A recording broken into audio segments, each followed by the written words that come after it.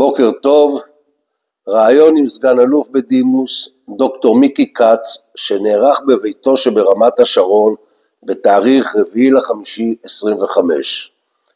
מיקי היה טייס מיראז' בטייסת 101 במלחמת יום הכיפורים. ביצע את הגיחה המבצעית הראשונה של חיל האוויר במלחמה, ויומיים לפני הפסקת האש מטוסו נפגע מאש נ"מ. מיקי נטש וחולץ פצוע על ידי מסוק משטח הארמיה השלישית. מיקי, ספר את הסיפור שלך ונתחיל ברקע המשפחתי. מיקי, בהצלחה ובבקשה. אוקיי, קודם כל, אני חושב שהפרויקט הזה של דור כיפור זה פרויקט חשוב בצורה בלתי רגילה, ותודה לכל העוסקים בדבר. חשוב לשמר את המורשת של יום כיפור, את המלחמה לא פשוטה. אי אפשר שלא להזכיר שאנחנו עדיין במהלכה של מלחמה עוד יותר מורכבת, עם 59 חטופים שעדיין לא חזרו. אז אני חושב שזה פרויקט מאוד חשוב. לפני שנגיע ליום כיפור, כמו שנתבקשתי לספר קצת רקע, טוב, אז ככה, קודם כל הוריי, אמא שלי הגיעה מאוסטריה בגיל צעיר לארץ כחלוצה, אבא שלי הגיע בגיל צעיר מטרנסילבניה כחלוץ, עוד פעם, הגיעו בנפרד, באזור ההונגרי של רומניה בעצם, דיברו שם הונגרית.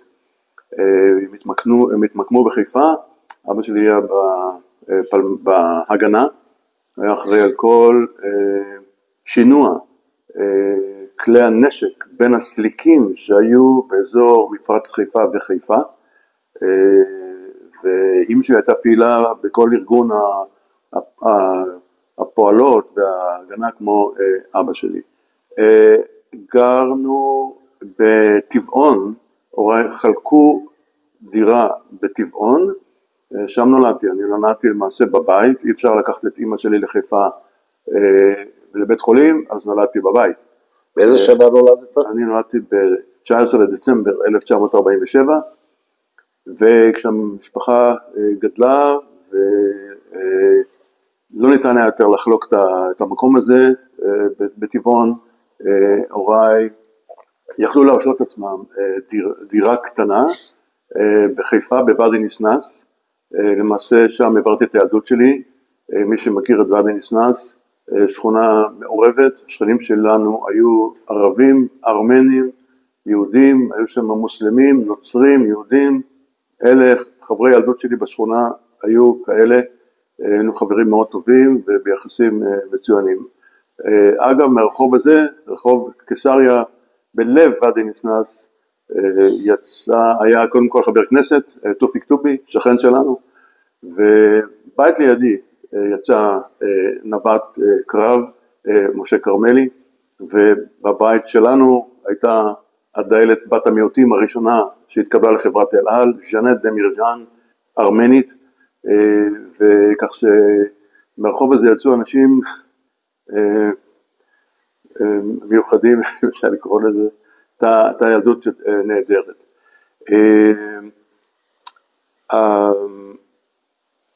אמא שלי באה בבית מוזיקלי, וזה חשוב כי היא התמיעה בי אהבה למוזיקה מגיל מאוד צעיר. למדתי בבית הספר היסודי לשדה, שהיה סמוך לוואדי ניסנס בחיפה, בית ספר יוצא מהכלל, בבניין ערבי ישן כזה. המורים אז היו שם דבר, המורה למוזיקה היה משה ביק, שהיה מלחין ידוע ומנצח ידוע, שחיבר הרבה שירים עבריים, ידועים באותה עת. המורה לציור היה רפאל מוהר, שצייר אחד הציירים הגדולים שהיו במדינת ישראל, והמחנכת שלנו הייתה חנה פדרבוש. כאשר שם עברתי את בית הספר היסודי, בכיתה ג' אני חושב, פנתה אליי המורה, המחנכת חנה פדרבוש, ואמרה לי, מגיע מחר ילד חדש לכיתה, עולה חדש ממרוקו, הוא הולך להיות צמוד אליך, אתה צמוד אליו, אתה הולך לעשות שיעורים, אתה מזמין אותו, אתה עושה איתו שיעורים, אתה הולך לחברים, אתה לוקח אותו איתך לחברים, לאן שאתה לא הולך, מה שאתה לא עושה, קוראים לו יצחק אוחיון, הוא צמוד אליך. וזה מה שעשיתי, ויצחק אוחיון, ילד מקסים, במשפחה מרובת ילדים ממרוקו, שהתמקמה לא רחוק מאיתנו בשכונה, ולימים אותו יצחק אוחיון הגיע מאוד רחוק, עם ראייה בלתי רגילה של האבא, שהבין שאם ימשיכו לגור בבית שמש, לאן שלקחו אותם והסתובבו ברחובות, לא יצא מהם הרבה. והחליט שהוא רוצה לבוא לחיפה, להכניס אותם לבתי ספר, ויצחק לימים גמר את הטכניון, היה נציג של כמה חברות ענק ישראליות באירופה, תרם תרומה בלתי רגילה לביטחון ישראל, וזה יצחק אוחיון שהיה צמוד אליה בכיתה, הוא מספר את זה עד היום. אתה בעצם היית חונך שלו? בעצם הייתי חונך שלו, היום קוראים לזה בכל מיני שמות יפים, אני לא הכרתי את השמות האלה, אמרו לי, נתנו לי משימה, עשיתי אותה בצורה הטובה ביותר. כבר אז ניגנתי, התחלתי בחליליות בשלב הזה, אבל מהר מאוד המורה העביר אותי ללמוד חלילית אצל מורה הרבה יותר טובה, בשם רות אולנדורף, שהיא ילידת כמובן גרמניה, ושסה למדתי את כל קבוצת חליליות הברוק, ולימים אנחנו עברנו משם למרכז הכרמל, ועברתי לבית ספר דוד ילין, ופחות או יותר שם סיימתי את בית הספר, עוד פעם עיסוק מסיבי במוזיקה. אם אני מבין נכון, הילדות שלך הייתה סביב מוזיקה? אפשר לומר שחלק ניכר מהילדות שלי, לא רק, תכף נגיע לזה, כי עסקתי גם בספורט, הייתי שחיין במכבי חיפה, הייתי חבר בתנועת הנוער, ועסקתי גם במוזיקה, לא ויתרתי על אף אחד מהשטחים. אז שטחי הפעילות האחרים. יותר מאוחר, רות אולנדורף העבירה אותי לנגן אצל שלמה תדהר, ששם כבר ניגנתי באנסמבל, שניגן חליליות ברוק, מוזיקה בתקופת הברוק, ניגנתי על כל קבוצת החליליות, בעיקר סופרן ואלט, אבל גם ניגנתי גם על טנור, הופענו קונצרטים בכל הארץ וכו'. משם למעשה עברתי לבסמת, ולמדתי בבסמת, בסמת תקופה, אפשר להגיד ממש מעצבת, כאשר לא ויתרתי על תנועת הנוער, הייתי בתנועה המאוחדת, או הנוער עובד והלומד לימים, שזה מסעות, מחנות עבודה, להכיר את כל הארץ כמובן, עסקנו בפגישות עם נוער של עולים חדשים, את ימי העצמאות בילינו במושבים במערב הגליל, בגליל המערבי, עשינו פעילויות יוצאות מהכלל בתקופה הזאת במסגרת תנועת הנוער, שחיתי במכבי חיפה, לא הייתי איזה שחיין דגול, אבל זה אימונים ותחרויות כל הזמן, ולא ויתרתי על המוזיקה, והמשכתי לנגן כל הזמן. בשלב מסוים, שלמה תדהר שלח אותי להשתתף בתחרות ארצית לנגינת חליליות, זה מוזיקה קלאסית כמובן הכל, והשתתפתי בתחרות ולקחתי מקום ראשון, בעקבות השחייה הזאת, מארגן התחרות, אפרים מרקוס, זימן אותי לקחת חלק באנסמבל שהוציא אז תקליט במוזיקה קלאסית, בתקופת הברוק, ואחורנית יש את שמות הנגנים, וכתוב מיכאל כץ, אלט, ונחמד, לימים מישהו מטייס את גילה את התקליט הזה בחנות תקליטים בחיפה, שהיה קצת מצחיק, כי לא סיפרתי לאף אחד מה אני עושה ואיך אני עושה. יותר מאוחר ניגנתי גם על אבוב, אצל המורה אלמוזלינו, שהיה נגן אבוב הראשי של תזמורת צימפונית של חיפה, ויום בהיר אחד הוא אמר לי שתצא אליי ואמר לי דחוף, מחפשים מחליף לתפקיד החלילית בתזמורת שמנגנת את המוזיקה בהצגה מעגל הגיר הקווקזי, שהוא עלתה אז בתיאטרון חיפה, כשהבמה היה מילו, השחקנים הראשיים היו חיים טופול, זריר חריפאי, ראובן ואריותם, וכל הליגה הגבוהה של השחקנים, ההצגה הייתה בלתי רגילה, יוצאת מהכלל, והנגן החללית חלה, והוא גייס אותי להחליף אותו, ומצאתי את עצמי בתיכון, אחרי הלימודים, אחרי השיעורים, הולך ומנגן, וחוזר הביתה ב-10-11 בלילה, וקם למחרת בבוקר מוקדם, והולך לבוסמת.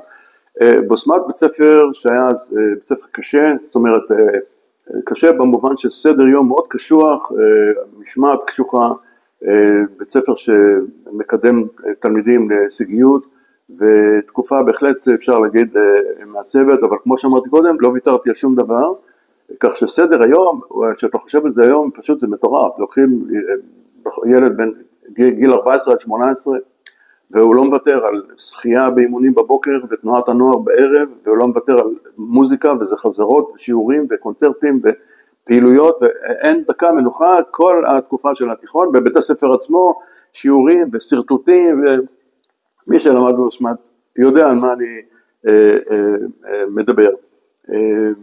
היו שני בתי ספר בחיפה בתקופה הזאת. נכון. זה בוסמת וריאלי.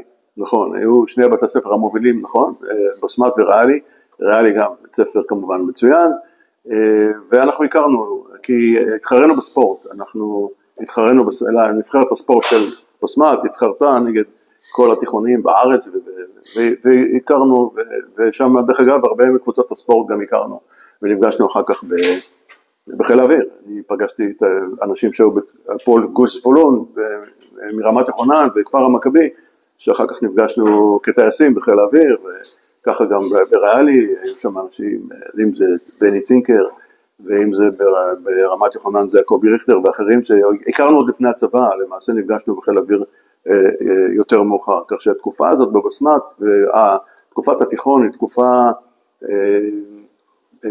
מעצבת, אפשר לומר את זה, כי כל מה שאתה עושה אחר כך די קטן עליך, כי מעמיסים עליך וזה, אתה לא מרגיש עומסים, כי אתה רגיל מגיל צעיר מאוד לעבוד בעומסים, ותחת לחץ ודרישות ומה לא. אחד מימי ההורים, מנהל בית הספר, דוקטור אהרוני, קראו לו, באחד מימי ההורים, דיבר עליי, ואבי נלווה אליי לאותו ימורים, והוא אמר לו את המשפט, הנער רב גוני ביותר. שים לב לעברית של אותם שנים, כן? הנער רב גוני ביותר. והוא כנראה קלה, כי כל השנים עסקתי במגוון נושאים. יותר מאוחר עברתי מבדקים לקורס טייס, במהלך התיכון אתה עובר מבדקים לקורס טייס. מבדקים לקורס טייס, בין השאר אני זוכר מבחן אחד שאומרת לי הבוחנת להעביר עיפרון בתוך מעגל, במסלול שאסור לחרוג ממנו על דף נייר. אוקיי, אני לוקח את הדבר הזה, סובב את הגלגלות ועושה את העיגול ונותן לה.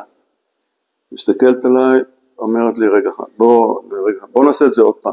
עוד פעם, בבקשה, מביאה דף חדש, ואני עושה את אותו דבר, ולוקחים זמן, היא לוקחת זמן, ורואה כמה זמן זה לוקח, והיא רושמת. עכשיו, אני עושה את זה שוב, והזמן הוא יותר טוב מהזמן שעשיתי לפני רגע. היית כבר מאומן. אז אמרתי, שמע, שנייה, רגע אחד, בוא תשב פה, ואני אשב פה, ואת זה נזיז לכאן, וניתן לך, הזיזה שם את הכל, מההתחלה. בבקשה, תזיזי, את זה פה, בבקשה. איפה את רוצה שאני אשב פה? בבקשה. אוקיי, בבקשה. אוקיי, לוקחת זמן, ואני עושה את זה בזמן עוד יותר טוב משני הזמנים שעשיתי לפני רגע.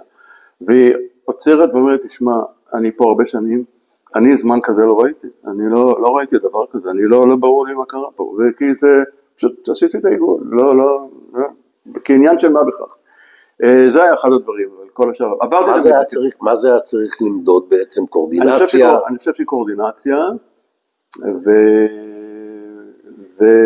התמצאות מרחבית כזאת, וגם דיוק, אתה לא יכול לצאת מהמסלול כזה, אסור שהעיפרון יצא, משתי טבעות שבציור חייבת בתוכו, ואני עושה עיגול מושלם תוך כדי, וזה קורדינציה לא פשוטה, כי זה שתי גלגלות, לא משנה.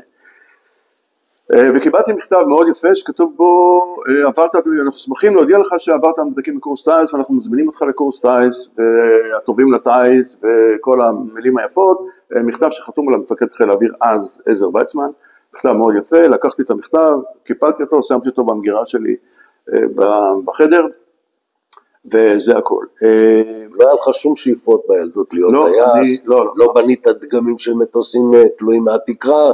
לא היה לי חלום להיות טייס, דווקא אחי הצעיר, אנחנו 3 אחים, גדעון הגדול, אני המצאי, דני הצעיר, דווקא דני התעניין בזה, היה לו את הביטאון חיל אוויר, הוא דווקא הדביק דגמים, היו תלויים, נחמד מאוד, אבל אני לא הייתה לי שאיפה להיות טייס,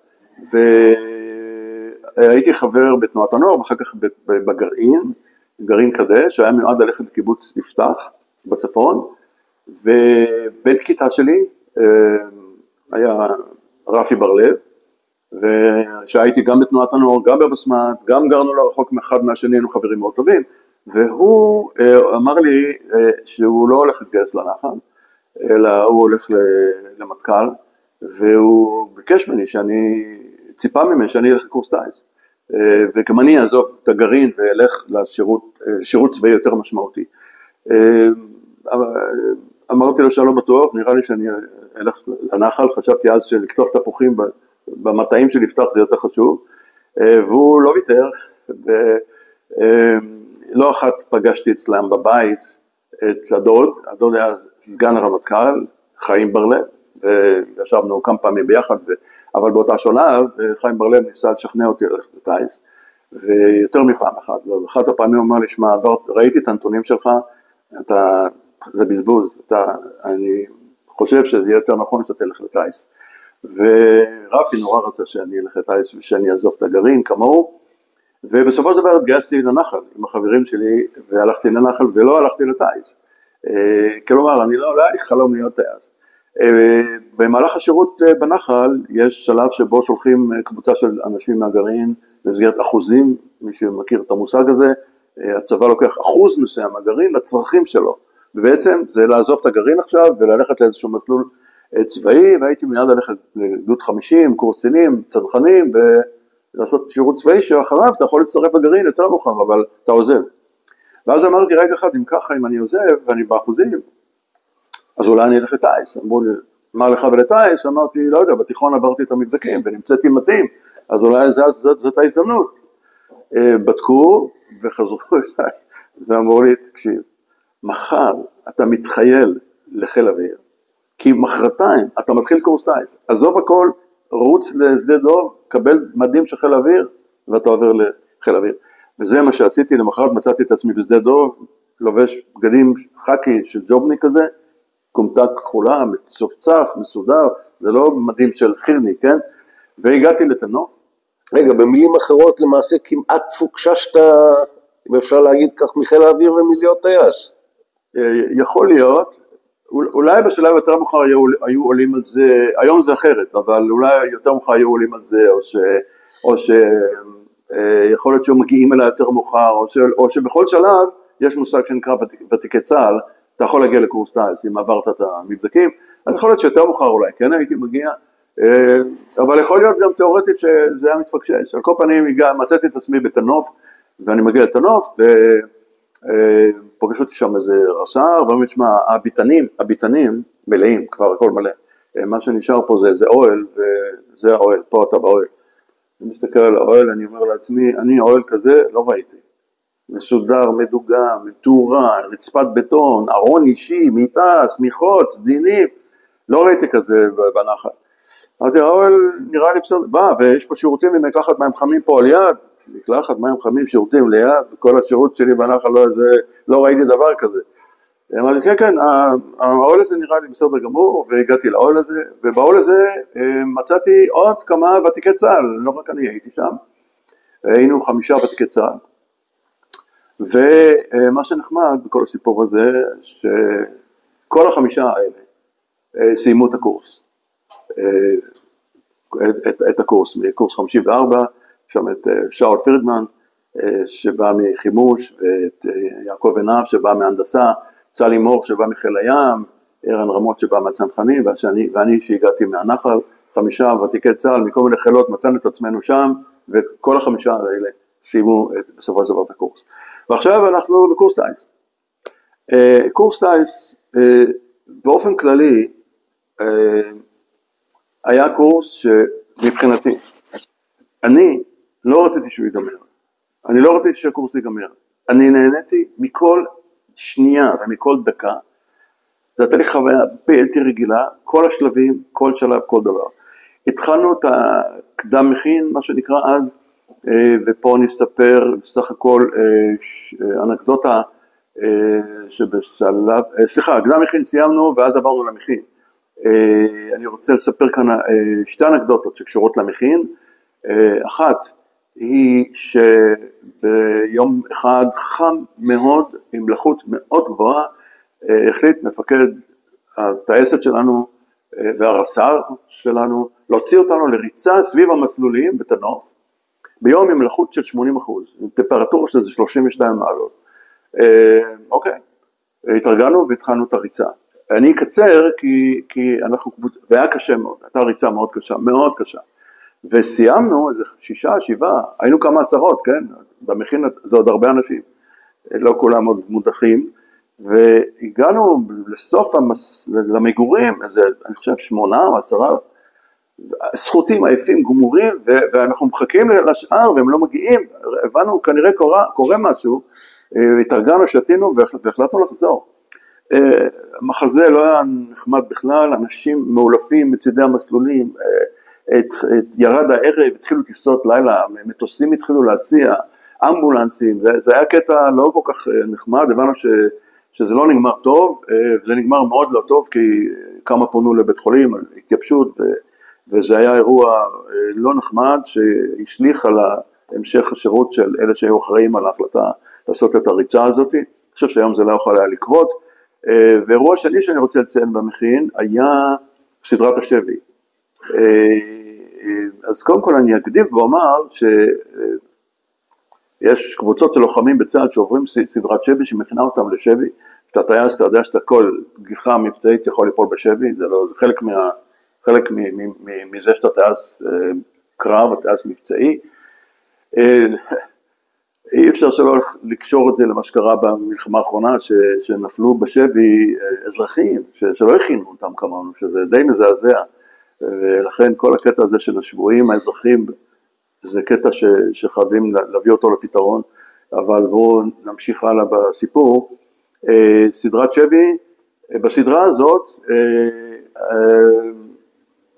אני עובר אותה, וכל הזמן מחמירים לך גם את התנאים וגם את האמצעים שנוקטים כדי להוציא לך סיפורים, סודות או כל מיני דברים כאלה, ואני לא אומר מילה, שום דבר. ובשלב מסוים פתחה אצלי בעיה רפואית, שבשלב מסוים אמרו לי, אתה מפסיק את התרגיל, אתה חייב טיפול רפואי, ואתה לא יכול להמשיך ככה. עכשיו, אני הייתי בטוח שבתנאים נורמליים זה אולי היה נכון, אבל אני הייתי בטוח שרוצים לבדוק את כושר העמידות שלי, ובעצם משחררים אותי מתרגיל לא קל, למרפאה, ולסיים להסתלק מהמקום.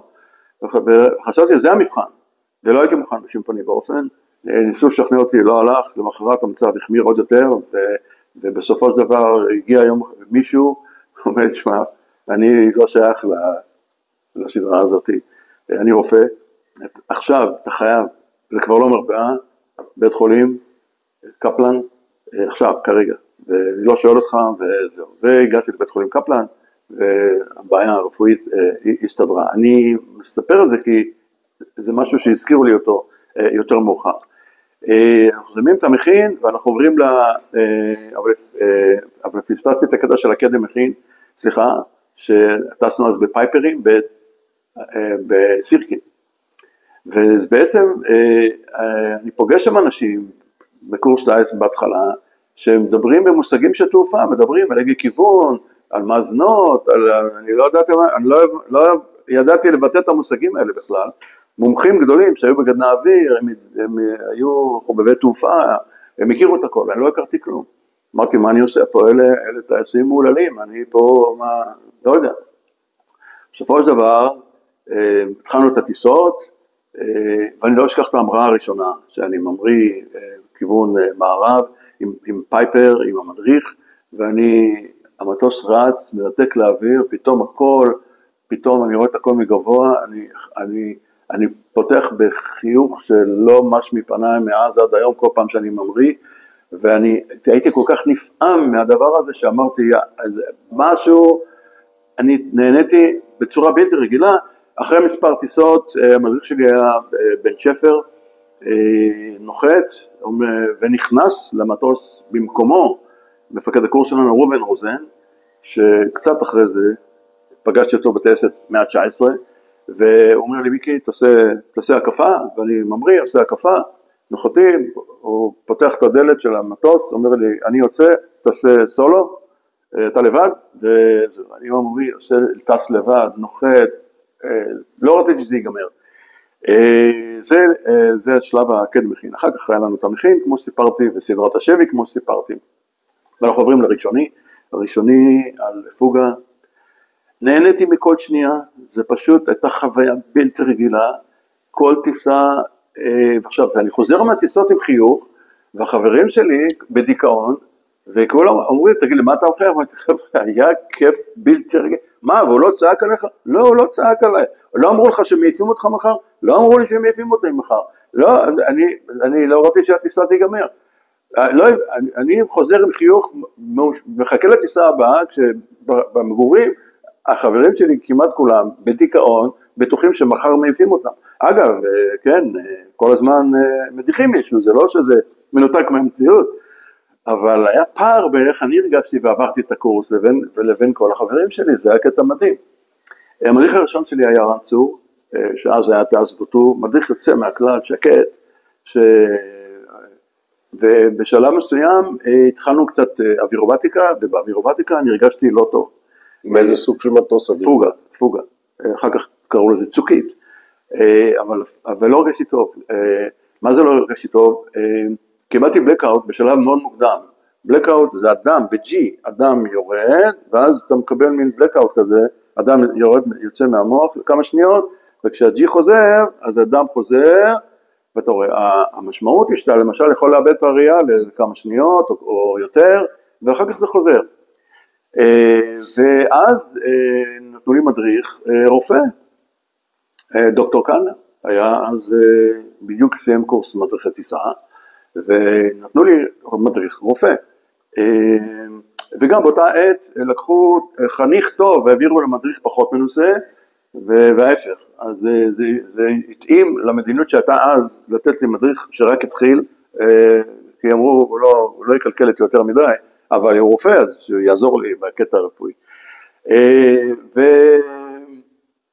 ואני הרווחתי מהעניין הזה, כי דוקטור קלנר היה רופא יוצא מהכלל, שלימים טיפל בשוש אשתי בכל הלידות שלה, ולקח אותה תחת חסותה, וכל ההצלחות שלי מאותו יום, הוא זקף לזכותו. אני גמרתי את הקורס בגללו, אני חניך מצטיין בגללו, אני הגעתי למירציה בגללו, הכל בגללו, וזה דווקא התאים לי, כי הוא היה גם בן אדם מאוד נחמד, וגם טיפל בי במשפחה, בשוש בצורה יוצאת מהכלל. לאט לאט זה עבר כמובן, ואנחנו עוברים לבסיסי, ועוד פעם, אני חוזר מהטיסות עם חיוך, אני לא רוצה שהטיסות ייפסקו, הכל קטן עליי, אם זה ניווטים, אם זה עמידה בזמנים, אם זה אווירובטיקה, אם זה תקלות, אם זה,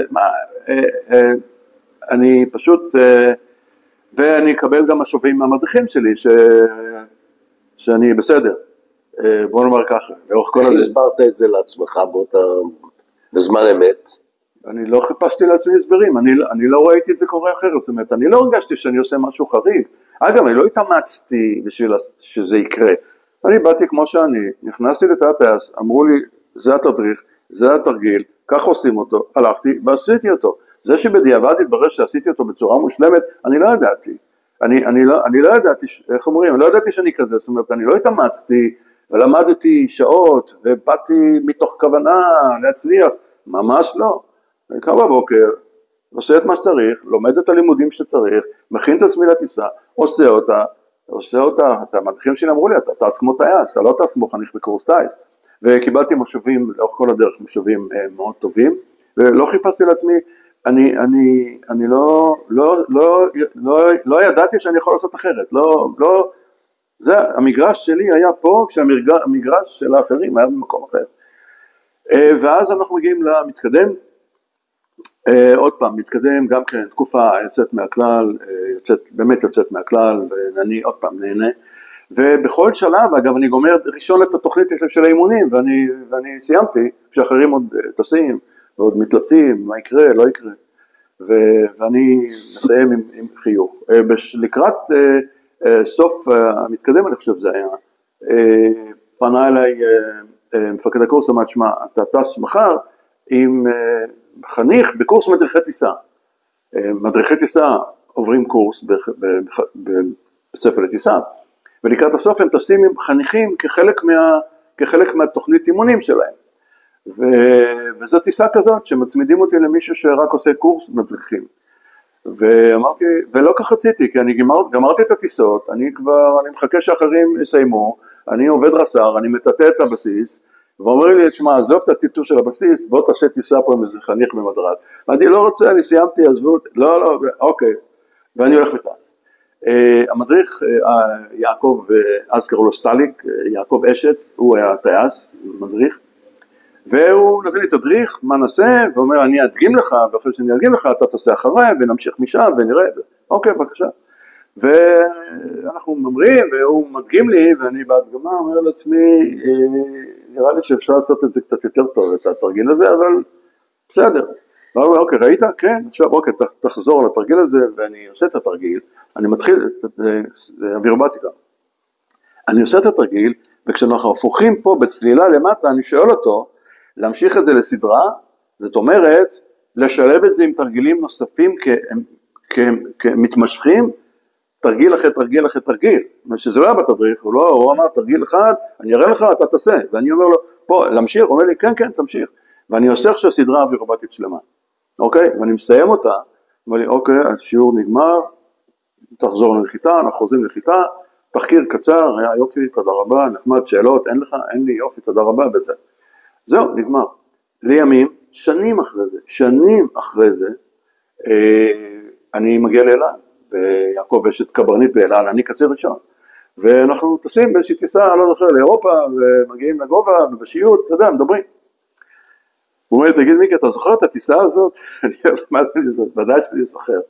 הוא אומר, תשמע, לא אשכח את הטיסה, אומר לו, מה הסיפור? הוא אומר, תשמע את הסיפור שלי. אמרו לנו, אנחנו מפזרים אתכם בבית ספר לטוס עם חניכים, הם חניכים, הם עוד לא יודעים, זה עוד לא טייסים, תשימו לב, תקפידו, תנו להם תרגילים פשוטים, אל תסתבכו, רק בשביל להרגיש את החוש את הקטע הזה של חניך בקורס טייס, וזה הכל. וזהו, ואני בא, ואני לך כמו שאמרו לי, ואני אחרי שהתחלת, כבר הבנתי שחרבשתי את התרגיל שאני הראיתי לך, שלא מתקרב למה שאתה עשית, ואתה עושה לי סדרה שאני לא עושה כזו, ואני באתי חזרה לתחקיר, ובאתי להם בטענות, אמרתי, תקשיבו, מה סיפרתם לסיפורים? אני טסתי עם טייס, מה אתם סיפרתם לנו? הם לא יודעים, הם עוד לא טייסים, הם עוד לא, וזה, ואני חזרתי, ירדתי עליהם בצורה לא רגילה, אז זה הסיפור של אשת מהצד השני. אנחנו במתקדם, בשלב האחרון של הקורס, אנחנו כבר הרבה פחות, ובדרך כלל אלה שמגיעים למתקדם, בשלב הזה כבר זה אלה שמסיימים, ואנחנו לקראת הסוף, ואנחנו עושים חזרות למסדר כנפיים, מסדר כנפיים מתקרב, חזרות, ובחזרות, מי שמאמן אותנו זה הרס"ר המיתולוגי שיקל, זיכרונו לברכה, והוא מאמן אותנו, אבל לפני שאנחנו מתחילים, הוא היה בחור מאוד חכם, שיקל, והוא אומר לנו, רבותיי, תקבעו, תחליטו מי החניך מצטיין, כי אני צריך מישהו שיוביל את הקבוצה, כי במסדר, החניך המצטיין מוביל את כל הקבוצה במסדר כנפיים, אז תחליטו מי אתם רוצים שיהיה החניך המצטיין, שיוביל אתכם עכשיו בחזרות, קטע מתוחכם, כן? וכולם אומרים לי, מיקי, בוא תתחיל להוביל אותנו, ואני חבר'ה, אני לא מוביל אף אחד, אני אחרון בשורה, אל תעשה הצגות, אתה יודע שאתה חניך מצטיין, ואמרתי, אני לא יודע שאני מצטיין, אף אחד לא אמר לי, אני לא יודע כלום, אני אחרון בשורה האחורית אחרי האחרון. היו כמה שקפצו על התפקיד הזה, לא משנה, ובחזרות אני לא הלכתי כמי שהוביל את הקבוצה. אבל המסדר מתקרב, ומפקד טייסת קרא לי, ישורון, זיכרונו לברכה, ושרון, ישו קראו לו, זה היה הכינוי שלו, קורא לי שיחה, אומר לי, שמע, אתה חניך מצטיין של הקורס, זה היה דיון מאוד קצר, זה פה אחד, כל המדריכים, בכל השלבים, לא עלה עוד, הוא אומר לי, אני לא חושב שעלה עוד שם אחר, זה היה דיון מאוד קצר, זה היה ברור שזה אתה, ופרס בפניי כמה נקודות לאורך הקורס, שהובילו להחלטה על כל מיני דברים, ועל הישגים, ועל ציונים וכולי, אבל בין השאר, הוא גם ציין את הסדרת שבי, שסירבתי בתוקף לעזוב אותה, למרות הקשיים ולמרות הקשיים הרפואיים, שאומר, אני לא מכיר מישהו שלא היה עוזב קודם, ואתה לא ויתרת, ועד שאתה כבר סכנה, רק אז שלפו אותך משם, אבל אתה חיכית עד הדקה ה-90. אז זה רק היה אחד הדברים שהוא ציין, בכל הפרמטרים הייתי בציונים הכי גבוהים שרק אפשר, בכל חתך אפשרי. במחשבה לאחור, כן. באותו רגע חשבת שבעצם הקריירה האזרחית שלך תהיה טייס? טייס? לא, ממש לא. מה שכן ידעתי, בשלבים די מוקדמים, אולי לא באותו רגע, אבל היה לי ברור שאני הולך לקריירה של טייס בחיל האוויר, שנים לטווח ארוך, זה היה לי ברור, וזה בא לידי ביטוי יותר מאוחר, ואנחנו נגיע לזה.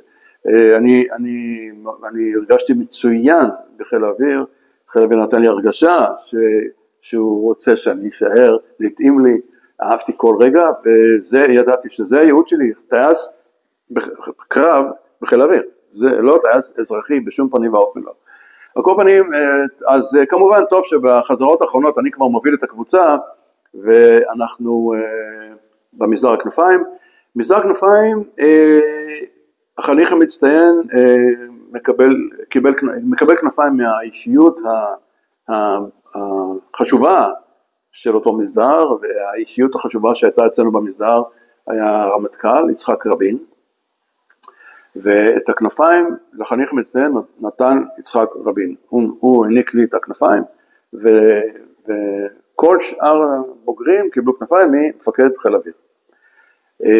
זוכר שהוא שואל אותי מאיפה אתה בארץ, אמרתי לו חיפה, והוא לא דיבר כזה מהר, כן, דיבר כזה לאט, מהיכן אתה, זה היה דיבור של יצחק רבין, וההורים שלי יושבים בקהל ולא סיפרתי להם שאני חייל מצטיין, והם מחפשים אותי ולא מוצאים אותי. ואז אומרים להם, רגע, איך קוראים לבן שלהם? מיכאל, אני בחיפה זה מיכאל, חיל האוויר זה מיקי. מיכאל כץ. אז אמרו להם, תסתכלו, הוא לא עם כל הקבוצה, תסתכלו, הוא מוביל את הקבוצה, הוא חניך מצטיין, אתה לא הסתכלתם למקום הנכון, הוא בכלל שם. ורק אז הם ידעו שאני הייתי החניך מצטיין של הקורס. זהו, סיימנו את הקורס, שמחים בטובי לב, ועכשיו סיימנו 16 טייסים, באותה עת שאנחנו בקשר עד היום, חבורה מופלאה, ועכשיו פיזרו אותנו בהתאם למגמות, וכמובן שאני הגעתי עם קבוצת, מי שהיו מיועדים להיות טייסי קרב, לטייסת 113, שם עשינו את הקורס אימון מתקדם, את הקאם, את ה-OTU, ו-113 אורגן, זה כבר טס לבד, המטוס קרב שהיה אז, מטוס די מיושן ודי underpower ודי בעייתי, אבל זה מה שהיה, היה נחמד, ושם התחלנו כבר מקלענות וירי ודברים כאלה, שהיה נחמד מאוד, ויצא לי בתור חניך ב-OTU לשבור כמה שיאי מקלענות של הטייסת, שיש שם כבר טייסים מנוסים, שטסו כבר למטוסים מתקדמים, והם שנים שם, וילד מה-OTU שעובר שם כמה שיאים, זה היה נחמד. בסוף ה-OTU, קורא לי מפקד הטייסת סלנט, והוא אומר לי, שמע, אתה מיועד לירות, ככה קראו לזה, אתה מיועד למסלול לירות, מטוס מיראז', ואתה בדרך לשם עובר דרך 116 מסתר, אבל אתה מיועד להמשיך הלאה מיד למיראז'. מה היה המטוס המוביל באותו זמן, החדש ביותר, המיראז'? מיראז', לא רק בארץ, זה היה המטוס המוביל בעולם, זאת אומרת, חלום של כל טייס קרב בעולם, לא רק בארץ, היה לטוס על מיראז'. צריך להבין שמטוס המיראז' הוא לא היה קצת יותר טוב, או קצת יותר משוכלל, או קצת עם יותר ביצועים משכל שאר מטוסי חיל האוויר, זה היה קפיצת מדרגה בלתי נתפסת בהשוואה לכל שאר המטוסים שהיו בחיל האוויר. זה כנף דלטה, זה מטוס אלכוהולי, עתיר ביצועים, אז עם יחס סחב משקל שלא, הכירו אותו קודם בחיל האוויר, מטוס אז, מערכת נשק, טילים, תותחים, מטוס יפהפה, מטוס מדהים, אין מילים על המטוס הזה, ושדרש רמת טיסה מאוד גבוהה כדי להטיס אותו, אני לא מדבר על להשתמש בו, להמריא ולנחות עם מיראז' זה היה תרגיל שהיה צריך לעשות אותו כל פעם מחדש, זה לא היה ככה כדרך אגב, כי הרבה מטוסים היום הרבה יותר טובים, המראה ונחיתה הם לא סיפור, והמטוס הזה זה היה, אז אומרים סגם, אני סגם, גמרתי קורס טייס, ועכשיו אומרים לי אתה הולך למיראז', זה היה בלתי נתפס. השנה 69, 1969? לא, אנחנו סיימנו ב-67, קצת אחרי מלחמת ששת הימים, שאגב מלחמת ששת הימים, פיזרו אותנו לכל מיני זרועות בכל מיני מקומות, אני הייתי אז ראש הלשכה של מפקד חצרים, שהיה אז ג'ו אלון, ולמעשה במהלך מלחמת ששת הימים אני יושב בלשכה של ג'ו אלון, ומנהל שם את הלשכה, תפקיד מאוד מעניין, זה מין צומת מידע כזה, אתה יודע כל רגע מה קורה בששת הימים, ואני מדבר עכשיו על אמצע 68, שאני מסיים את האותיו, ואני עובר למסתר. לשמחתי עברו איתי שניים מטובי החברים שלי בקורס, זאביק רז וחיים מולצמן, זיכרונו לברכה, שנהרג יותר מאוחר, ואנחנו שלושתנו עוברים לטייסת 116 מסתר, ושיחת פתיחה, מקבל אותנו מפקד טייסת, משה סער, סימי, שקוראים לו סימי, וסימי אבא טוב כזה, סבא טוב, אדם מאוד נחמד, שמקבל אותנו, ברוכים הבאים, טייס 116, זה הולך להיות הבית שלכם לשנים, זה הולך להיות הבית שלכם, אתם תהיו פה ואחר כך תלכו לבית ספר וזה תהיו הצבת חירום, וזה, אתם ב-116, טייסת נחמדה, אנשים נהדרים, מטוס נהדר, הכל יופי, אתם הגעתם למקום יוצא מהכלל, וזה המקום שלכם עד הודעה חדשה. בסדר, אוקיי, זה מה שהוא אמר, אני גם לא אומר מילה, כי אתה יודע, אני סגם, יושב, מפקד טייסת, אומר, זה הבית שלכם לשנים, אתה יודע, זהו, בסדר. ממשיכים הלאה, אבל לזאביק זה הפריע, וזאביק מרים את היד ואומר, אבל המפקד, אני הבנתי שאנחנו נשארים פה שנים, אבל למיקי אמרו שהוא עובר למיראז', אז איך זה מסתדר עם זה שאתה אומר שזה הבית שלנו עכשיו להרבה שנים? מי אמר לו, איך אמרו לו, אין דבר כזה, אוקיי, בסדר, זה אני פה. אוקיי, 8 חודשים לאחר מכן, בעצם הייתי שם 2 תקופות, קורא לי מפקד בסיס, יוהן שפר, מפקד בסיס, ואומר לי, שמע, אנחנו היינו צריכים לבחור טייס שיעבור לשחק, למיראז', היו כמה מועמדים, ובחרנו אותך. שאני הכי צעיר, שלמיראז' עוברים טייסים מנוסים, ותיקים, אחרי הדרכה בבית ספר, זה היה פעם ראשונה זה לא היה עולה על הדעת לקחת בחור כל כך חסר ניסיון, בתקופה כל כך קצרה אחרי קורס טייס, להעביר אותו למטוס הזה, והוא אמר, אתה הולך, ההסבה היא ב-117, ואתה חוזר חזרה לטייסת 119, שאתה בתנוף, זאת אומרת, חצור שלחו אנשים לקורס הסבה ב-117, תנוף שלחו אנשים לקורס הסבה ב-117, אבל אחר כך טייסים חוזרים, לתעשות השחק של הבסיס שממנו הם נשלחו. טוב, זה היה אירוע בלתי נשכח, כן, מגיל כזה צעיר, אתה עובר למיראז', הגעתי ל-117 קורס הסבה, ופגשתי שם את המדריכים שלי מקורס טייס, שחיכו שנים עם ניסיון, ועוד שנה, ורק נראה, ובוא נבדוק ונראה, ורק אז הם הגיעו למיראז' שאני מגיע לשם בזמן כל כך קצר,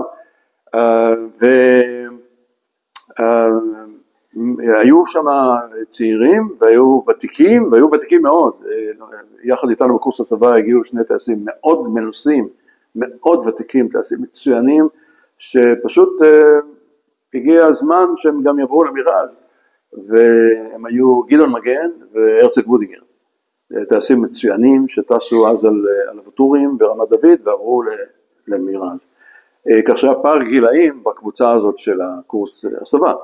סיימתי את המיראז', אין מילים לתאר מה זה לטיס מיראז'. אני זוכר את ההמראה הראשונה, מטוס חלק עם עבר אחורי, המטוס מאיץ בתאוצה מטורפת, אתה מנתק, אתה צריך לקפל את הגלגלים מהר, כי עוד רגע תעבור את מגבלת המהירות, המטוס מאיץ למהירות עתק, אתה מטפס בשיעור טיפוס שלא ראיתי אותו כמו קודם בחיים, תוך שניות אתה מגיע ל20,000 רגל, זה משהו, מטוס קל להטסה מבחינת רמת ההיענות שלו להגאים, הוא זריז, הוא חלום, אני לא אשכח את הטיסה, את ההמראה הראשונה, זה היה חוויה. אין סימולטורים. אז לא היו סימולטורים, היה דבר אחד שכן היה אז, היה מטוס דו-מושבי, ומטוס דו-מושבי, בהתחלה יכולנו לטוס עם עוד מישהו, ואז לטוס לבד, אבל לא היו סימולטורים. רק הנחיתה עם המטוס הזה, הייתה תרגיל לא קל, המטוס בא לנחיתה במהירות עתק, אתה בערך ב-180 קשר בפיינל, 180 קשר באותה תקופה, היו טייסים שלא עברו 180 קשר למטוסים שהם טסו, מטוסים קלים או הליקופטרים או כאלה, ופה בנחיתה אתה מאית ל-180 קשר, שזה מהירות עצומה, זה מהירות מאוד גבוהה, והכל קורה נורא מהר. הדבר נוסף, בגלל שאין לו מדפים, זה כנף דלטה, אז אתה בא לנחיתה בזווית התקפה מאוד מאוד מאוד גבוהה, מה שגורם לזה שאתה לא רואה את המסלול, אתה רוצה להסתכל על המסלול מהחלונות הצדדיים, וכל הקטע של השיפוט לנחיתה הוא דורש המון ניסיון, ולא סתם הגיעו שם רק טייסים מאוד מאוד מנוסים. סיימתי והגעתי לטייסת 119. הגעתי לטייסת 119, בעצם אתה מגיע לטייסת של אנשים מדהימים, טייסים פנטסטיים, בעלי שמם הלך לפניהם כבר באותה תקופה, ואני מגיע כבחור צעיר, כמובן לטייסת שבה כולם זה שמות ידועים, רן פקר, שקצת אחרי זה התחלף והחליף אותו עמוס אמיר, איתן קרמי, אורי יארי, רובן רוזן, שניר, שנפלד, שניר, סלמון, יצחק ניר, זה קבוצה של אנשים, זה הנבחרת של הנבחרת של הנבחרת. ואני מגיע לשם, בתור בחור צעיר, וקיבלו אותי מאוד יפה. רצה גורל, ודי בהתחלה הציבו אותי לקרב אוויר נגד רן פקר, והוא איבד קשר עין די בפתיחת הקרב, שזה דבר שקורה, כדאי שלא יקרה, אבל אם זה קורה זה לא כך טוב, ואני הפלתי אותו, וקצת אחרי זה יצא לי לעשות קרב אוויר נגד אביהו בינון, שגם היה אז הצח בטייסת, ובסופו של דבר גם אותו הפלתי, והם הלכו אחר כך וריחלו עליי אצל מפקד הטייסת, ואמרו עשית קנייה טובה, ובכל אופן קיבלו אותי שם בצורה יוצאת מהכלל. מה שיפה בטייסת הזאת, זאת הטייסת שהכי השפיעה עליי בכל הקריירה שלי בחיל האוויר. טייסת 119, שחל. שאומרים שזאת הטייסת הכי טובה בחיל האוויר בכל הזמנים, אני לא יודע. אחרים אמרו את זה, לא אנחנו אמרנו את זה, אחרים אמרו את זה, שטייסת 119 היא כזאת. אנשים צנועים, טייסים פנטסטיים, עושים את העבודה בצורה הטובה ביותר. צריך לזכור שבאותה תקופה, זאת טייסת שהיו לה את מטוסי הצילום, כך שהרבה מאוד גיחות מבצעיות, לא בתקופת מלחמה, נעשו על ידי טייסת 119. התייחסו אליי כשווה בין שווים, די מהר עשו לי קורס צילום, והייתי טייס צילום בטייסת, שזו הסמכה לא פשוטה, כי חלק ניכר ממשימות הטייסת באותה עת היו גיחות צילום. מיקי, שתי מילים על מה זה צילום אוויר, ממש בקצרה. כן, אוקיי. מטוסי מטוסי המיראז' בטס 119, בהתחלה 2 מתוכם, ה-99 וה-98, אלה היו מטוסים שבחרטום שלהם הייתה מצלמה אנכית, שצילום אנכי, זאת אומרת המטוס טס ומצלם אנכית, ובעצם התפקיד של הטיסות צילום זה להביא מודיעין לצה"ל, לחיל אוויר, ומעבר לקווים. והשימוש בטיסות הצילום היה שוטף כל הזמן, כי כל הזמן צה"ל צריך מודיעין, בסוריה, מצרים, ולכן מספר הגיחות היה גדול מאוד, וזה תורה שלמה, זה גיחה שונה לגמרי מגיחה אחרת, יש לך נתיב מאוד מדויק, במקום מסוים, בגובה מסוים שמתאים למצלמה, זאת אומרת, זו טיסה מאוד מדויקת, ואני לא אשכח שבמהלך קורס הצילום, גיחת המבחן, אם אפשר לקרוא לזה, הייתה, ראובן רוזן היה קצין הצילום של הטייסת, והנתיב הלך בים התיכון, עכשיו חזרה בכיוון דרום-מזרח, לכיוון נמל חיפה, טיפוס לגובה 36,000 רגל, ב-36,000 רגל להביא צילומים של נמל חיפה. אבל שאחת המשימות הייתה שיש שם שובר גלים, בקצה שלו יש עמוד תורן עם אור אדום, שמסמן את הכניסה לנמל, אני חיפאי, אני מכיר טוב את השובר גלים הזה ואת האור האדום הזה, והקצה השובר הגלים עם התורן הזה צריך להיות במרכז אחד הפריימים שאתה מביא, והמצלמה מצלמת כל הזמן, כך היא עובדת, ובאחד הפריימים התורן צריך להיות באמצע, זה המבחן. עכשיו לא ידעתי אם הוא צוחק או שהוא רציני, אבל זה כמו מחט בהרימת שחת, ב-36,000 רגל, בוא תדייק בבקשה להכניס לאמצע פריים של תמונה, ואנחנו באים לתחקיר, ומפתחים לנו את הסרט, בחדר חושך כזה, מעבירים אותו על שולחן אור, ומעבירים תמונה, והוא מגיע לנמל חיפה. מה שאומר דרך אגב, בטיסה בים, זה שאתה צריך לדייק, כי אין לך איפה להזדהות, ואתה צריך מאוד לדייק בנתוני הטיסה, וגם ב-36,000 רגע אתה צריך מאוד לדייק, לעבור בדיוק מה שצריך. ועכשיו עוברים, והנה הנמל, עוברים תמונה, והנה התמונה הקובעת שהיא זאת שבה צריך לבחון אם זה באמצע, אני לא אשכח עד היום, הוא לוקח סרגל כזה, היה שם סרגל, מזיז אותו לראות שזה באמצע, בכיוון האנכי, כן? עכשיו יש פה סרגל נוסף שלוקח אותו ומעביר אותו לאט לאט, לראות שזה, הדבר הזה באמצע, של האמצע של הפריים. אני עד היום לא יודע אם הוא מתכוון ברצינות או לא, אבל זה היה פוקס, לא יודע, זה היה באמצע. וזטס 119, באיזה גובה בדרך כלל? אוקיי, הגובה תלוי, עכשיו הזכרת 36. נכון, שאלה מצוינת. ככה, הגובה היה מוכתב מאיזה מודיעין רוצים להביא, וסוג המצלמה. אוקיי, היו מספר סוגים של מצלמות. המצלמה שהכי חשובה שהייתה באותה עת, זה מצלמה שקראו לה תשבץ, ישראל קיבלה 2 מצלמות כאלה, וששוביין עלה על משקלן בזהב ויהלומים, כי מה שהמצלמות, המודיעין שהמצלמות האלה הביאו, זה משהו שקשה לתאר אותו, מבחינת צה"ל וחיל אוויר, וזה 36,000 רגל, זה הגובה האופטימלי למצלמה הזאת, אוקיי? זה ארוך טווח. אבל היו מצלמות מדגם מושל למשל, שצילמו בגובה נמוך, ותרמיל מצלמות שצילמו בגובה בינוני, של 16,000, 15,000 רגל. התשבץ הייתה 36,000 רגל, המושל היה בגובה נמוך. לימים, אמרו רגע אחד, בוא להחדיר מטוס קרב, מטוס צילום, מעבר לקווים, שיבצע גיחת צילום, זו אופרציה לא פשוטה, אז כמובן זה מסכן את המטוס ואת הטייס, כמובן, ולכן אמרו רגע אחד, בוא נעשה תרגיל אחר, בוא נבנה חרטום, שבו אפשר לשים את כל סוגי המצלמה, והמטוס יטוס בכמה גבהים, ויפעיל את המצלמות בהתאם, ובתגיחה אחת, יביא מה שאפשר בדרך כלל להביא ב3 גיחות, שגרם לפיתוח מה שקראו אז החרטום האוניברסלי, ככה קראו לו, חרטום מאוד ארוך, שבתוכו הכניסו את המושל, את התרמיל, את התשבץ, את כולם.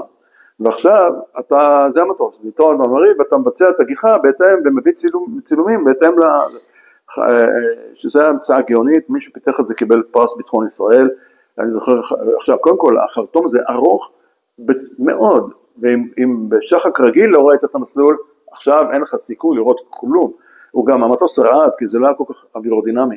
הקופנים זה המצאה לא רגילה, אני זוכר גיחה שעשיתי בדרום מצרים, ממש גובה נמוך, להביא צילומים של דרך לשדה תעופה שהיה בבנייה, ואחר כך צפונה כבר גובה בינוני, זה מושל, עכשיו גובה בינוני מעל הדלטה, תרמיל, ועכשיו אתה מטפס עוד יותר גבוה וחוזר דרך התעלה עם תשבץ וחוזר הביתה. זה שתי מילים על גיחות צילום.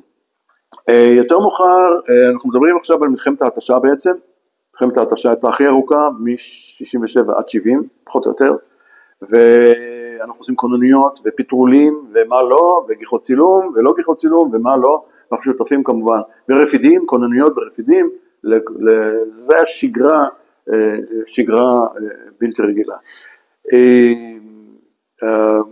כאן נולד לי בן הראשון באותה תקופה, ואני הולך טיפה אחורה, מפני שאשתי שוש הכרתי כשהייתי בטייסת 116. כשהייתי בטייסת 116, נהגתי, הייתי חיים הולצמן, ידידי, שהיו לו חברות בכל הארץ, והסידור היה שכשאני לוקח רכב לאפטר, לבלות, אני מסיע אותו לבקר את החברות שלו, וכשהוא לוקח את הרכב, אני מצטרף אליו לבקר את החברות שלו. זה היה הסידור.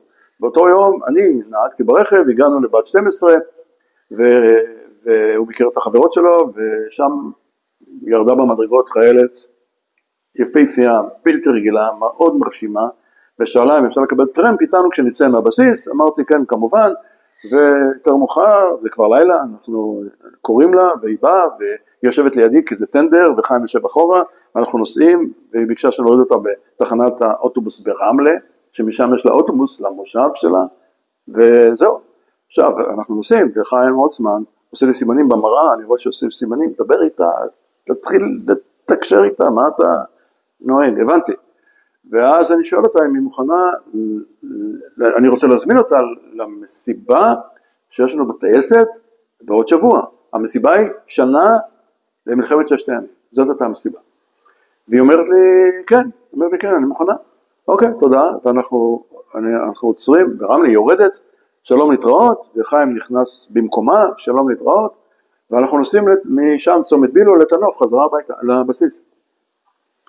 אז הוא שואל אותי, תגיד לי, אתה הזמנת אותה, אני מקווה שהזמנת אותה למסיבה, אני אומר לו, כן, בוודאי, הוא אומר לי, וואו, כל הכבוד לך. איך קוראים לה? אני אומר, לא יודע. מאיפה היא בארץ? אני אומר, אין לי מושג. הוא אומר, תגיד, אתה מטומטם גמור. אמרתי, חיים, אני ידעתי שצריך להזמין אותה למסיבה, לא ידעתי שיש לזה המשך. לא הבנתי, מה הקשר לשאול אותה מאיפה ואיך קוראים לזה, מה זה קשור? בקיצור, התחיל מסע לאתר אותה, ובשורה התחתונה התחתנו כעבור שנה. אבל כשנולד לי, ששוש נכנסה לבית חולים, דוקטור קלנר טיפל בה בתל השומר, ואני קיבלתי הודעה, כשהייתי בכוננות ברפידים, נולד לך בן, קלנר מצלצל אליי לרפידים, ואומר לי, נולד לך בן, זה מלחמת ההתשה. אבל מה שעוד קרה במלחמת ההתשה, זה ככה, הרוסים התחילו להכניס טילים, שהגיעו גבוה, ואיימו עלינו, והיינו צריכים לעשות משהו בנדון, ואז פותח הנושא של צילום גובה רב, זה היה אז חדש, ולקחנו את השחק הזה, והבאנו אותו לטוס בגובה של 60,000 ומעלה, שזה נחשב לגובה רב. איך עשו את זה? דברים טכניים באמת לא כך משנה כרגע, אבל אלה היו גיחות מופלאות, שבאחד הגיחות הראשונות, שאני עשיתי בגובה רב, קודם כל אתה מלבישים אותך בבגדי אסטרונאוט, שאם יש משהו שמאוד מצער אותי עד היום, זה שאין לי צילום כשאני בלבוש של טייס עם חליפת גובה רב, זה משהו שנקרא ג'יסט? לא, ג'יסט זה משהו אחר, ג'יסט יש לכל טייס קרב, שהוא מהמותניים ומטה, אבל פה מדובר על חליפה שאתה לא יכול לבוש לבד, מלבישים אותך, והיא ממש נראית חליפת אסטרונאוטים, שקיבלנו אותה מהצרפתים, ובצבע כתום, וכסדה כזאת שסוגרת אותך, וכמו שאתה רואה בסרטים, וזה נורא חבל לי, שאני לא יכול לראות לילדים ונכדים, סבא היה טייס גובה רב, שטס עם חליפות אסטרונאוטים, אז, הקופנים, הגיחה הייתה 3 בידונים, מצלמת תשבץ, גובה נמוך, יצא ל-540 קשר, השלכת בידוני הכנפיים, טיפוס זה 36,000 רגל, ו-36,000 רגל, האצה ל-1.8 מח, זה פרופיל הטיסה לגובה רב, כן? בידון הגחון, אלכוהולי, מתרוקן, השלכה שלו, ועכשיו מטוס חלק, מטפס לגובה של 60,000 ומעלה, שבערך פה אתה כבר חוצה את הקו, אבל כבר הטילים לא יגיעו אליך, ואתה מתחיל לבצע את הפס הצילום, בהתאם לתוכנית, כן? אתה מסיים, עם מעט מאוד דלק, אבל מה שלא ידענו, מה שגרם לזה שאפשר היה לעשות את זה, זה שצריכת הדלק שם הייתה כל כך נמוכה, שעם כלום דלק יכולנו לעזוב שם, ולמעשה לסגור את המנוע לסרק, ולפסות מה שקוראים נחיתת אונס, כלומר, מנוע בסרק, מהתעלה, או מרמת הגולן, לנחיתה בתל נוף, בלי לגעת במנוע, אוקיי? באחת הטיסות שאני עשיתי, הפרופיל, זה היה במצרים, ואני מגיע לגובה, והמטוס לא מאיץ, הוא לא מאיץ, סליחה, 1.8 מח, אני מגיע ל-70,000 רגל, משהו כזה, והמהירות יורדת לאט לאט ב-1.3 מח, זה לא 1.8, והצילום היה בקשת, אז התלבטתי רגע אחד, אם אני אעשה קשת, אני מסיים את הצילום ב-1.3 מח, הרבה לפני המקום שרצו שאני אסיים, ב-1.8 מח, 1.3 מח, אני אטוס הרבה יותר זמן מעבר לקווים, לעשות את הנתיב שביקשו ממני, אבל אז הכנפיים מאוזנות, מסובך קצת. אני החלטתי שאני שומר את ההטיה, מפני שההטיה גרמה לזה שהמצלמה צילמה לעומק מצרים, ולא רק אנכי. אמרתי שמה שאני יכול להביא שיהיה איכותי, עדיף על יותר פחות איכותי. וזה מה שעשיתי, בגלל שהייתה תקלת מעבר, צריכת הדלק עלתה, ונגמר לי הדלק, ונחתתי ברפידים. ואז עוד לא ידעתי שהסיבה הייתה תקלת מעבר, נחתתי, אמרתי תדלקו, לתדלק, ולהמשיך לתנוף, ואז אומרים לי, יש לך טלפון, אמרתי, תעזבו את הטלפונים, תדלקו את המטוס, אני בורח מפה, לא, יש לך טלפון, טלפון, מפקד חיל האוויר, בני פלד, מיקי, מה קרה? כי צריך להבין, מטוס כזה שטס, זה כל חיל האוויר פוקוס על המטוס הזה, ויש מטוסים בכונניות, ויש כונניות חילוץ, ויש כונניות, מה לא, זו אופרציה מאוד גדולה. בקיצור, הסברתי לו מה קרה, ואומר, אוקיי, בסדר גמור, אנחנו לומדים מכל דבר, והבנתי, כבר אמרו לי שכנראה זה תקלת מעבר, אמרתי לו, אני החלטתי בגלל התקלה והמהירות הנמוכה, פתרתי את זה ככה, אומר, פתרון שלך בסדר גמור, הוא היה מפקד משכמו ומעלה, בני פלד, שיותר מאוחר פגשתי אותו שוב, ונגיע לזה יותר מאוחר. עוד מה שאני יכול לספר על מלחמת התשה, אני יכול לספר הרבה דברים, אבל על עוד אירוע אחד או שניים. מלחמת התשה, כמו שאמרנו, מלחמה ארוכה, אנחנו עושים הרבה מאוד גיחות, ואני רוצה לציין רק מספר אירועים, כי באמת עשינו שם הרבה מאוד גיחות. אירוע הראשון שרציתי לספר, דווקא מלחמת התשה, זה אנחנו נהגנו לעשות פיטרול מהצד המזרחי של התעלה, מפטרלים, ולא אחת קיבלנו הודעה שמיגים מפטרלים בצד השני, זו הייתה הודעה שגרתית, היו פעמים שגם היינו רואים אותם, זה מין נקודות שחורות שראינו אותם. עכשיו, ההחלטה אם להפגיש אותנו איתם או לא, הייתה נלקחת על ידי מפקד חיל האוויר בבור, ומשיקולים של חיל האוויר היו מחליטים אם יוזמים קרב אוויר או לא יוזמים קרב אוויר, זה ככה דברים אז. זה מיראז'ים נגד מיג 21. נכון, אלה היו שני כשכבר היה לנו מיג 21 שיכולנו ללמוד עליו, חשוב לציין את זה. כן. שטייס הניסוי שטס על מיג 21, היה דני שפירא, שהוא טייס טייסת 119. אוקיי? ושוב, הטייסת זה עמוס אמיר, זה איתן קרמי, זה אשר שניר, אברהם סלמון, רובן רוזן, אני, יצחק ניר, זה פשוט אנשים שכיף להיות איתם, כיף לטוס איתם, באמת אנשים משכמם במעלה וגם טייסים יוצאים מהכלל. כל פנים, אנחנו באחד הגיחות, אנחנו מפטרלים, כשעמוס אמיר מוביל אותי, אני מספר 2 של עמוס אמיר, ואנחנו מפטרלים. עכשיו, אתה טס עם 3 בידונים וטילים, זה מטוס מאוד מסורבל, והרעיון הוא שאם אתה נשלח למפגש, אתה זורק את הבידונים, ואתה מטוס קל, מלא דלק, ומתחיל את הקרב אוויר. זו הייתה מטרת הפיטרול, להגיע לקרב אוויר? לא. אז מה המטרה של הפיטרול? מטרת הפיטרול היא לחסום מטוסים שלהם מלחדור לצד שלנו, ובמקרה שמטוסים שלהם מתקרבים לתקיפה של כוחותינו, אנחנו מיד מיירטים אותם. ולפעמים גם הייתה היוזמה שלנו להיכנס איתם לקרב אוויר, להגיע למגע איתם ולהפיל אותם. די הרבה, כן? אבל לא תמיד, זה לא החלטה שלנו, זו החלטה שהבקר מעביר לנו בעקבות החלטה שנלקחת על ידי מבצעים של חיל אוויר, ומפקד הבור, ובדרך כלל מוטי עוד היה יושב בבור, והוא היה מנהל את הדברים האלה. עכשיו, מה שהיה קורה זה עוד דבר אחד, ברגע שהפיטרול הוא מאוד ממשך, 3 בידונים זה המון זמן, זה פיטרול מאוד ארוך, וכשהדלק בשלושת המכלים מסתיים, ואתה נשאר רק עם דלק של מה שנקרא מטוס חלק, מלא דלק בגוף, מה שנקרא, אתה אומר לעצמך, קרב אוויר כבר לא יהיה פה היום, כי צריכת הדלק עם אוויר אחורי היא מטורפת, והקרב הוא לא ממושך כל כך.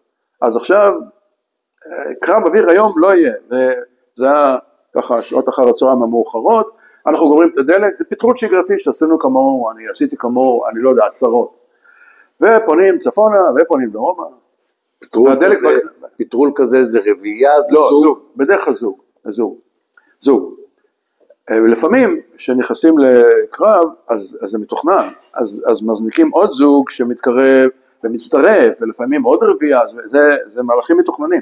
אבל בוא נאמר ככה, הפיטרול הסטנדרטי היה זוג, אוקיי? זוג.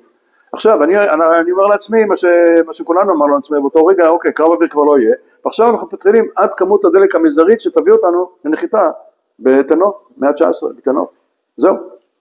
זהו, אבל אז, אומר לנו הבקר, הם לוקחים כיוון אליכם. אני מסתכל על הדלק, איך מתחילים קרב אוויר עם כלום? אוקיי, עמוס, אנחנו מקבלים הוראה, די ימינה, כיוון 270, ישר לפנים רביעייה, למפגש. זאת אומרת, אתה הולך למפגש, אתה מסתכל, דלק, היה לנו מעט מאוד דלק, בשביל להתחיל קרב אוויר, זה היה דבר די מטורף. והבקר אומר לנו, תסתכלו, שעה 10, לפנים שעה 10, והוא נתן לנו את המרחק להם, ואני מסתכל, שעה 10, אני לא רואה כלום, ואני מחליט להסתכל לשעה 2 ולא ל10. אני יושב בצד ימין, כי הוא אומר לנו שעה 10, אז אנחנו מסתכלים לשעה 10, בשביל לפנות אליהם. ואני יושב פה, ואני אומר רגע אחד, הם לא בשעה 10, אולי הם בשעה 2, אולי הבקר טועה. אני מסתכל לשעה 2, מה אני רואה? רביעיית מיגים, אני צועק לעמוס, עמוס, שעה 2 אחריי, כי אני פונה, ועכשיו הוא יהיה אחריי, זה היה הרעיון. ואנחנו נכנסים לקרב מול הרביעייה הזאת. לא אשכח איך אנחנו במחליפה עובר מולי מספר 1 שלהם. אגב, הם היו טסים בזוגות ככה, מספר 2 היה טס ממש מאחורי מספר 1, לא, תמוד, הם לא היו טסים פתוח כמונו. אני לא אשכח את זה, טס מולי, מיג 21, מבריק, מטלי נוצץ, כמו דגל, מקופסה שהוציאו אותו ושמו אותו בשמיים. מהירות החליפה הייתה עצומה, כן? אני זוכר, אני רואה את הטייס, עברנו נורא קרוב. דבר כזה, אני רואה אותו ככה, ועכשיו מתחיל קרב.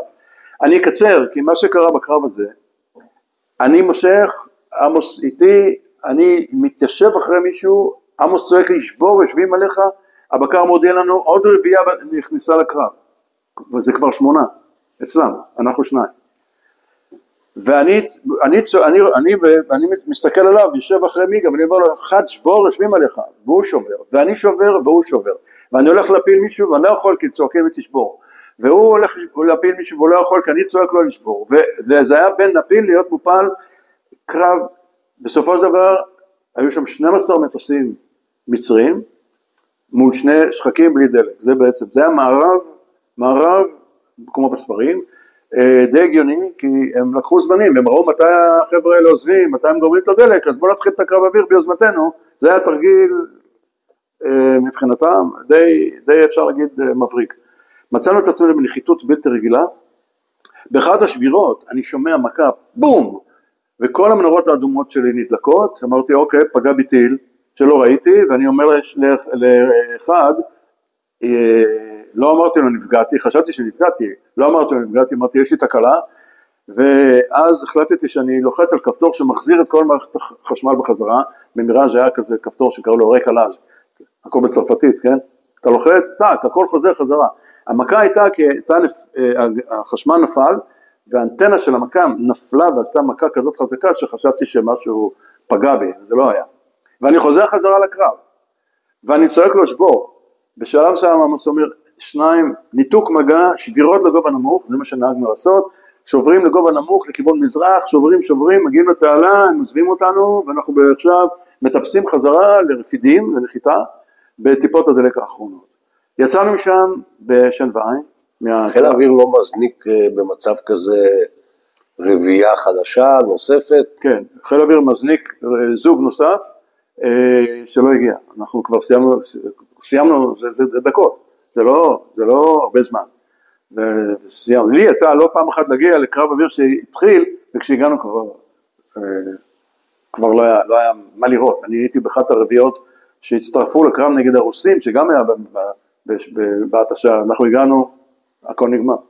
על כל פנים, עכשיו מטפסים לגובה, שקט ברדיו, אני מסתכל לדלק, מטפסים, שאם לנו קט מנוע, נוכל לגלוש, המטוס מיראז' לא כל כך גולש, הוא נופל, הוא לא כל כך גולש, ואנחנו באים לנחיתה ברפידים, עמוס נוחת לפניי, מפנה את המסלול, ברפידים, מסלול 3-3, בפינוי, המנוע שלו נכבה מחוסר דלק, אני נוחת, מפנה, נוסע למקביל לדתק, בכניסה לדתק, נכבה לי המנוע חוסר דלק, הגענו בשן ועין בשלום מהמערב הזה. זה סיפור אחד מהתשה, סיפור נוסף מהתשה, הוא כשב-25 לאפריל, אנחנו ברפידים, 119 ברפידים, אגב ברפידים הייתה רוטציה בין טייסות השחק, לא רק אנחנו היינו ברפידים, גם 101 הייתה וגם 117, היו כל שבועיים מתחלפים, אנחנו באותה עת היינו ברפידים, ובמשך היום אנחנו בכוננויות, פטרולים, ובלילה תמיד היה טייס אחד, בכוננות להנרה, בהירות, כך שכולם הולכים לישון, זה 4 טייסים, אחד נשאר עם בגדי טיסה, באותו לילה אני הייתי הכונן של הלילה, כלומר אני הולך לישון עם סרבל, עם הג'יסות ששאלת קודם, מצויד עם כל הציוד, הקסדה שלי מחכה לי במטוס, הכל, הכותפות במידה, הכל מוכן לזה שאם יש הזנקה, אני רץ, מתיישב, מניע וממריא ומקבל את ההוראות מה לעשות באותה גיחה בלילה, זה כוננות לילה, ואני הכונן. עכשיו, יש סיפור שעמוס אמיר הפיל מטוס איליושין 28, והסיפור הוא שהוא הפיל את המטוס הזה שהוא עם כפכפים. איך זה קרה שהוא הפיל את המטוס הזה עם כפכפים? אז זה הסיפור. פתאום יש הזנקה. אני רץ למטוס. לידי עמוס אמיר גם כן רץ עם פיג'מה וכפכפים. והוא רץ ועולה למטוס שלו, כי היו 2 מטוסים בתצורת לילה, והוא אומר לי, אני מזנק. אתה תהיה בכוננות, כי זה היה צריך תפוך. אני מזנק, והוא השני היה צריך להיות עכשיו בכוננות, שאם יצטרכו אותו, אז זה לא מיידי, ויש לו זמן להתארגן, והוא אומר לי אחריי. אבל הוא הפך, אמר לי, אני מזנק. ואני עם כל הציוד יושב בכוננות, כשעמוס אמיר עם פיג'מה וסנדלים, מזנק. עמוס זינק, הפנו אותו מטוס איל 28, הפציץ בנחל סיני, ליד אל-עריש, והוא במשצע בלתי רגיל, תמרן מאחוריו, ובמהירות נמוכה, וגילה אותו, את הצלית שלו, שהשתקפה באור הירח בים התיכון, והתקרב אליו והפיל אותו. זו הפלה מאוד חריגה, הוא נוחת, עמוס אמיר נוחת, אומר לי מיקי, אתה יכול להמשיך את הכוננות, לילה טוב.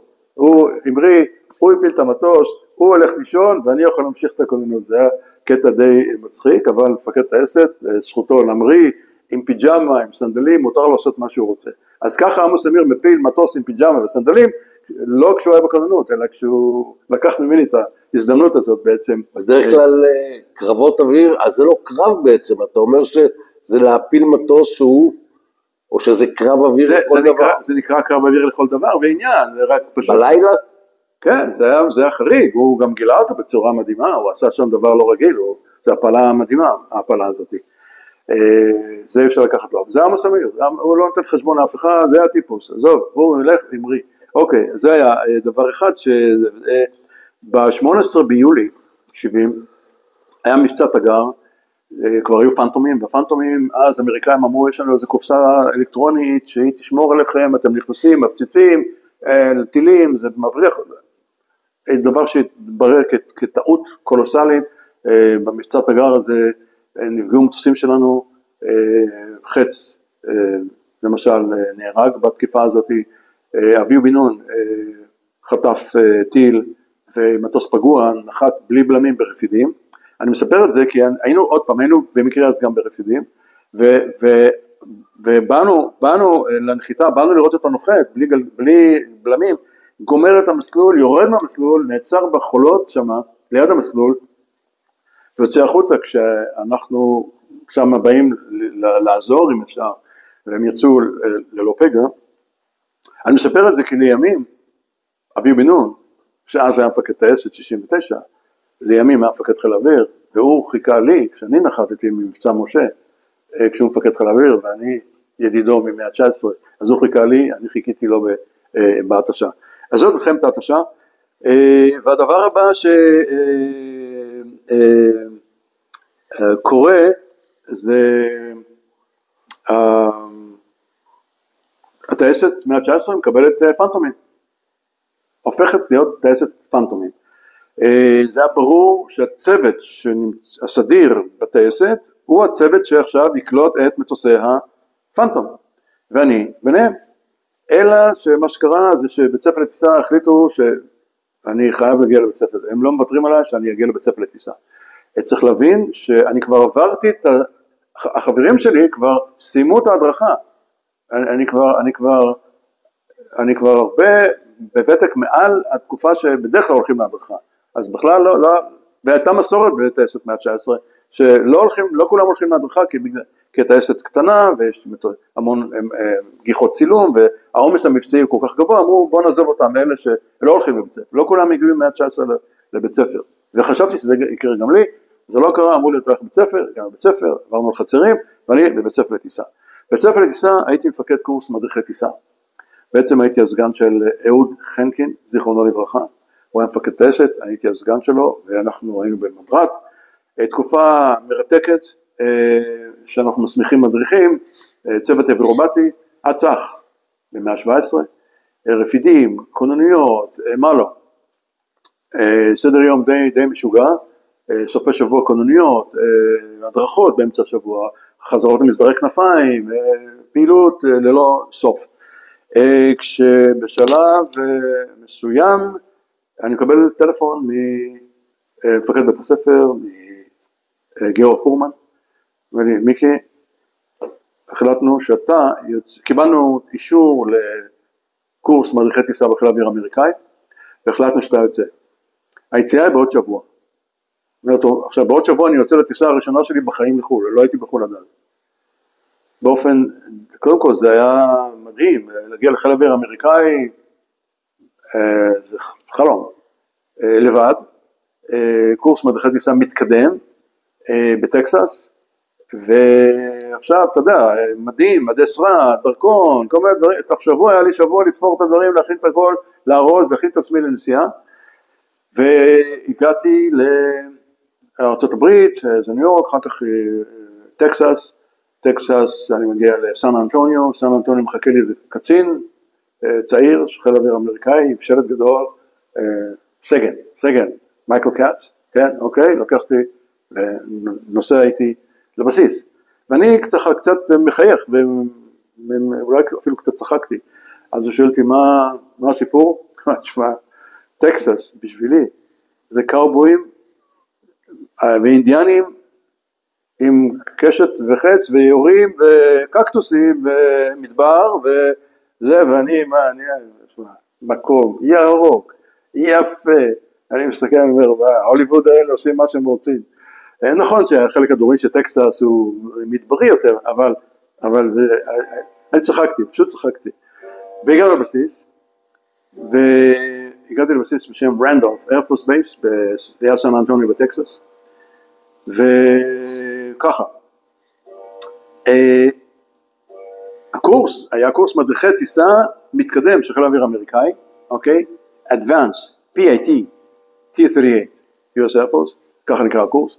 למה מתקדם? כי בקורס טייס האמריקאי יש שלב ראשוני בסיסי, שזה על מטוס אחר, ובמתקדם יש מטוס שנקרא T-38, שזה F-5, וזה הקורס שעשיתי, הדרכה, קורס מדריכי טיסה, על השלב המתקדם של קורס טייס של האמריקאי. אין לנו את המטוס הזה, אני מגיע, הדבר הראשון ששולחים אותי לעשות, זה קורס מילוט של חיל האוויר האמריקאי, כי אתה הולך לטוס עם מטוס שהוא מטוס אימונים, זה מטוס קרב, זה מטוס אלכוהולי, שני מנועים, אתה טס בכל אמריקה, ואם אתה נוטש, בגולף אוף מקסיקו, או מעל הרוקי מאונטנס עם השלג, כדאי שתכיר את הנועלים של חיל האוויר האמריקאי, איך מחלצים, אם אתה תנטוש. קורס מרתק, לא היה לנו דבר כזה בחיל האוויר הישראלי, למדתי שם המון. אחרי זה אני מגיע לטייסת, שם אני עושה קורס הסבה למטוס, לא, אין לנו את המטוס הזה, אני עושה קורס הסבה למטוס. עכשיו הדבר הבא שקורה, וזה מטוס מדהים, פשוט מטוס מדהים, הדבר הבא שקורה, זה שהקורס עצמו מתחלק לשני חלקים, לימודי קרקע, כלומר רק לימודים עיוניים, לא טסים, רק לימודים עיוניים, מבחנים ברמה מאוד גבוהה, עם מינימום ציוני מעבר מאוד גבוהים, יומי ושבועי, ומי שלא עומד בציוני מעבר האלה, לא ממשיך. צריך לזכור שבחיל האוויר האמריקאי, אתה מתקבל לקורס טייס שיש לך כבר תואר, אצלנו זה לא היה. עכשיו אני לבד, מטוס שלא תעשי עליו קודם, אנגלית, לא ידעתי שאני ידעתי אנגלית כל כך טוב, לא ידעתי, רק כשהגעתי לשם ידעתי כמה טובה אנגלית אני יודע, אבל זה אנגלית טקסנית, אז זה קצת שונה, כי גם האמריקאים שלא מטקסס, היה להם קצת קשה, כי לדבר עם הבקר, בני והטקסני, אתה לא בטוח שאתה מבין מה שהוא אומר לך, גם אם אתה אמריקאי, הכל באנגלית, ואני לבד, וזה היה די ככה מאתגר, אני מסיים את השלב של לימודי הקרקע, בציוני המעבר הנדרשים, ואני עכשיו עובר לשלב הטיסה, לשלב הטיסה, רק טסים, לא לומדים, לא כלום, זורקים את כל המחברות, רק טסים, וזו הייתה תקופה שאני לא אשכח אותה, גם מבחינת תרומה אישית לי, מה למדתי על ארגון כל כך גדול, כל כך מורכב כמו חיל האוויר האמריקאי, איך מנהלים דבר ענק כזה, מה זה טייסת בחיל האוויר האמריקאי, איך טסים בחיל האוויר האמריקאי, זה משהו שקשה לתאר, איזה תרומה הייתה על התקופה הזאת שלי שם, דבר שטבע בי כמה דברים מהדברים שאני עושה בעקבות אותה תקופה שם. הקורס מרתק, עם טיסות ניווט בכל ארצות הברית, ובטקסס, ובפלורידה, ובאריזונה, ובניו מקסיקו, ואיפה לא, והקורס מסתיים. הקורס היו בו 32 טייסים, 30 טייסים חיל האוויר האמריקאי, שהם היו בוגרי וייטנאם, אני הייתי בוגר התשה, כולם טייסי קרב בלתי רגילים, טייסי קורנס, טייסי 10, טייסי, כל המטוסים שאז היו באמת טייסים לא רגילים, היה טייס זר אחד נוסף בריטי, פליינג ליוטננט מילר, והוא היה שם, ואני הייתי הישראלי היחידי. הקורס מסתיים, כשבעצם הבריטי נורא רצה, הוא היה מאוד תחרותי, מאוד הישגי, הוא לא אהבו אותו כל כך, כי הוא לא התחבר עם אף אחד, הוא היה די אנטיפטי אפשר לומר, ואליי במיוחד הוא לא התייחס יפה, אולי אפילו עם שמץ של אנטי-ישראליות, אנטישמיות, אולי אני לא התעמקתי בזה יותר מדי, כי שמתי את זה בצד, ולא נתתי לזה לבלבל אותי כשאני נמצא שם בקורס, היו לנו שתי טיסות שבהם הוא ראה שהישראלי הזה כנראה יודע לטוס לא רע, ועוד טיסה שעשינו יחד, כי לפעמים טסים יחד באותו מטוס, זה דו מושבי, הוא עשה כמה טעויות שהוא קילל את עצמו על הרגע שהוא מצא את עצמו איתי באותו מטוס, שהוא כל הזמן סיפר איזה סופרמן הוא, והוא התגלה כסופרמן די קטן. על כל פנים הוא נורא רצה גם לגמור מצטיין, ובסוף הקורס מי שגמר מצטיין זה אני, והאמריקאים מאוד מפרגנים, הם כל כך שמחו, הם כל כך בעד, והוא אז ניסה קצת להתקרב אליי, ואני לא כל כך, אני נמנעתי בעדינות ובדיפלומטיות, מכל מיני דברים שהוא רצה, ונפרדנו לא כל כך כידידים עם הבריטי הזה, גם הם לא כך אהבו אותו, והוא בסוף החליטו שהוא לא יישאר שם, והוא חזרה לבריטניה, אבל מלבד האירוע הזה, זה תקופה שקשה לתאר אותה במילים, עשיתי שם קורס מכשירים, גם לא ניכנס, זו תקופה מרתקת, שרק עליה אני יכול לספר שעות. אני חוזר... כמה זמן היית בקורס הזה? הכל ביחד, עם הקורס מילוט, קורס מכשירים, קורס הסבה, קורס לימודי קרקע והטיסות, הכל יחד היה בסביבות 9 חודשים.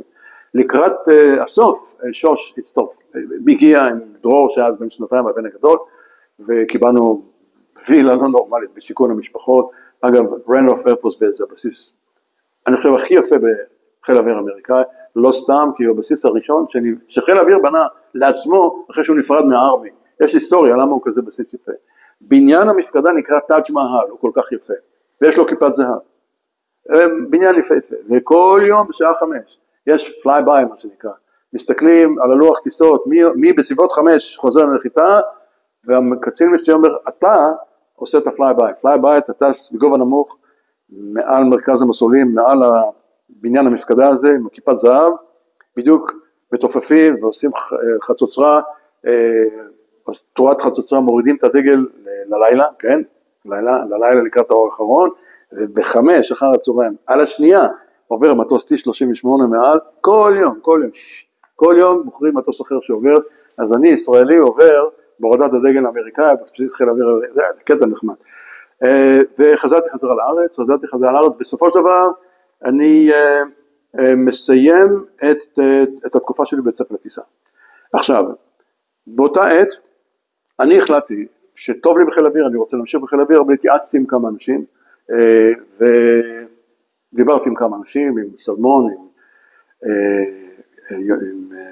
אהוד חנקין, דיברתי עם בודינגר, ושאלתי אותם מה דעתם, איך הם רואים, והם שלושתם אמרו לי, תקשיב, אתה תמשיך, ואתה, לא יהיו הרבה דברים שיעצרו אותך בחיל האוויר, וזה התאים לי מאוד, כי אהבתי את חיל האוויר, רציתי את חיל האוויר, נשארנו בחיל האוויר וכו'. באותה עת, עמדו להקים את טייסת 107, פנטום, ספקטור גר לא רחוק מאיתנו בשיכון, פנה אליו והציע לי לבוא, אני מסיים תפקיד בבית ספר, לבוא להקים איתו טייסת 107, התאים לי מאוד, בסופו של דבר זה לא יצא לפועל, מכל מיני סיבות,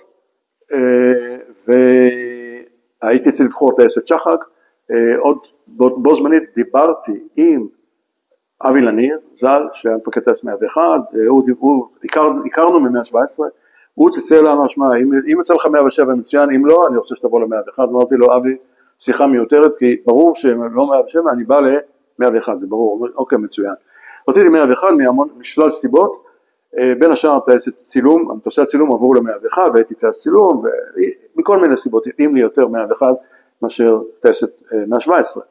ובאמת הגעתי לטייסת 117. טייסת 117, אבי לניר מפקד הטייסת, ואני קצין הקליטה של מטוסי הנשר לחיל האוויר. חיל האוויר התחיל לצייד מטוסי נשר, תוצרת תעשייה אווירית, והפרויקט הזה של קליטת מטוסי הנשר היה תחת אחריותי. נשר זה מיראז' משופר? נשר זה מיראז' M5, ככה קראו לו, שיוצר בדסור בצרפת, שישראל קנתה, והצרפתים הטילו אמברגו, והחליטו לא לספק את המטוסים האלה לישראל. ולכן היה מבצע של גניבת התוכניות, ועל פי התוכניות האלה שעברו לתעשייה האווירית, התעשייה האווירית יצרה את המטוס הזה עבור חיל האוויר. הוא יוצר בארץ. הוא יוצר בארץ בתעשייה האווירית, אוקיי? זה המטוס. בזכות גניבת המסמכים. כן, כן. ומטוס יוצא מהכלל שיוצר בתעשייה האווירית, ונקלט בחיל האוויר. 101 קלטה את המטוסים, וזה הג'וב שלי, הקליטה, כל טיסות הניסוי והכל. בעצם זה אומר שכל מטוס שגמר את הייצור, אני הייתי נוסע לתעשייה האווירית, הייתי מבצע טיסת ניסוי, ושבסופה אני נוחת בחצור, בחצור עושים למטוס הסבה לחיל האוויר, מתקנות ודברים כאלה, ועכשיו, או שהמטוס היה נשאר ב-101, כי גם ב-101 היו כמה נשרים, או שהיה מועבר לאחד מטייסות הנשר, 113, 144, אחר כך 253, לטייסות שהחזיקו רק נשרים, לנו היו שחקים ונשרים, אוקיי? תפקיד מרתק, הכרתי ככה את התעשייה האווירית, וזה היה אגף להב, זה היה תקופה מאוד מאתגרת. מיקי, שחק, מיראז', פנטום, קורנס, איך הם מתמודדים אחד מול השני? מה היתרון של זה ומה היתרון של זה? אוקיי, שאלה טובה. שני עולמות נפרדים. קודם כל מטוס השחק, זה אמירה שחק, זה מטוס יירוט, במהות שלו, הוא נועד ליירוט, מהירות גבוהות, פוטנציאל גבוה, קרבות אוויר, לא היה לו אח ורע. פנטום זה כבר מטוס אוניברסלי, הוא כבר יודע לעשות הרבה דברים, הוא יודע לעשות גם אוויר, הוא יודע לעשות גם אוויר קרקע, ואת הכל הוא יודע לעשות טוב. עכשיו, האמריקאים לומדים לאט, מיישמים לאט, אבל כשמיישמים, הם מיישמים בצורה הטובה ביותר, ואחרי כמה שנים הם ייצרו את המטוס הזה, שהוא מטוס מדהים, עם שני מנועים, זה מכונת מלחמה בלתי רגילה, שהמטוס גם טוב לאוויר וגם טוב לאוויר קרקע. כשהמטוס הגיע, אז מטבע הדברים התחלנו לעשות קרבות אוויר נגד פנטומים ומיראז' כדי להכיר יותר טוב. אז זה התחיל בזה שאנחנו, מה שקראנו לזה אז, דפקנו אותם כל הזמן לקרבות אוויר, אבל הם עשו שיעורי בית ולמדו, ובסבב הבא הם דפקו אותנו, כי הם למדו את היתרונות של הפנטום לעומת המיראז' באוויר, כי באוויר קרקע אין מה להשוות בכלל. זה מכונת מלחמה שתוקפת ברמה של 10 מיראז'ים.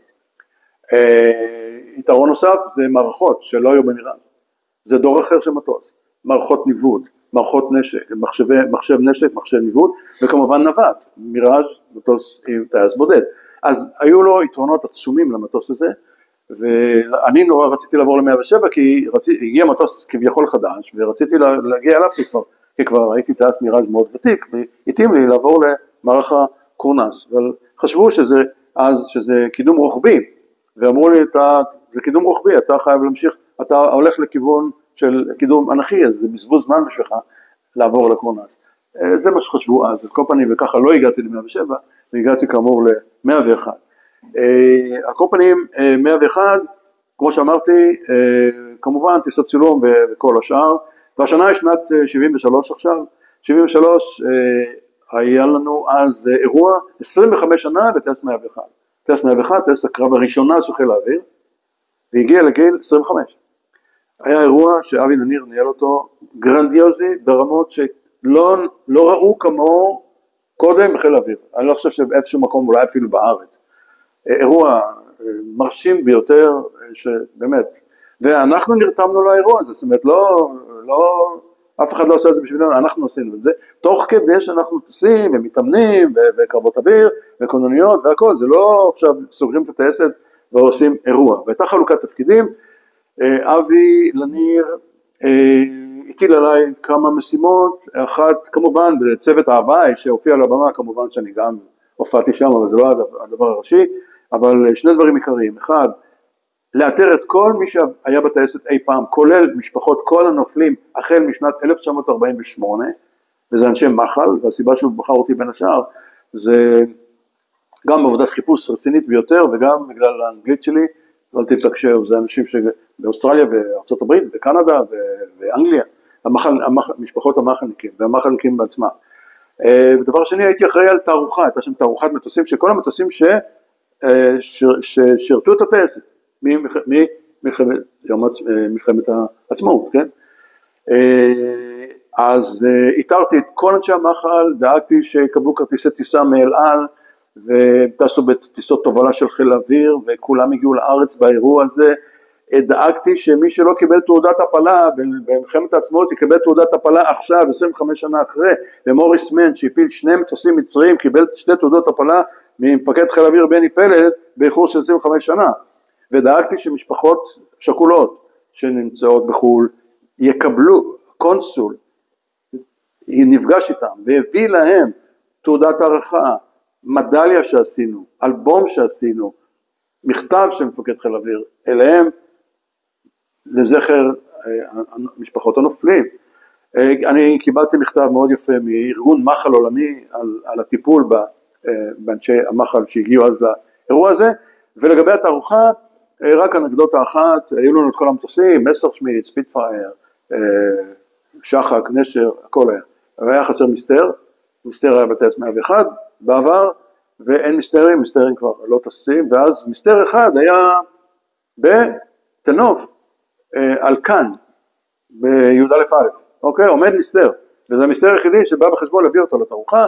מפקד טייסת היה אז כבודי, איש יוצא דופן מאוד, מאוד מיוחד, הכרתי אותו, אני נוסע לתנוף, כבודי, שלום, המסתר, אני צריך אותו לתערוכה, 25 שנה, 101, הוא אומר לי, מיקי, קפה, תה, מה אתה רוצה, המסתר הזה לא יורד מפה, שלום, להתראות, סך, חצור זה לשם, אתה נוסע ככה, אתה מגיע חזרה לחצור. אמרתי לו, אין בעיה, כבודי, הכל בסדר גמור, רק תדע לך דבר אחד, הולכת להיות תערוכה, שכל המטוסים, אין בן אדם בארץ שלא הולך להיות בתערוכה הזאת, זה החל מנשיא המדינה, ממשלה, חברי כנסת, אורחים בחול, נספחים, שגרירים, אורחים בחול, זה הולך להיות דבר ענק. וכל המטוסים הולכים להיות צבועים אותו דבר, זה צבעי 101, כולם אותו דבר, רק דגם אחר, ובמקום של המסתר יש שלט, פה היה צריך להיות מסתר, כבודי לא מסר אותו, זה התוכנית. אז הוא מסתכל עליי ואומר לי, מתי אתה יכול לקחת אותו? זה בערך התשובה שלו, אבל לקחת מסתר. אז זה לקחת, זה היה קטע מצחיק, בגלל שהוא הוציא טופס אפסנאות, וכתב, אחד מסתר, תאריך, אני מחתים אותך על המטוס, החתים אותי, חתמתי לו, אני חתום על מסתר, רק שתדע, כן?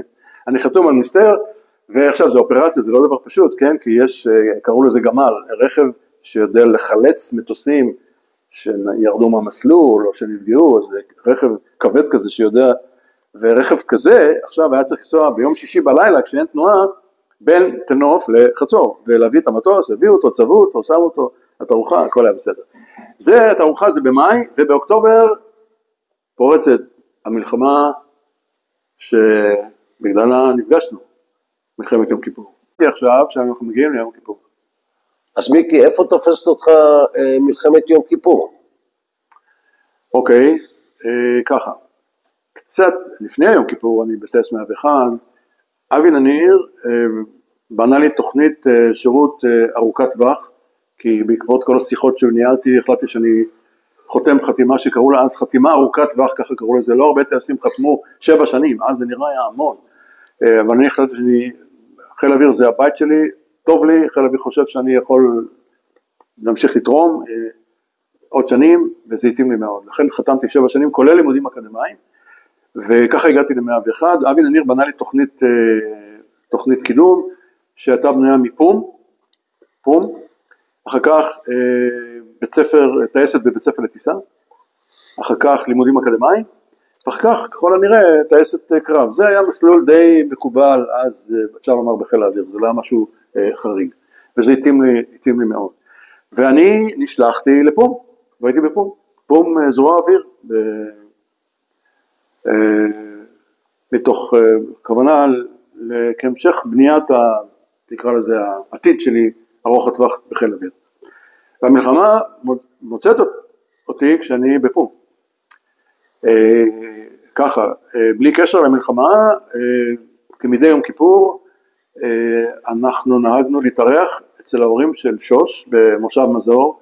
ההורים של שוש, ניצולי שואה, שמקימי מושב מזור, היא נולדה אחרי אמריקאים שחררו אותם מאושוויץ, הם חזרו לכפר, כמעט לא מצאו אף אחד, רק אז הם התחתנו, ורק אחר כך שוש נולדה, והם באו לארץ עם תינוקת, שזאת אשתי, שוש, הייתה אז בת 2, ומושב מזור זה המושב, וכמדי יום כיפור נהגנו להיות שם במושב, בבית הכנסת, בצמים, וזה כל שנה, והגענו למזור. כמו שאנחנו מגיעים למזור, אגב, גרנו בשיכון המשפחות בחצור.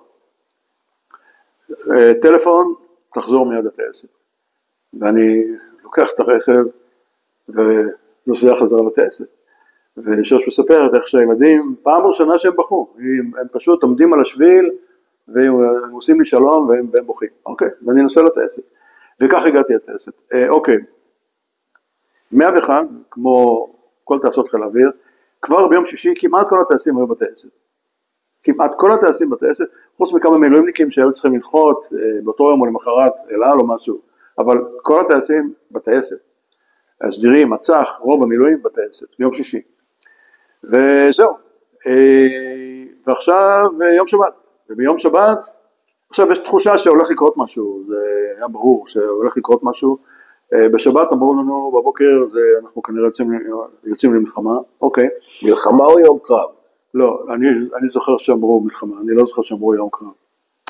אני יודע שרן פקר בתנוף אמר אותו דבר, אנחנו הולכים למלחמה, לא אמרו יום קרב. זה מה שזכור לי, אוקיי? על כל פעם הייתה תחושה גם שזה, עכשיו כל המטוסים, צריך להבין דבר אחד, חיל האוויר היה בנוי לתקיפת מנע, לכן כל המטוסים, כולל מטוסי אמירה של מטוסי אוויר, היו מתוכננים לתקיפה במטוס הראשון, ואחר כך להשתתף בהמשך כמטוסי יירוט. לכן המטוסים חומשו בהתאם לפקודות, ועכשיו אנחנו תדרכנו את התקיפות שלנו לפי הפקודה שהייתה מוכנה מראש. אני סיימתי את הדריך לתקיפת ג'מר בסוריה, ועכשיו הזמם כל הזמן נדחה, אבל הטייסת ערוכה לתקיפה. מעט מטוסים השאירו אותם במשימת יירוט, מעט מאוד מטוסים בצפון, במרכז ובדרום, למשימת יירוט, הגנת שמי המדינה, כשיש תקיפה. אבל כמעט כל המטוסים לתקיפה. ואז... החימוש בהתאם, פצצות. והחימוש בהתאם, בוודאי, דלק ופצצות, ולא טילים לאוויר אוויר. ואז בשלב מסוים, אבי ניר קורא לי, ולחדר שלו, הוא אומר, נפלה לנו כרגע משימת צילום גובה רב במצרים, אתה עושה את המשימה. ואני זוכר שאני אומר לו, עוד לא ידענו שתהיה מלחמה ועוד כמה שעות כולם יטוסו, ובדרך כלל בחיל אוויר, מקובל, בדרך כלל, שאם נופלת משימה אחת מבצעית, אז עושה אותה מפקד טייסת, אולי אז שמת לב, אתה יודע, לא בכך תעש אחר, ככה זה מקובל, כי אולי לא יהיו טיסות, אז מפקד טייסת עושה את הטיסה היחידה שכרגע קיימת. אז אני ככה שואל אותו שאלה די מתבקשת, מה איתך? הוא אומר לי, לא אני, זה אתה, והוא אומר לי, ואני יודע מה שאני מחליט. אוקיי, זה רגע שאני לא אשכח אותו. כל הטייסים בטייסת, יש עוד טייסת צילום, אני לא היחידי, והוא קובע שאני עושה את המשימה הזאת. אני הולך חדר המודיעין, מכין את הטיסה, והוא נותן לי את הזמן. אין הרבה זמן, אני מכין את המפה, את הנתיב, לפי הפקודה שקיבלתי, זה היה במצרים, גובה רב, אני ככה שאני מכיר אותה, הכנתי אותה, וכשאני מסיים להכין אותה, הטלפון מצלצל. אני מרים את הטלפון, אבי אני אומר, זה לא מצרים, זה סוריה, ואין שינוי בזמן. אוקיי? שם את המפות בצד, לוקח מפה של הצפון, שם אותה, מסרטט את הנתיב של הצילום בסוריה, לפי הפקודה. ואני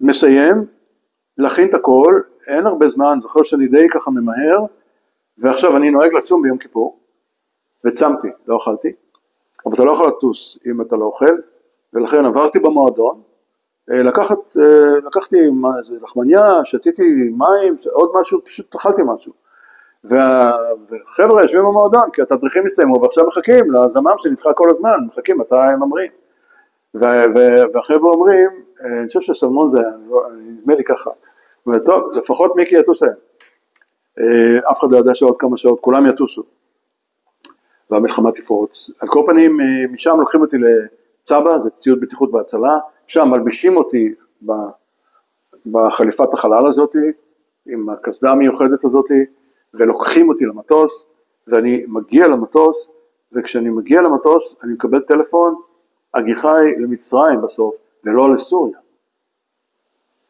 והזמם לא משתנה. מזל שהנהג שהוריד אותי, נשאר עוד בדתק, ואני צועק לו, ואני אומר לו, רוץ הטייסת, הוא לא יכול להיכנס לחדת הדרכים, כי זה אזור מסווג, תבקש מחד הטייסים, שיכנס חדת הדרכים עליון, לא משנה, יש כמה חדת הדרכים, חדת הדרכים עליון, בצד שמאל יש סט מפות, כמו שהסט הזה מונח שמה, שיביא לך אותה, תביא לי את המפות האלה הכי מהר שאתה רק יכול. הוא נוסע, ואני כבר מסתכל על השעון, ואני אומר רגע אחד, אני עוד רגע צריך לצאת, אם אני רוצה לעמוד בזמנים, ואני אעשה את זה מזיכרון, אני אטוס בלי מפה. מה מקסימום, אני לא יכול לחכות. אני בעד מטוס כבר, ואני צריך להניע כל רגע, והוא מגיע, ואני מקבל את המפה, ואני מקפל אותה, שם את מצרים בצד ימין, סוריה בצד שמאל, אמרתי, אם באוויר יגידו לי, עוד פעם זה משתנה, אני מסודר, לאן שיגידו לי, אני מסודר עם המפות, לשתי הגזרות. מניע ממריא, מוזר מאוד, שקט מוחלט ברדיו, שבת, לא טוסים בשבת, יום כיפור, מי טס ביום כיפור, ואני מטוס יחיד בשמיים, טס, נגב, יפה, ירוק, טס בגובה נמוך, נכנס לסיני, מבצע את הפרופיל של היצא, בידונים, מטפס, 36,000 רגל, אני לקראת חציית התעלה, ואני רואה על המכשיר, יש לנו מכשיר, קומר, שמראה לנו נעילות של סוללות טילים, וגם שיגורים. ואני רואה ריצודים עצבנים מאוד של עשרות סוללות טילים שמכוונות עליי, ואתה רואה את זה, אתה רואה שלמטה האזור רותח, כי תמיד רואים סוללה אחת או שתיים, ופה ראיתי, זה נקרא סטורבים כאלה, מתכווננים אליי המון, לא ירי, רק נעילות. ואני נכנס לתוך מצרים, באותה טיסה, הגעתי לגובה של נדמה לי 73,000 רגל, זה הכי גבוה שהגעתי, מאוד גבוה, ואני בתוך השטח המצרי, ועכשיו אני מבצע את הפנייה לאורך התעלה,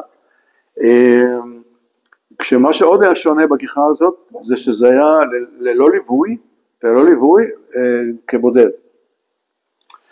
ואני מסיים בצפונית לפורט סעיד, מבצע פאטרן של נכדת אונס בתנוף, נוחת, בחצור, נוחת, נכנס לדתק, ובאופן חריג מחכים ליד המטוס אנשים שאני לא מכיר, אנשים מהמטה, לא של הבסיס, של המטה, מחכים שני טנדרים, והם באים, לוקחים את המחסנית אליהם, ונוסעים לתל אביב, והבנתי שהם רצו לחסוך זמן, לפתח את זה בתל אביב בשטל, ומשם הכי מהר שאפשר להעביר את זה לצה"ל, למודיעין, ואלה הצילומים שהועברו גם לישיבת הממשלה שהייתה בצהריים, שבה כבר ראו שכל הצבא המצרי מוכן וערוך לצליחה, ללא רשתות הסוואה, כולם בכלים מוכנים לפקודה, נקודה. אין כבר מה שיוצר אותם עכשיו להמשיך לנסוע את המטרים לפני התעלה, לחצות ולפרוץ במלחמה. גם זה לא שכנע את גולדה של לתת לחיל האוויר את האפשרות לעשות פתיחה מקדימה, שזה היה דבר הרסני, קטסטרופלי מבחינת חיל האוויר. אנשים לא מבינים איזה דבר בלתי נתפס ובעייתי זה היה, שלא נתנו לחיל האוויר לבצע תקיפת המנע, לא ניכנס לזה כרגע, זה היה הרסני. כל המלחמה הייתה נראית אחרת, אם חיל האוויר היה עושה את מה שהוא היה מיועד לעשות.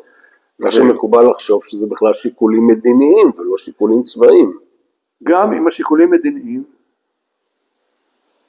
ממשלת ישראל וגולדה מאיר בראשה, הייתה חייבת לעדכן את הרמטכ"ל ואת מפקד חיל האוויר, שיש סיכוי טוב, או יש סיכוי מעולה, שחיל האוויר לא יוכל לפתוח במכת מנע.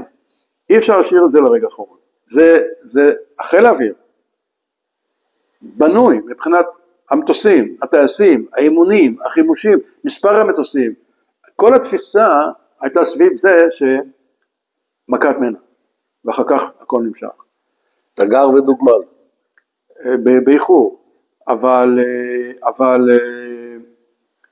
זה, עכשיו, אם אתה אומר מספיק מוקדם לחיל האוויר, תדעו לכם, אין מכת מנע, תכינו את עצמכם למלחמה אחרת, זה בסדר גמור, זה גם, אתה יודע, סמכותה של הממשלה להחליט כזה דבר, אבל אז אתה בונה את חיל האוויר אחרת לגמרי, מספר המטוסים צריך להיות הרבה יותר גדול, כל תורת הלחימה משתנה, הרי כל הרעיון הוא שחיל האוויר לא יכול להשתתף לקחת חלק בלוחמת הקרקע ב-48 שעות הראשונות, שאז הסדיר מחזיק את הקווים, ובינתיים מגייסים מילואים, ובינתיים חיל האוויר משתלט על המרחב האווירי ויוצר עליונות אווירית, זאת אומרת יש פה תורה שלמה סביב זה, אבל אתה לא יכול למשוך את חיל האוויר עד הצהריים ולהגיד אין לכם התקפת מנע בדקה, זה קטסטרופלי, זה התחלת הקטסטרופה, ההחלטה הזאת של גולדה.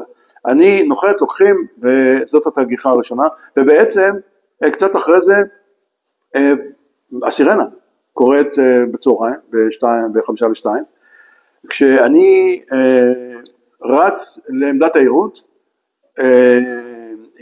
עם מספר 2 שלי, ואנחנו מזנקים, כשהכוונה הייתה לזנק לכיוון אחת החזיתות, אבל הבקר אומר לי, אתה תישאר בהגנת שטח מעל חצור.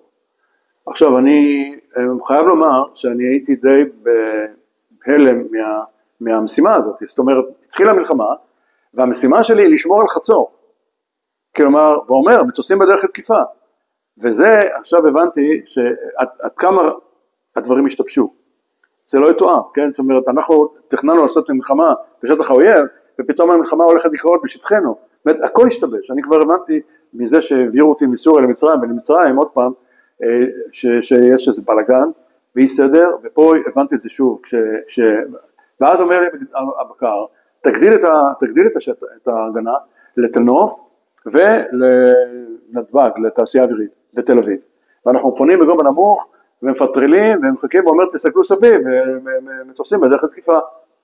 אוקיי, זה לא נתפס, אבל אוקיי, זה נועדנו. בשלב מסוים, הבקר אומר לי, שים לב, רביעייה אחרי תקיפה, כיוון 240 מאשדוד, גובה נמוך מעל הים, למפגש רשאי. זאת אומרת, זה כל ההוראות שיש לך בשביל ללכת עכשיו להפיל אותם. אני שואל את שניים, ראית משהו? אומר לי לא, מה זה ראית משהו? כי כשאחרי תקיפה יש עשן, יש פצצות, אתה רואה פצצות, אתה רואה אש, אתה רואה עשנים, אתה רואה, ולא ראינו כלום, לא ראינו כלום. אבל אמרתי לעצמי, כנראה הייתה תקיפה, פישלתי, לא ראינו את התקיפה. אין מצב שאני לא מפיל אותם, זה הדבר האחרון שעוד נשאר לי, זה להפיל אותם כשלא ראינו את התקיפה.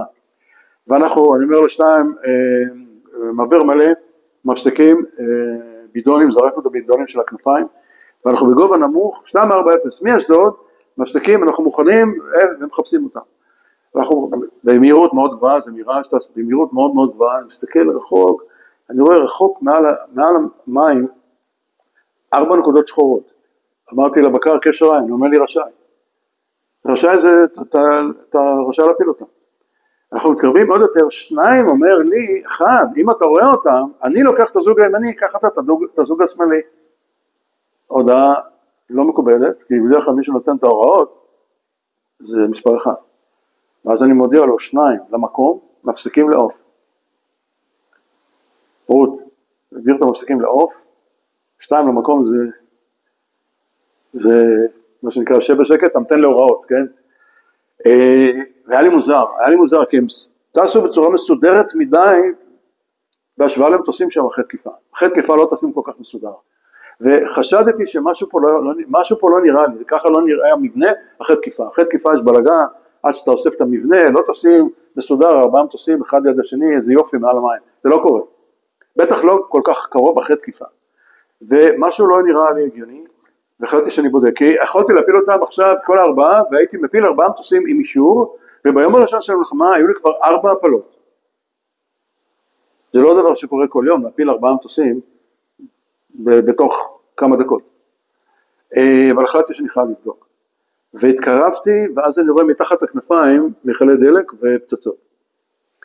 אבל אני מתקרב עוד יותר, ואני רואה שזה 4 מטוסים של טייסת 105, בדרך לתקיפה במצרים ולא אחרי תקיפה.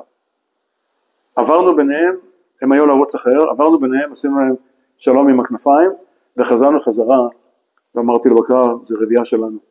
הוא לא ענה לי על ההודעה הזאת, הוא לא ענה לי עד היום על ההודעה הזאת שלי. חזרנו חזרה, המשכנו לפטרל, גמרנו את הדלק ונחתנו. אני אחדד את זה, זה פשלה נוראית של הבקר? זה פשלה שמורכבת מכל מי שזיהה את זה כמבנה אחרי תקיפה, ומי שנתן לי אישור להפיל, זה לא הבקר עצמו, הבקר שהוא מדבר איתך, הוא מדבר איתך... מה אתה אומר, מבצעים של חיל האוויר? כן, זה תחנת הבקרה, מזהה מטוסים, היו מטוסים מצרים שתקפו, והם היו בטוחים שאלה מטוסים שתקפו, כי פתאום ראו 4 מטוסים בגובה נמוך מעל הים, אז הם עשו 1 ועוד 1, היו תקיפות, אז בטח זה אלה, אז תפיל אותם. זה החלטה שמורכבת מתמונת מצב שגויה לחלוטין, שהייתה בתחנת הבקרה הצפונית, ואני קיבלתי אישור להפיל את המטוסים האלה, ואני בגלל זהירות או חוש אישי כזה, היה לי תחושה שאני חייב לוודא, אני לא הפלתי אותם, זה היו 4 מטוסים שלנו, פשוט יכולתי להפיל 4 מטוסים שלנו, והיו לי על הלוח 4 פלות, כן? קשה לתאר מה היה קורה עם דבר כזה, ומהר מאוד הבנתי שזה לא יכול להיות, וצדקתי, ומטוסים שלנו בדרך התקיפה, אחרי הנחיתה, אני שואל שאלת הדיוט, כן. אין קשר בין המטוסים באוויר? הלא הם רואים אתכם, אתם רואים אותם. לא, זה לא עובד ככה, הכל בקרה? לא, זה מסובך, המטוסים בדרך התקיפה הם על ערוץ בקרה עד התקיפה, אחר כך הם עוברים לערוץ בחציית קו, מטוסי יירוט על ערוץ אחר של בקר שרק מסתכל מטוסים שהם אמורים להפיל, ואין קשר בין המבנה הזה למבנה הזה, ואולי יש עוד 10 מבנים שטסים למקומות אחרים, אז לא כולם על אותו ערוץ. אין ערוץ מאחד, ערוץ חירום? יש ערוץ חירום, אבל לא הייתה לי סיבה להשתמש בו. אילו לא היה לי קשר עם יחידת הבקרה, מאיזושהי סיבה, אז הייתי יכול בערוץ חירום, להגיד מבנה של רביעייה, גובה נמוך, צפונית לברדוויל, עוד קריאה, ואז הייתי יכול לתקשר איתם. אבל בתכנון אתה לא, תחשוב, 10 מטוסים באוויר, כולם מדברו בקשר, ואתה לא יכול להכניס מילה. הקשר הוא פר משימות, פר אזורים, זה לא מתקשרים, לא היה קשר. ונחתנו, ואחרי נחיתה מספר 2.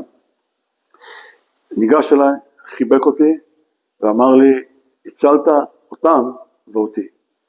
אוקיי? ומאז לא דיברנו עד היום. זאת הגיחה השנייה שעשיתי בעצם במלחמה. ופה אני בחרתי עוד כמה גיחות, כי עשיתי 36 גיחות במלחמה עד ה-20 לאוקטובר. המלחמה נמשכה עוד כמה ימים אחרי זה, כזכור. והגיחות שבחרתי לספר עליהם הם אלה. כמובן עשיתי הרבה פיטרולים וצילומים בצפון ובדרום ואיפה לא, ומפגשים ומה לא, אבל יש כמה גיחות שאני חושב ששווה לספר עליהם. ככה, טייס 101 הייתה בתורנות ברפידים בפרוץ המלחמה. אבי ניר קורא לי, אומר לי, אתה יורד לרפידים, מפקד על הרביעייה, זה רביעייה. כי מי שהיה שם זה האפשטיין, שהיה במטה, והיה צריך להעביר אותו חזרה למטה. הוא היה שם בשישי שבת, והיה צריך לחזור חזרה למטה. אבי ניר אומר, אתה יורד, אתה מחליף אותו, אתה מוביל את הרביעייה ברפידים, אוקיי. ואיך אני יורד לרפידים? אני לוקחים אותי ברכב לבחר 27, וסטרטוקרוזר הולך להטיס חיילים בלילה לרפידים, זה המטוס שאיתו אני אטוס לרפידים.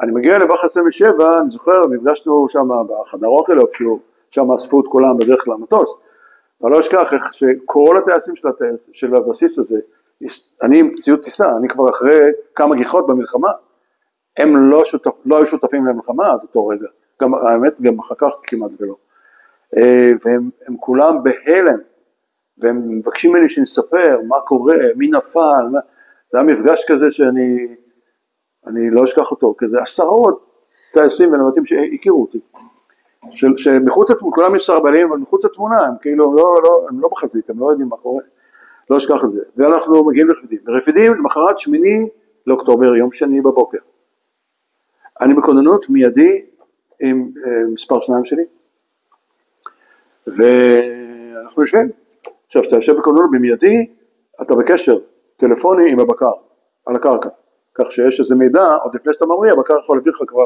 מידע מודיעיני או אחר, שקשור למשימה שהוא הולך להזניק אותך. ובשלב מסוים אומר לי הבקר, רביעייה בדרך לחציית קו לתקיפה. אז אני אומר, אנחנו מזנקים, הוא אומר לי, אל תזנק, אנחנו נזניק אותך.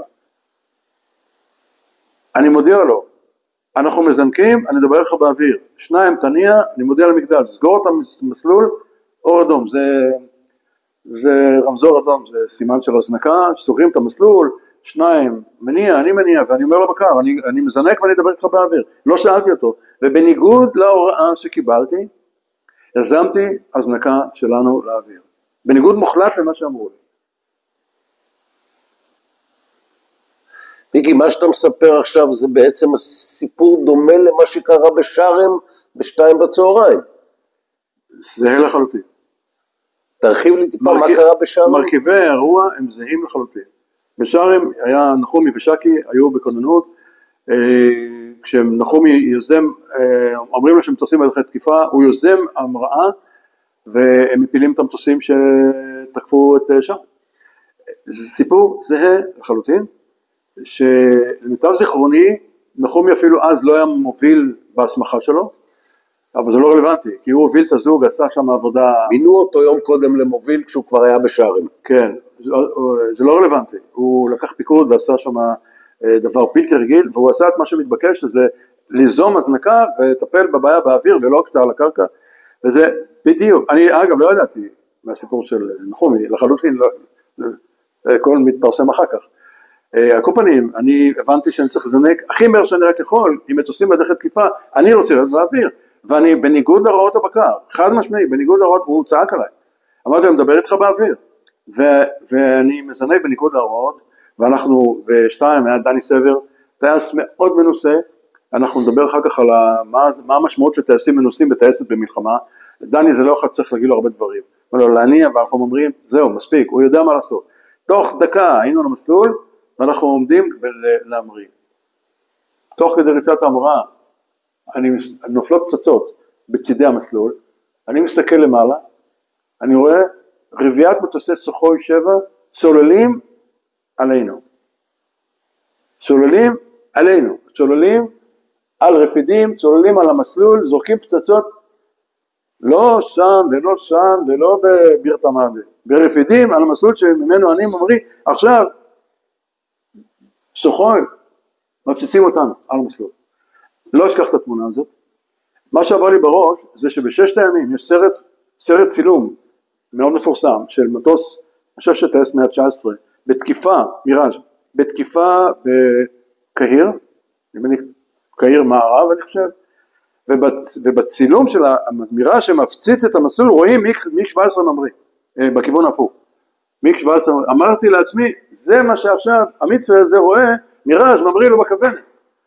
אני בנקודה הזאת מחליט, הם לא חוזרים לנחיתה, אני זוכר את זה כמו עכשיו, הם לא נוחתים היום, הם לא נוחתים, הם לא מגיעים לנחיתה, אנחנו מפילים אותם, לא מעניין אותי איך, לא מעניין אותי מתי, אני ארדוף אחריהם עד הנחיתה, אם לא בהקפה, אם לא בדתק, אם לא כשהם הולכים לטייסת, ואם לא בטייסת, ואם לא בנגורים, הם לא חוזרים לטייסת. אני זוכר את זה עד היום. ואנחנו אומרים, כאשר מטוסי הסוחוי הם בכיוון מולנו, בצלילה, למהירות מאוד גבוהה, ופונים להתרחק, ואנחנו אומרים לכיוון ההפוך, מטוס מסורבה, 3 בידונים, מהירות נמוכה, אני אומר איך נגיע אליהם, לא מעניין אותי, נגיע אליהם.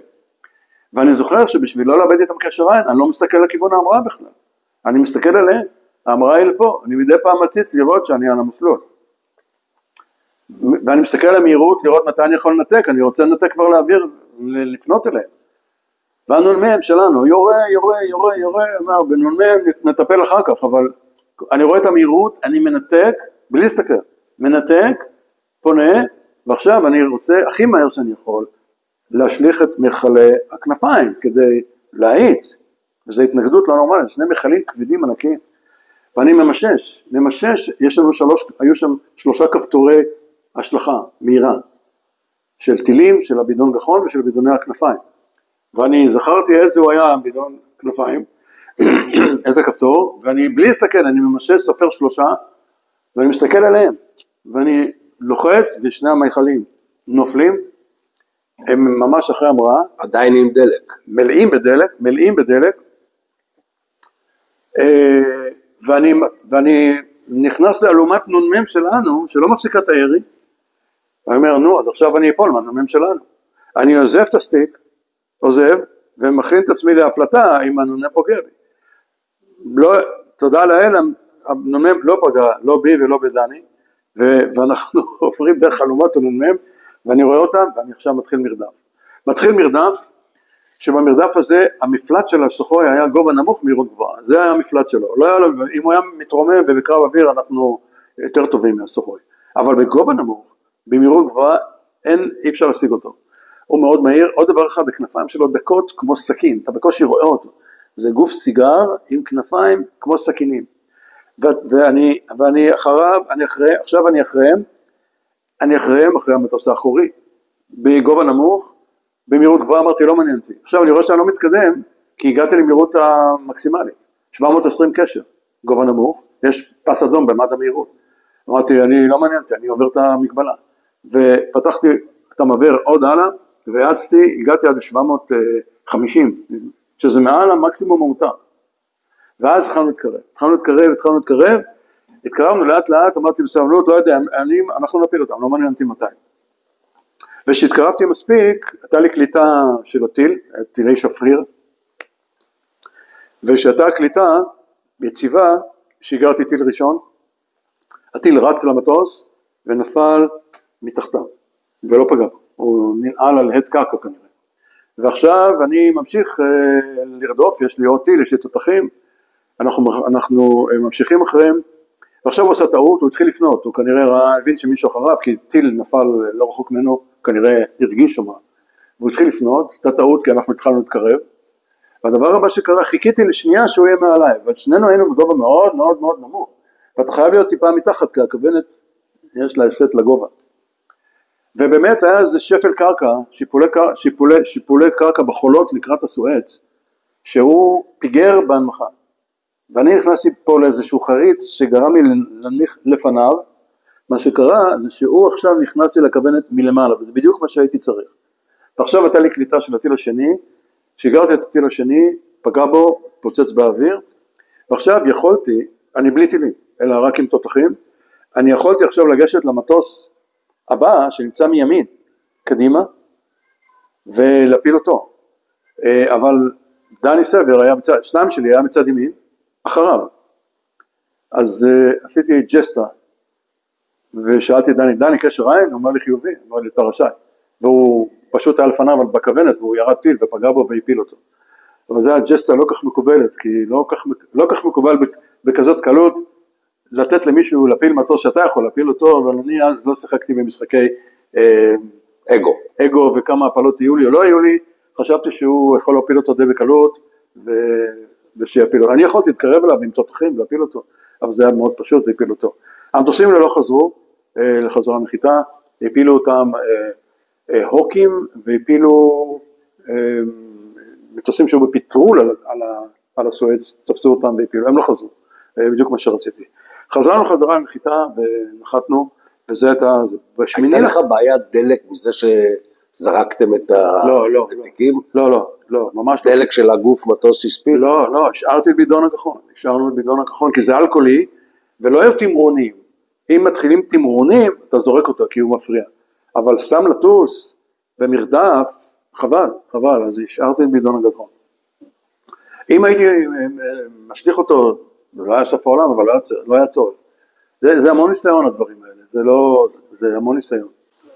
הגיחה הבאה היא ב8 לאוקטובר, באותו יום, בבוקר, הקרב אוויר, הפעלה הזאת, ב8 לחודש, ברפידים, עשיתי 6 גיחות, 2 מתוכם בלילה.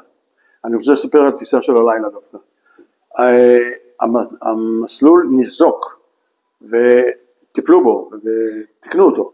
המסלול היחידי שהיה בשימוש הזה היה מקביל. לילה חשוך, מזניקים אותי למפרץ סואץ, לתקוף סירות קומנדו. עכשיו, אתה טס לבד, אין לך נווט, אין אמצעים, אין כלום, אתה נוסע למפרץ, מה אתה רואה? אתה לא רואה כמעט כלום. עכשיו, כל הטיסה הזאת עכשיו שאני מספר עליה, חושך מצרים, שזה מתכון לוורטיגו, דבר נוסף שאני אומר לעצמי, איך אני נוחת? אני עוד לא יודע מה אני הולך לעשות, אבל איך אני נוחת? כי הנחיתה הולכת להיות על המקביל, נחיתה במיראז' היא מאוד בעייתית, המקביל הוא צער, זה לא מסלול, זה צער, אתה לא יכול לפספס, אתה חייב מאוד לדייק, ובנחיתה אתה לא רואה את המסלול, בגלל זווית ההתקפה הגבוהה. וכל הטיסה הזאת, אני אומר לעצמי, עם הטיסה, עם המשימה אני אסתדר, איך אני נוחת? זה מה שעובר לי בראש. הדבר הבא, שאני מתקרב לסואץ, אומר לי הבקר, יש פה, מסתובב פה, מטוס, מיג 21, היו להם כמה מטוסים עם נייט פייטר, שדגם לטיסה בלילה, היה להם מקם, היה להם, לא איום מי יודע מה בכלל, אבל מסתובב שם מטוס עם טילים, שמחפש אנשים את המטוסים כמוני, והפתרון היה די פשוט לא לשמור טיסה ישרה ואופקית, ללא תמרון, אלא לתמרן תמרונים אפילו כאלה, אבל זה מונע ממנו לנעול, וזה מונע מהטיל לפגוע, וזה בלילה, חשוך. עכשיו, אם בלילה חשוך, די קל להיכנס לוורטיגו, אז התמרונים האלה, זה מתכון בטוח להיכנס לוורטיגו, בטוח. ואני עושה את התמרונים האלה, ואני מגיע לסואץ, מתיישר, משליך נורים, היו לי נורים, מאיר את המפרץ, אני לא זוכר שראיתי משהו, אבל נכנסתי להפצצה, הפצצתי את מרכז המפרץ, אדם, אני לא יודע אם זה פגע, לא פגע, ניסיתי במודיעין חיל הים אחרי שנים, אין מידע על המשימה הזאת בכלל.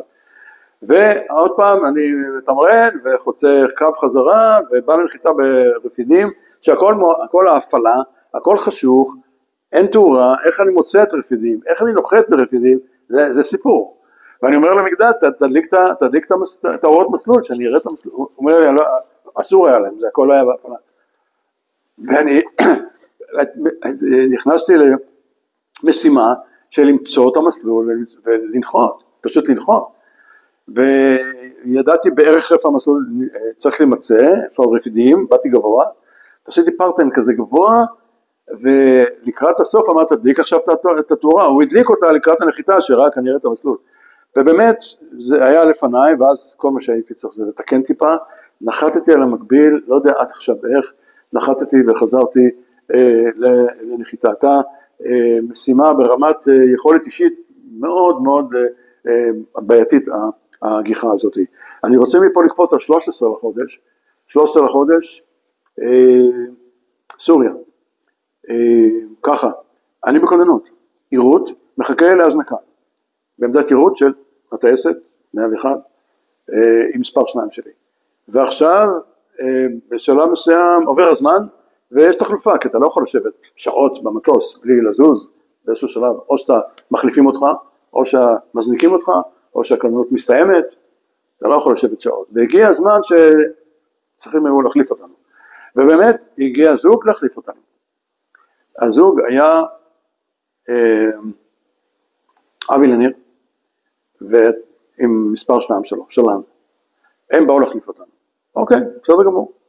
אבי לניר היה לידי, המטוס שלו היה לידי, כאן, לידי. ותוך כדי שהוא נכנס ונקשר, אני לא יוצא עד שהוא לא מוכן, ומודיע לי בקשר או בסימן יד, אני בסדר, אתה יכול לצאת.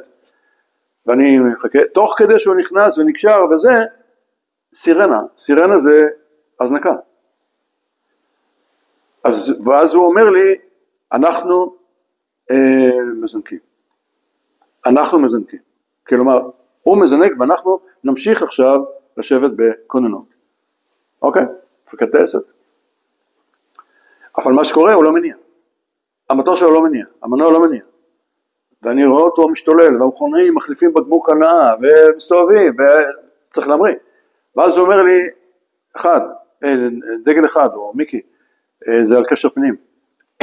צא עם מספר 2 שלי, כי מספר 2 שלו כבר היה מונע, חיכה כל רגע שמספר 1 של אבי ניר יוביל את ההמראה ויוצאים.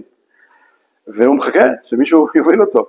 ואני אומר, אוקיי, בסדר גמור, ואני מניע ועולה על המסלול, ושניים שלו מצטרף אליי ואנחנו ממריאים, ובאוויר המגדל אומר לי, הבקר אומר לי, פטרול באצבע הגליל. נתיב פטרול, מקביל הרמה, נתיב פטרול שהכרנו אותו כל הזמן. ואני מסתובב שם, גובה 12,000 רגל, הלוך חזור, קריית שמונה, דרומה, מסתובבים, חווים. אומר לי בקר, רביעיית מיגים מזרחית לכם. הודעה שגרתית, זה לא משהו מיוחד. אוקיי, ועכשיו באיזשהו שלב הוא אומר לי, אוקיי, אנחנו מכניסים אתכם למפגש. אוקיי, אני זוכר, זה היה צפונה, הוא אומר לי ימינה, 090 למפגש, 35 מייל, או 40 מייל, משהו כזה, הוא אומר לי, תטווח אליהם. הוא אומר, שניים, מפסקים, מחלים, נתיקים, מפסקים, כוח מלא למפגש, ואנחנו פונים לכיוון מזרח. עכשיו, צריך להבין, זה עמת, 12,000 רגל לתוך מערך טילים צפוף סורי, זה מה שאני הולך לעשות עכשיו. אני יודע שזה, אני הולך לעשות את זה, אבל התיאוריה אומרת שאם אתה נכנס לעמת מול מטוסי אויב, אז העמת לא פעיל כדי לא להפיל את המטוסים הסורים במקרה הזה. ולכן נכנסים לעמת, אוקיי, נכנסים לעמת, אין מה לעשות. ואנחנו בכוח מלא נכנסים, והבקר אומר לי 20 מייל בשעה 1, ישר לפנים, אחר כך זה בשעה 1, ישר לפנים 20, 15, 10, אני שואל 2, אתה רואה משהו? הוא אומר לי לא, ואז ראיתי טוב במרחקים האלה, לא רואה כלום. 2 גם אומר לי, עכשיו, מהירות הסגירה היא מאוד גבוהה, והוא אומר לי, הבקר, חלפתם, ואני לא ראיתי שום דבר שחלפנו. ואז אני אומר לבקר, אני לוקח 2 שבירות לגובה נמוך. הבנתי שאין לנו מה לעשות פה, אנחנו בלב עמת ואין מיגים, אני לא ראיתי מיגים, אין פה מיגים, ואם אין פה מיגים, אין לך מה לעשות פה. עכשיו, כדאי שתצא מפה הכי מהר שאתה יכול. והייתה לנו תרגולת כזאת של שבירות לגובה נמוך, בשבירה השנייה עברו 2 טילים מאחרינו, מסוללה שירתה עלינו.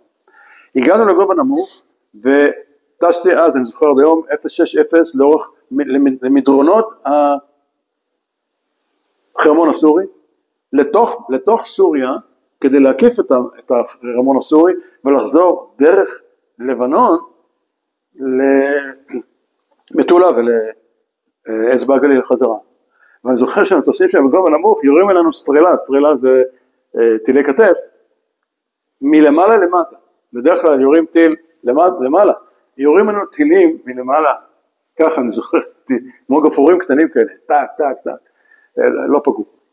ואנחנו חוזרים חזרה לפטרל בשארית הדלק, כבר לא לנו הרבה דלק, והם מחזירים אותם חזרה לחיטה.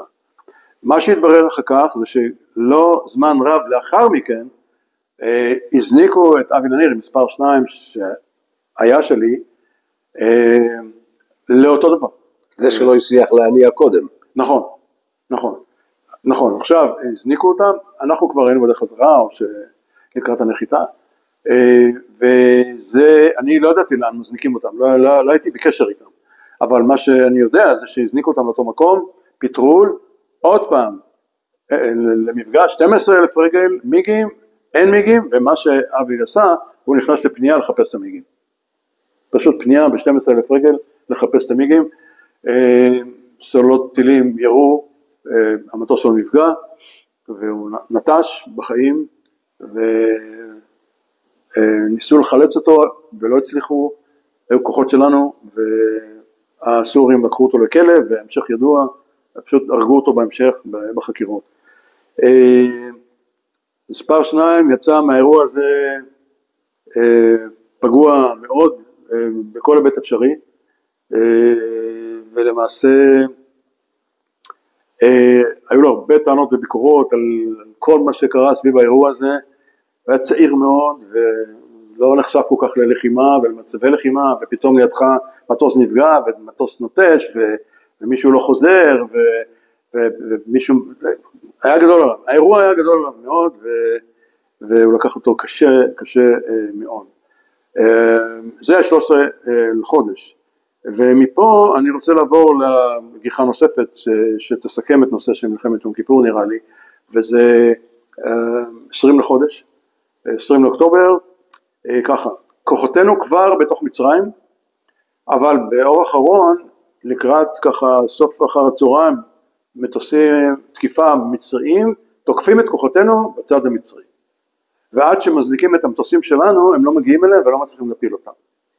אז הוחלט לקחת אותי ולשים אותי בפטרול בגובה נמוך בדממה דרומית לפעיד, דרומית לאיפה שכוחותינו נמצאים, דרומית לאזור שאליו מגיעים מטוסים מצרים לתקוף, כדי שיהיה מאוד קרובים ונתפוס אותם ונפיל אותם. זה היה הרעיון. באוויר צירפו לי עוד זוג של 113, ולמעשה הובלתי את כל הרביעה, חצינו קו, לפי התכנון, דרומית לפעיד, גובה נמוך, מפטרלים, מחכים להוראה.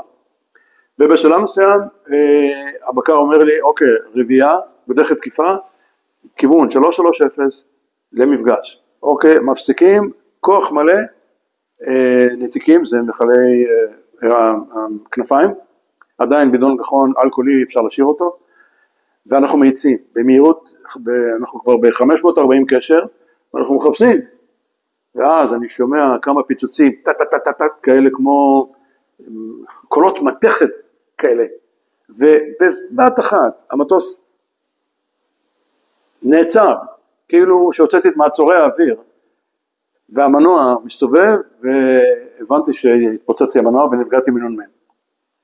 אוקיי, נ"מ קל, זה 20 לאוקטובר, אין כבר נ"מ, אין טילים, אין כבר כלום, אבל יש נ"מ קל, טסנו מעל הצבא המצרי, חיילים, יורים על מטוסים שעוברים עליהם, ואני נפגעתי מנ"מ קל במנוע, מנוע הלך לגמרי, וזה מטוס חד מנועי, ונתתי הוראה לשתיים, להצמד אליי כי אני כנראה אנטוש, ולשלוש להמשיך את העירות, ואני מושך לגובה, זורק את בידון הגחון, זורק את הטילים, ופונה לכיוון אגם המער, ומודיע לבקר, אני הולך לנטוש, ואני רואה שהמטוס עדיין בשליטה מוחלטת, אז אני אומר בוא נחכה, יש לי עוד גובה, אז בוא נחכה רגע אחד, לא ננטוש, כי למטה מלחמה. רגע, אני רוצה להבין, נפגעת בגובה נמוך, המנוע הלך והצלחת להתרומם? כן, הייתי מהירות מאוד מאוד גבוהה, הייתי ב-550 קשר, והמהירות, מהירות עצומה, אתה מושך, המהירות קטנה, אבל אתה מגיע, הגעתי לגובה של, אני חושב, 6,000 רגל, משהו כזה. עכשיו, לאמירה זה לא הרבה, זה נשמע הרבה, זה לא הרבה. כי עכשיו המטוס פשוט נופל. ולקחתי כיוון לכיוון אגם המער, ואמרתי לבקר, אני הולך לנטוש, וידעתי שאני מסודר עם הרצועות, עם זה, קשור כמו שצריך, אתה יודע, נוטשים, צריך לעשות סדר, סודר, לאט לאט. מוכן לנצישה. מוכן, יש המון זמן, אתה הולך לנטוש, בוא, נעשה את הכל, סודר. והמשקף נעול, והכל מוכן, והודעתי לבקר, ושמתי את הזעת בקוד של איפה אני, והבקר אומר לי, מזניקים מסוק לכיוון שלך, וזו, מעל אגם המער, אני פשוט החלטתי שאם אני נטוש באגם המער, כוחותינו יגיעו אליי לפני כוחותיהם, זה מה שעבר לי בראש. יש עדיפות איפה לנטוש, מהמים או קרקע? קודם כל, לפעמים אין לך ברירה. לא, כשיש ברירה. כשיש ברירה, אני חושב שהעדיפות היא יבשה. העדיפות היא יבשה. אוקיי, עכשיו ההחלטה, עכשיו מה שקרה מעל האגם, אני טסתי, המהירות הסו-קולד מיטבית לגלישה של מיראז', שזה, איזה גלישה? זה אבן נופלת מהשמיים, זה הגלישה של המיראז'. אגב, אותה טיסה ספציפית, טסתי על מטוס נשר ולא שחק, אוקיי? חדש לגמרי מהתעשייה האווירית שהגיעה באמצע המלחמה, כן? המהירות היא 300 קשר, אבל המהירות המיטבית לנטישה היא 200 קשר. אז אמרתי רגע אחד, מעל אגם המער, אם אני אקטין את המהירות ל-200, אני עובר את האגם ואני נוטש בחולות של סיני. עם חיסרון אחד, זה הולך להיות בערב השלישית. אבל מה שהוא אמר לי, לא יודע, עדיף, תן לי לנחות על חולות ולא בים. ההחלטה הזאת הצילה לי את החיים, כי החלטתי שב-600 רגל מכשירי, שזה 400 מעל פני השטח, אני נוטש, ויהי מה, איפה שזה לא יצא. כי אם יש לי איזו בעיה, תקלה, יש לי ציפה גובה לתקן, אם צריך, אני לא יודע מה. ובאמת, הגיע מד הגובה, הודעתי לשניים, דרך אגב, אמר לי קודם, השניים שלי היה איתן קרמי, טס מאוד מנוסה שלצערי נראה כך באיזו תאונה מיותרת, והוא אמר לי, אחד, זה לא נראה טוב, תנטוש, שאני אקדים את הנטישה. התחיל להיות חם בתחת הטייס, מד הטמפרטור של המנוע היה למקסימום, זה לא נראה, זה לא מקום שאתה יכול להישאר בו עוד הרבה זמן, אבל אמרתי, אני אחכה עוד רגע אחד ואני אנטוש. נטשתי מיד עם ההפלטה, איבדתי את ההכרה, ומצאתי את עצמי מחוץ למטוס. אני זוכר שאני מתעורר פעם אחת בכאבי תופת, ואני רואה מטוס כמו דגם שבנו, טס בשקט ככה, לקראת הנחיתה, כי מה שלא הדגשתי זה שלפני הנטישה, קיזזתי את המטוס, קיזוז מושלם, ב-200 קשר, כי אמרתי שהמטוס ינחת, אולי ינחת שלם על החולות של סיני. למה? כי שנים קודם, הרן פקר נטש מיראז' בפיינל לחצור, במהירות נחיתה, אמנם עם גלגלים, והמטוס נחת על המסלול, ירד מהמסלול, ניזוק, אבל תקנו אותו והוא חזר לשירות. אמרתי אותו דבר, שהנחת המטוס שלם על הקרקע ושינסו לתקן אותו. והמטוס שאני זוכר אותו, טס ככה, בלי טייס, ישר במהירות, בזווית הנחיתה, צורה מושלמת. איבדתי שוב את ההכרה, אני נוחת על הקרקע, אני מנסה לקום, לא יכול, אני משותק כל החלק התחתון, עוד לא הבנתי מה קרה לי, לא יכול לקום, לא יכול לקום, כבד תופת, אני זוכר שאני ממשש ומוציא את הרינה, ואני שם אותה בשעה 6, כי זה היה דיבור מסועה, מה שאז קראו, רינה זה מכשיר קשר לחילוץ, ואני שומע דיבורים שאיתן קרמי מודיע, מכוון את המסוק, ואומר לי, אחד, אם אתה שומע אותי, לך למטוס שלך, לשם מכוונים את המסוק. ואני הולכת ואיזה, לא יכול לעמוד, לא כאבים, לא, נפצעתי, ואני אומר לו, אחד, אני לא יכול לזוז, משהו כזה אמרתי לו, וכנראה שהוא גם ראה, כי שכבתי שם, לא זזתי, וקיבלו את המסוק אליי, כמה זמן זה לקח אני לא יודע, כי זה נראה לי כמו שנה, כאבי תופת, שקשה לתאר, מכיוון הגב, ואני זוכר שאמרתי לעצמי ככה, הדבר שהכי הדאיג אותי, זה שלא שאני אפול בשבי, אלא שאם אני אפול בשבי, אני נופל בשבי חסר אונים, וזו תחושה איומה, כלומר, אתה לא יכול לדבר, אתה סובל מכאבי תופת, חייל פשוט יכול לעשות איתך מה שהוא רוצה, וזו הרגשת חוסר האונים הזאת, היא נוראית, כי כשאתה נופל בשבי, כשאתה בכושר, אז זה לא אומר שאי אפשר לקחת אקדח ולהרוג אותך, אני לא אומר שלא, אבל לפחות אתה מתפקד, אתה מדבר, אתה עושה משהו, וזו הייתה תחושה שאני סמרטוט, שלא יכול לעשות כלום, הגיע מסוק, נחת לידי, מילא אותי בחול, ואני לא זז, אז הוא רואה שאני לא זז, הוא מבין שאני פצוע, אז הוא מדלג יותר רחוק, יורד רופא עם שני חיילים, אז עוד לא היה 669, והוא מביא את הראש שלו קרוב לפה, ואני אומר לו, אגב, והוא ראה שגם כואב לי, הוא לי, אוקיי, קיבלו אותי לאלונקה, למסוק, המסוק לוקח אותי עכשיו לבית חולים שדה ברפידים, הטייס שחילץ אותי זה שרי גולן, בקורס 50, גם הוא מחיפה, וכל הטיסה הוא מסתכל אחורה לראות אותי, וכל שהיא מסתכל קדימה לראות מה קורה איתי, ואנחנו נוחתים ברפידים, אומר לי רופא, עוד מעט, מיקי, עוד מעט לא יחב לך, ואני לא מבין איך רופא קורא לי בשם, שואל אותו מי אתה? אומר לי, אני הגיס של אריאלה, אריאלה הייתה חברה של חיים מולצמן מהקורס שלי, שאני הכרתי לו אותה, והיינו בקשר מאוד טוב, והכרתי את המשפחה, והוא זיהה אותי,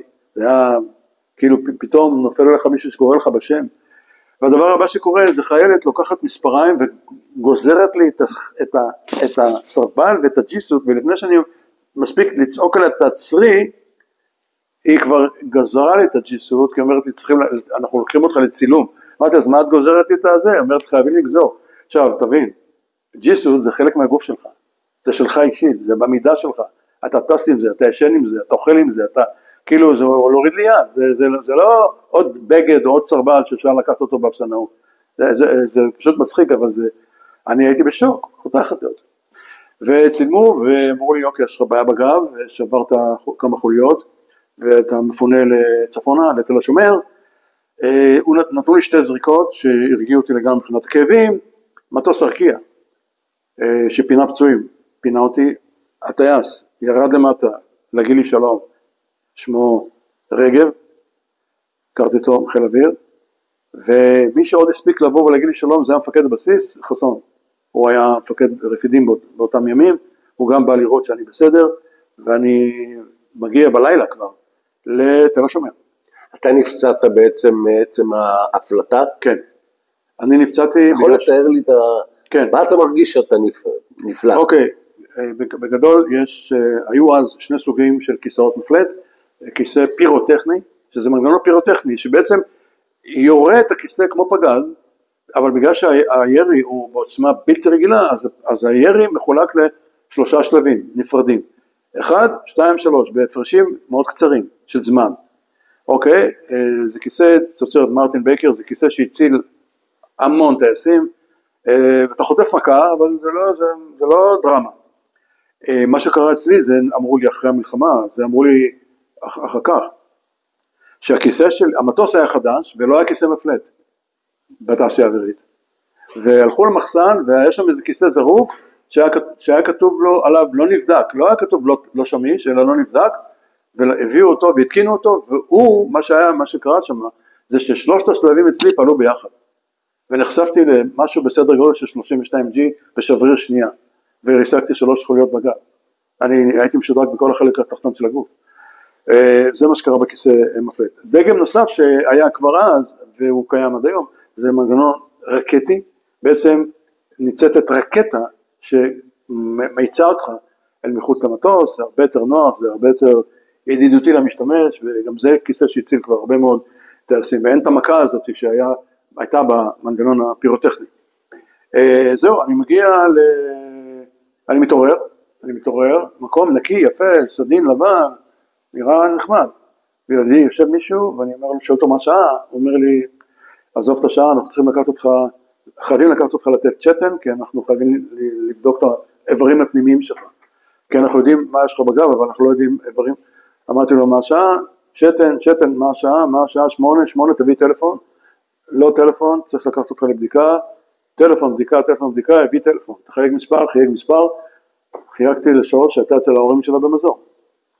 למה עשיתי את זה? כי היה לנו הסכם לא כתוב שכל יום במלחמה, אחרי החשיכה, יש הפוגה עד טיסות הלילה, אז יש קצת זמן, אז נהגתי בערב להתקשר, מה נשמע, הכל בסדר, כן, הילדים, כן, אוקיי, זהו, ולהתראות.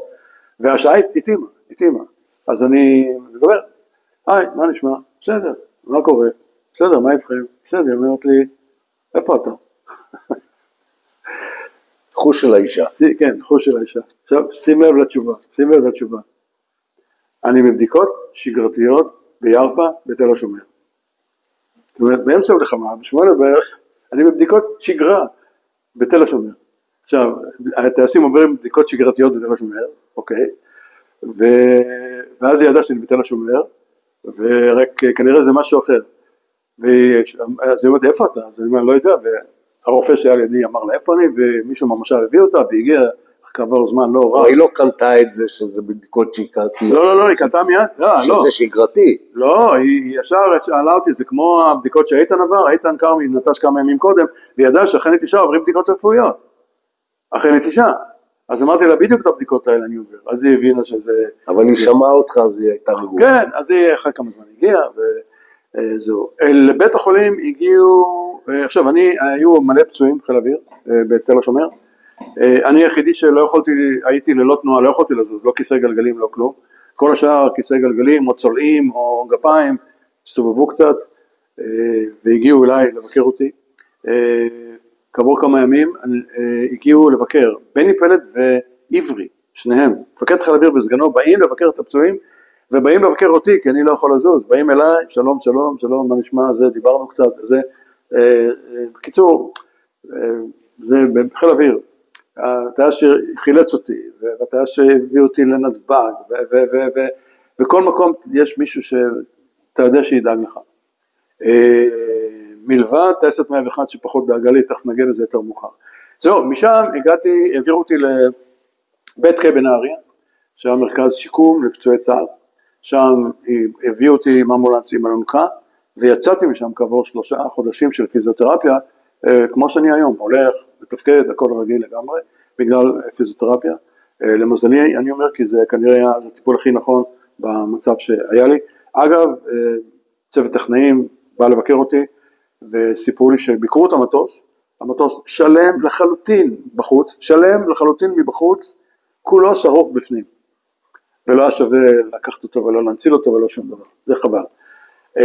הביאו לי חלק מהמטוס מישהו בבית חולים לקח לי את זה, חשב שזה פסולת או מה, וזרק את זה, זה חלק שרוף מהמטוס, מהמנוע.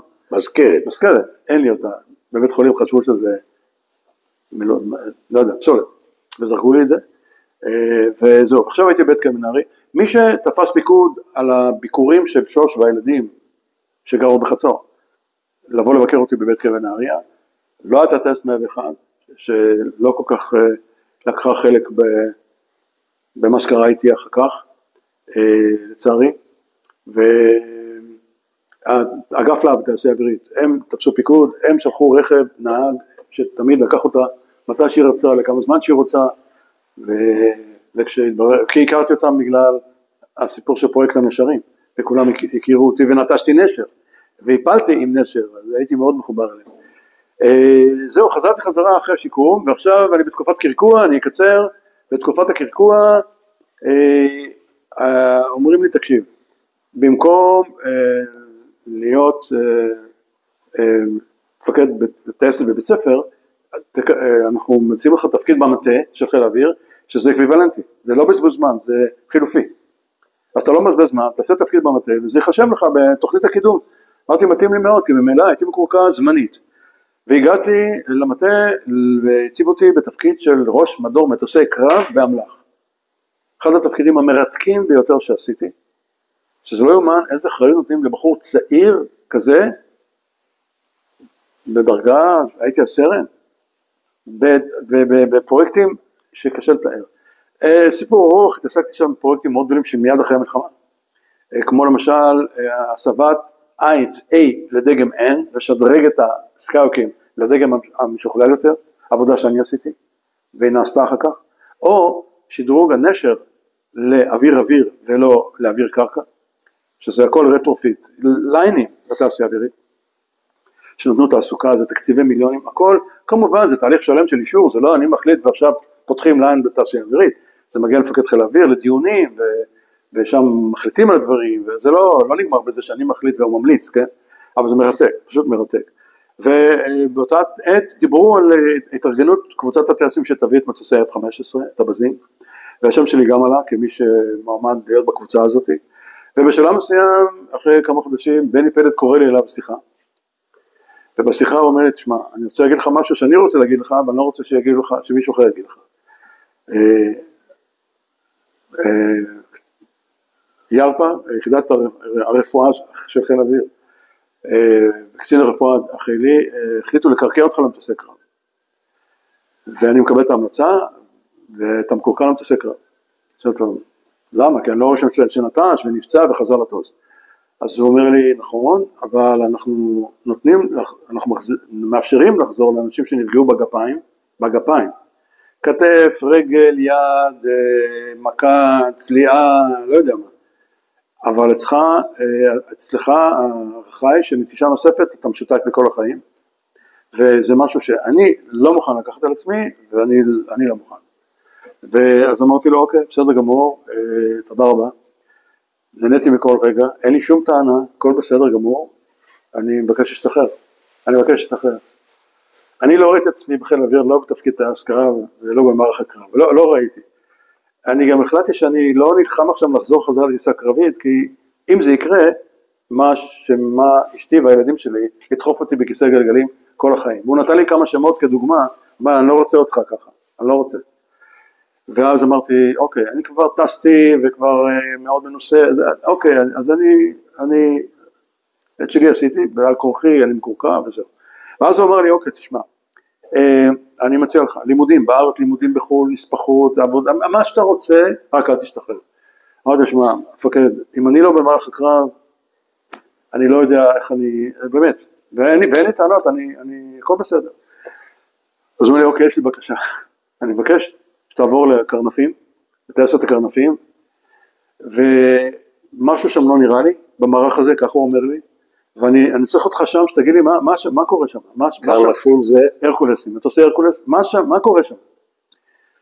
ומשם תעשה מה שאתה רוצה, כולל אם תרצה שתחרר, חבל, אבל תצטרך להשתחרר, אבל ההחלטה שלך, מה שאתה רוצה, ואני לקחתי את האתגר, ועברתי לקרנפים, ופה הגעתי לטייס 131, הייתי סמ"ט א', סגן מפקד טייסת 131, וכמו שהגעתי די מהר אחרי שהגעתי, הבנתי על מה הוא מדבר, לא הכרתי, זה לא היה חיל האוויר שאני הכרתי, אגב אני חייב לומר שמערך התובלה הזאת היום הוא נראה אחרת, והרבה שנים הוא נראה אחרת, זה אנשים מופלאים, טייסים פנטסטיים, משימות לא נורמליות, זה מטוס שיודע לעשות דברים לא נורמליים, אבל אז שאני באתי והצעתי שזה יקרה, זה היה מוקדם מדי בשביל מי שהיה שם, ולא כל כך עזרו לי לקדם את הנושאים.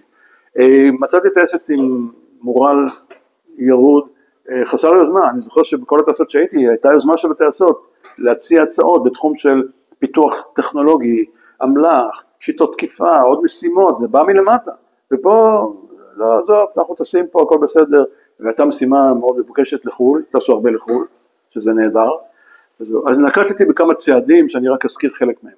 קודם כל, דבר ראשון, כתבתי ספר מטוס לקרנף, שלא היה קודם, וחילקתי את זה לכל הטייסים, נווטים, מכוננים, סדיר, מילואים והצח. זה היה כך מוצלח שהטייסת השנייה, 103, קיבלה קרנפים, העתיקו את אותו ספר. הספר הזה קיים עד היום, אוקיי? היה ספר, איך עושים? עד אז לא היה, כל תורה שבעל פה.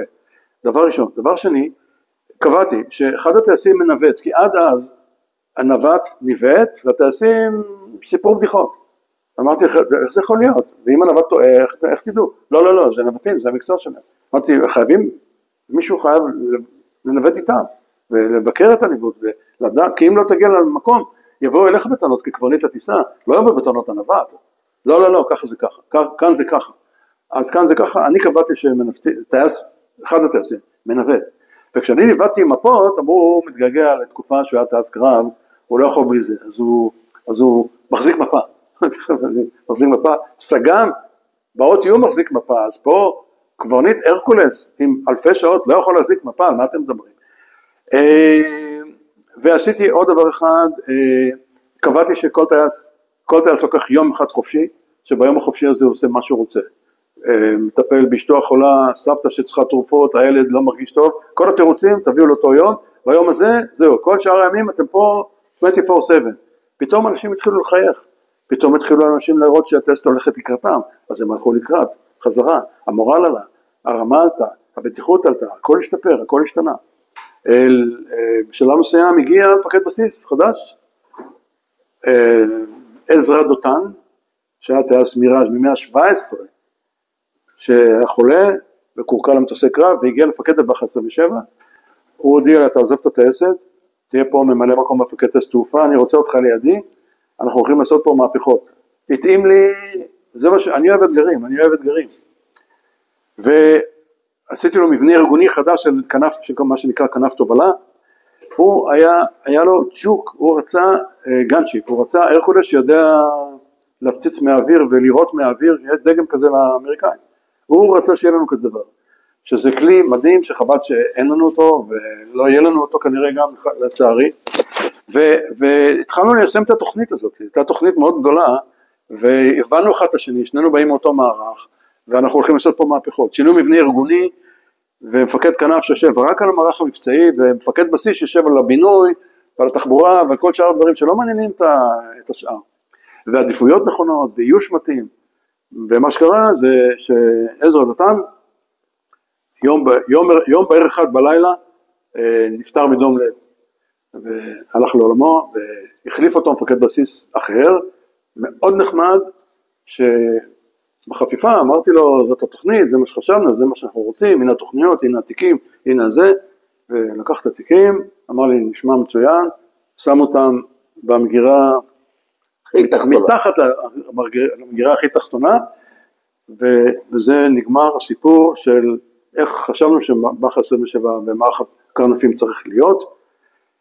אגב, כשהייתי בטייסת תעופה, קרה האסון בג'בל אילן, שקרנף שנכנס בג'בל אילן, כפי שזכור, זה קרה מפני שאף טייס לא החזיק מפה, רק נווט החזיק מפה וטעה, וגם במספר 2 הנווטים לא החזיקו מפה, כי מדובר היה בנווט מאוד בכיר, מילואימניק שהדריך סדיר, והם טעו בניווט, והמטוס נכנס. ואם מישהו היה מחזיק מפה, זה הכל נראה אחרת. יש מסקנות של ועדת חקירה, ואחד הדברים הראשונים זה אחד הטייסים מחזיק מפה, אבל כשאני ביקשתי שיעשו את זה, זה נשמע היה קצת זה. הבנתי בדיוק למה בני פלד התכוון, והחלטתי שבהזדמנות הראשונה אני משתחרר, ואני עובר לאל על, ובאמת הייתי צריך לקבל את טייס 131, ואז החלטתי, בדיוק נפתח קורס באל על, והחלטתי שאני משתחרר, עובר לאל על. כן, אוקיי, רק חשוב להזכיר שבמסגרת הטיסות שלי ב-131 השתתפתי במספר מבצעים,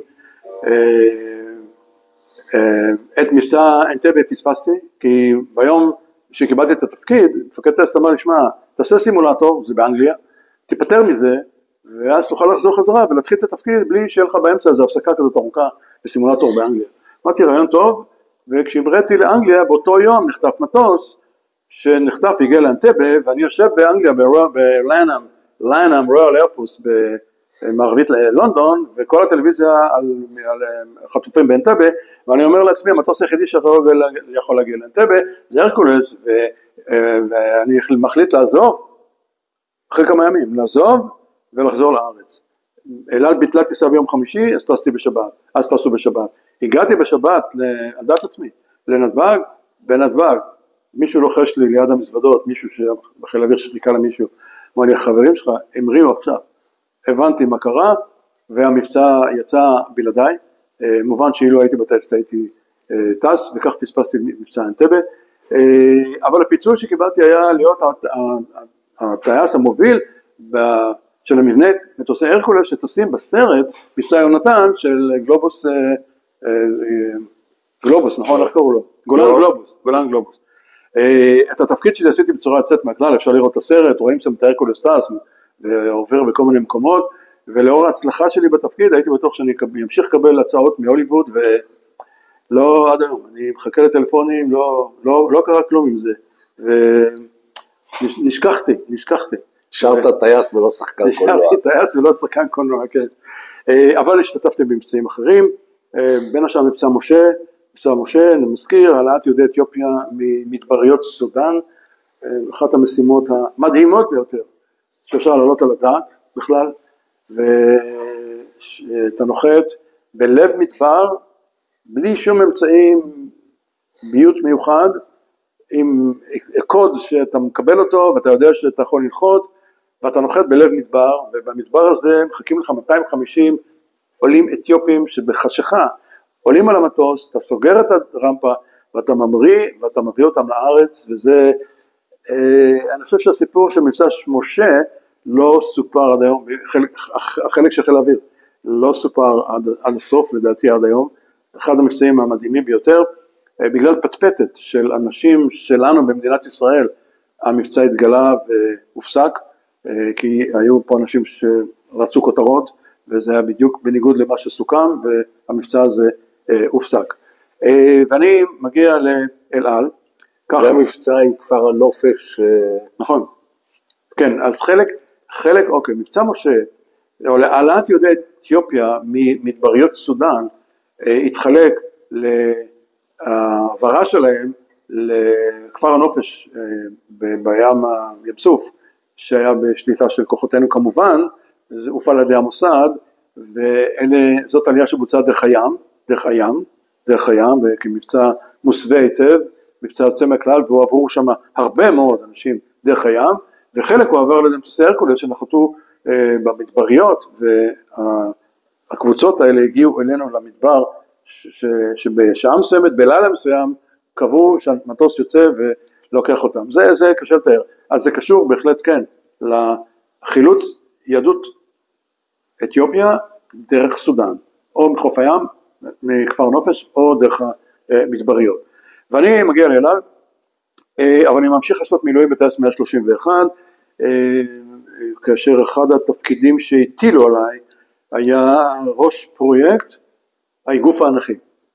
צה"ל היה לו אז פרויקט של איגוף אנכי, שיותר מאוחר בוטל, ושאלתי למה אמרו לי, זה פרויקט ארוך טווח, זה המון אימונים ותרגולים, זה פרויקט מאוד גדול, זה פקודה ענקית, אתה נשאר, אנחנו מתחלפים.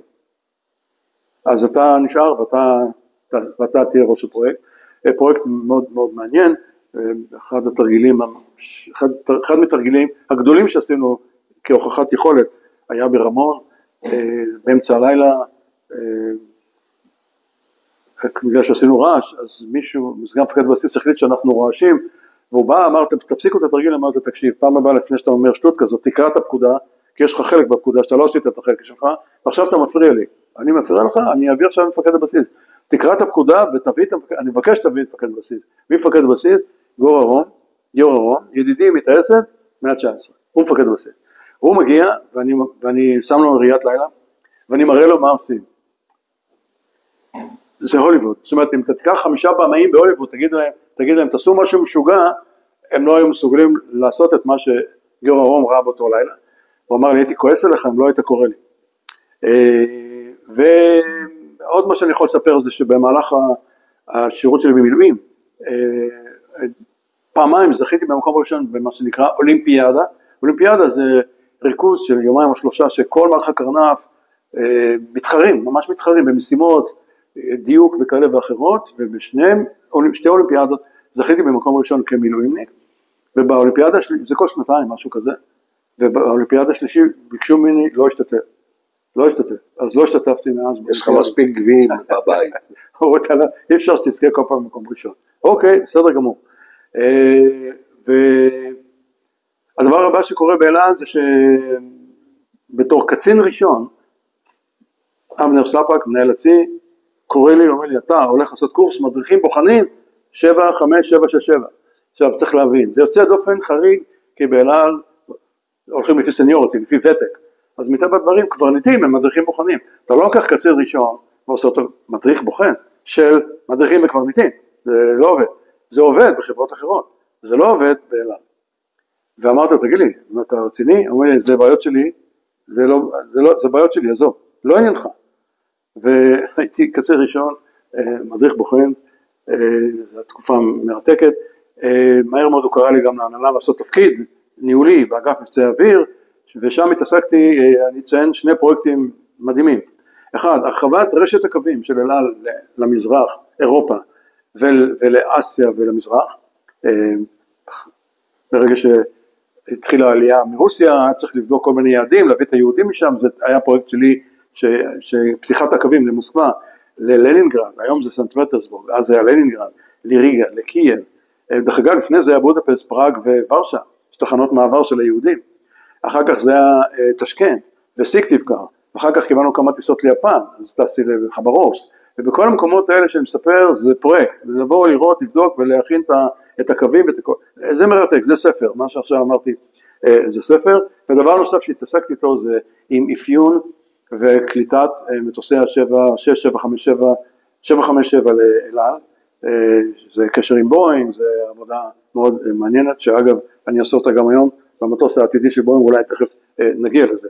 אז זה אל על, אני ממשיך לעשות מילואים, כאשר בשלב מסוים קורה מבצע שלמה. איך קורה מבצע שלמה?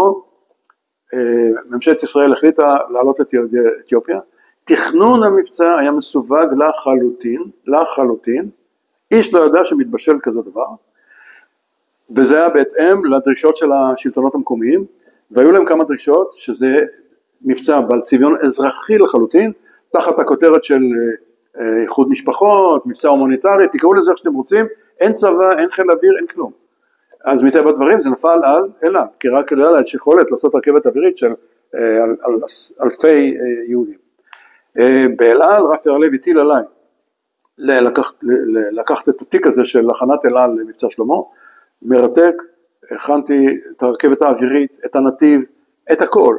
קיבלנו אישורים מקדימים מרשות התעופה האזרחית, לעבור משקלים, לטוס בשבת, לקחנו אישור, קיבלנו אישור מהרבנות, אם זה בשבת, עשיתי שני תרחישים, אמצע שבוע או סוף שבוע, לא ידענו מתי המבצע יצא לפועל, הכל היה בתיאום עם חיל אוויר, ובגלל ההיכרות שלי מבצע משה, אז ידעתי איך להכין את המטוסים כך שהם יוכלו לקחת 400 נוסעים במטוסי 7675, ו-600 או 800 מטוסים במטוסי מטען, היה 747, היה דגם נוסעים, 600, לקחת 600 עולים, ומטוס המטען 800, ועם מזרונים וניילונים, הכל היה מתוכנן. ושם הפקודה הייתה מוכנה, התיקים היו מוכנים, הכל, אל על מוכנה, הרכבת האווירית, לכשהמבצע יצא לדרך. בטייסת אמרו לי לכשהמבצע יצא, אני אטוס בטייסת ולא באל על. אוקיי, בסדר גמור. והמבצע יוצא לדרך, כשהמבצע יוצא לדרך הוא יוצא בכל צלצולים בפעמונים, מתוקשר לחלוטין, גלוי לחלוטין, כל תחנות הרדיו והטלוויזיה ובארץ ובעולם, כולם מתרגשים, הרכבת האווירית יוצאת להביא את יהודי אתיופיה, ומטוסי אל על יוצאים, וכמו שעון שוויצרי, נוחתים, מעלים את המספרים שדיברתי עליהם, וממריאים, ומה שקורה זה שכבר חצי מכמות, זה היו 18,000 עולים, שנדחסו לפארק שהיה סביב השגרירות, סגור, היה להם מזון, היה להם אוכל, היה טיפול רפואי, היו בתי כנסת, היו גני ילדים, היה הכל, אספו אותם מכל הכפרים, והיה צריך לפנות אותם כי התחילה מלחמת אזרחים, היה רעב, היו המון סיבות למה ממשלת ישראל החליטה להביא אותם הכי מהר שאפשר, המורדים התחילו לעשות בעיות, והיה מתח ואמרו בואו נוציא את המבצע לפועל, אבל כשכבר המבצע בעיצומו, חיל האוויר מגלה שהמבצע הולך להיגמר רק עם מטוסי אל על, ואיפה מטוסי חיל האוויר. כמובן שהשתתפו מטוסי חיל האוויר, בואינגים, שהורידו את החפ"ק, את הפיקוד, המבצע התנהל מחפ"ק בשטח, בפיקודו של סגן הרמטכ"ל, אמנון ליפקין שחק, ולידו סגן מפקד חיל האוויר, אמיר נחומי ידידי, והם ניהלו את המבצע משם, אוקיי? אבל אלא, אז עכשיו מה עושים? איך זה הרקולסים לא השתתפו? מה יקרה? נעשה את הסיפור קצר, המציאו תירוץ שחייבים לזרז את קצב הרכבת האווירית, אז צריך את ההרקולסים, אוקיי? ודבר שני, יש לנו הרקולסים אזרחיים, והצליחו בעזרת השגריר האמריקאי באדיס אבבה לשכנע את השלטונות שזה מטוסים אזרחיים, זה לא צבא, זה לא חיל האוויר, כי פשוט הורידו את הסמלים וטסנו עם בגדים אזרחיים, אז יש לנו הרקולסים אזרחיים. עכשיו, את האישור הסופי שאפשר לשתף את הקרנפים, קיבלנו כשהיינו באוויר, ובעצם מה שקרה בפועל זה שכשהגענו ונחתנו זה היה לא זמן רב אחרי שהגיע האישור הסופי, אוקיי, לשתף את המטוסי הרקולס, והם אמרו לעצמם מה זה, יש להם הרקולסים אלכוהוליים, איך כל כך מהר הגיעו הרקולסים לאדיס אבבה, מהרגע שאישרנו, הם לא יודעים שכבר היינו באוויר, וזה מה שקרה. החלק שלי במבצע היה שאני נחתתי עם המבנה שלי, העלו לנו 200 עולים בכל הרקולס, על הרצפה, המזרונים, בצד אלונקות לאנשים שלא מרגישים טוב, צוות של 669 ורופאים, לטפל באנשים שאולי לא מרגישים טוב. אגב, במטוסי אל על, במטוס נוסעים לקחו בסוף 800 ולא 600, ובמטוס המטען לקחו 1087 ולא 800 כמו שאני חשבתי. אוקיי, נכנסו. אמרי 1086, הייתה לידה, אז אחרי הנחיתה זה היה עוד נושא, היו 3 לידות בכל המבצע הזה.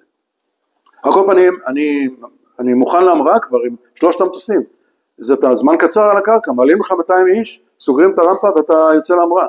אנחנו באים להמראה, ואגב המגדל היה בשליטה שלנו, של חיל האוויר, דיברו שם עברית, וכל אימת שנחת מטוס זר, היו מעבירים את המיקרופון לפקח המקומי.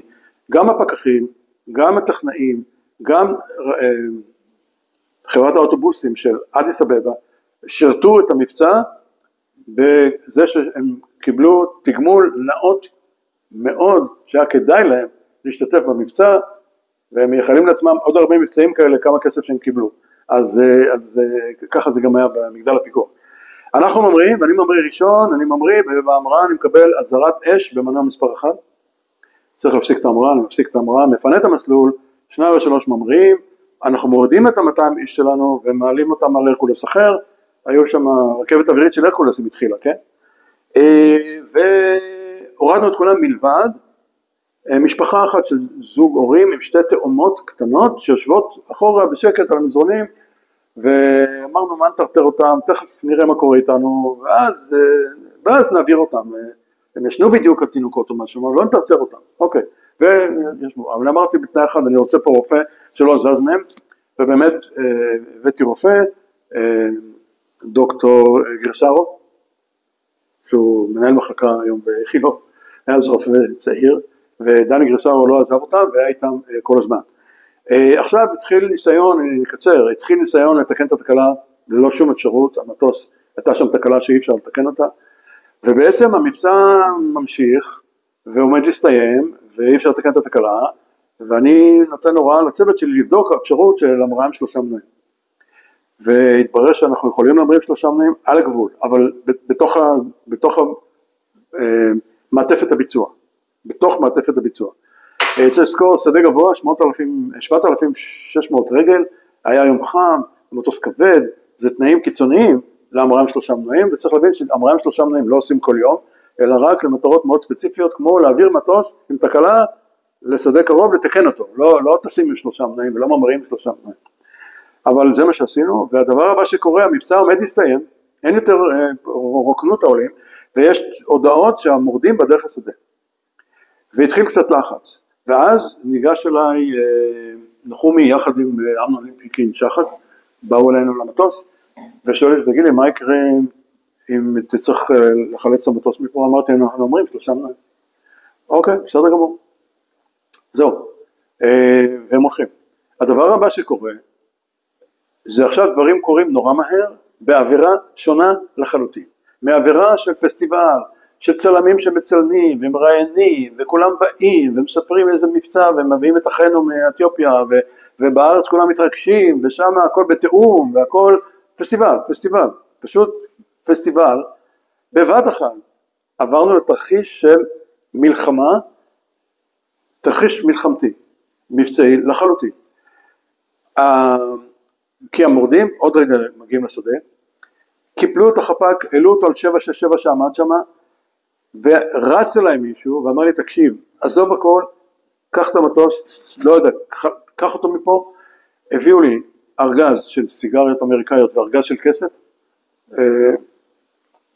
גורמים נעלמים, הביאו לי את הציוד הזה, ודבר נוסף, ניגש אליי מישהו מאותם גורמי ביטחון נעלמים, ואמר לי, תקשיב, הולך להגיע לכאן טרנזיט, יורדת ממנו המשפחה. זוג הורים, 2 ילדים, אתה לא שואל שאלות, אתה לוקח אותם. עכשיו צריך להבין דבר אחד, שבהמראה 3 מנועים, ההוראות הן, 1, אישור פיקוד בכיר, כי לא כל יום ממריאים 3 מנועים, היה לי נחומי סגן הרמטכ"ל, אין יותר בכיר מזה. 2, מינימום צוות, אנחנו צוות משולש, היו 4 טייסים, 3 נווטים, 3 מכוננים, 2 פקחי המסע, ואת הזוג הזה עם 2 התינוקות, ואת הרופא, ועכשיו אומרים לי, קח את הזוג האתיופים האלה, עם 2 ילדים שהולכים לעלות עליך, ואני אומר לעצמי, רגע אחד, מה, אני אשאיר פה את הצוות, ואני אשאיר את המשפחה הזאת, ואני לא אקח את אלה שאמרו לי לקחת, ולא לשאול שאלות, ואני החלטתי שאני לוקח את כולם, בניגוד להוראות בעצם, לוקח את כולם, ולא מוריד אף אחד. למעשה במצב הזה שבו המורדים אמורים להגיע כל רגע לעצור את המבצע, או לעצור את מה שעוד אפשר להם מהמבצע, אנחנו במצב שאנחנו צריכים לעוף משם הכי מהר שרק אפשר.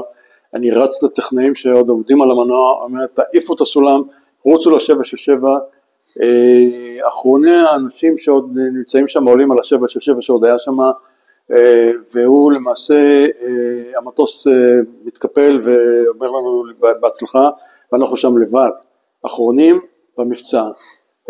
מגיע הטרנזיט הזה, מוריד את הזוג עם 2 ילדים, ואני, כמו שאמרתי קודם, אני מחליט שאני לא משאיר שם אף אחד, כי נדונים למוות בעצם אם אני משאיר אותם שם. ואנחנו לא מוריד אף אחד מאנשי הצוות, ולא אף אחד מאלה שאני צריך ואמור לקחת.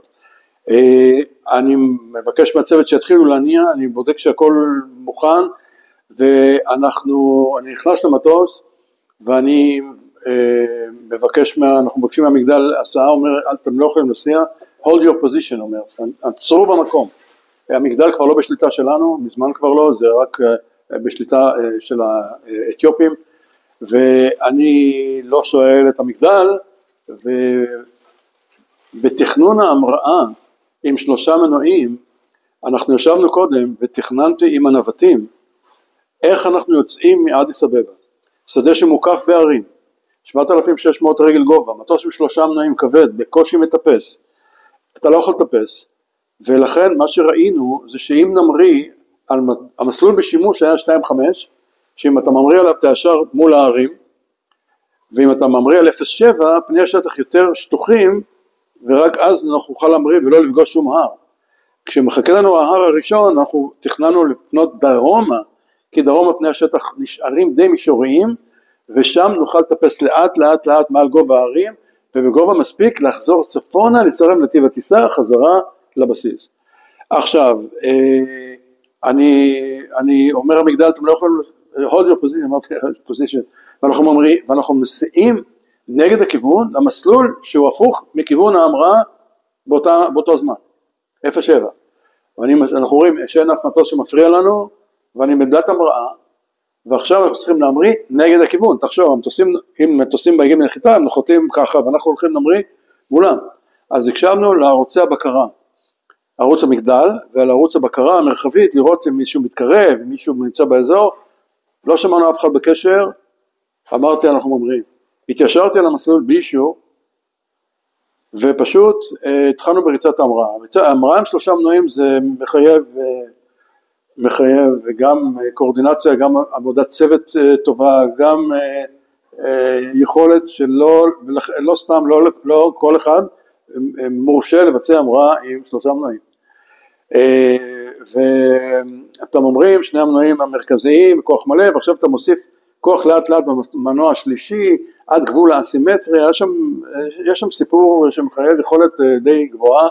המטוס רץ, וממש לקראת סוף המסלול כמתוכנן, אני מנתק, ואנחנו באוויר, ואני חושב לעצמי שהמגדל רואה פתאום הרקולס ממריא נגד הכיוון מול העיניים שלו, מישהו בכלל ביקש המראה, ומישהו דיבר עם אף אחד, ועושה לו שלום מהחלון.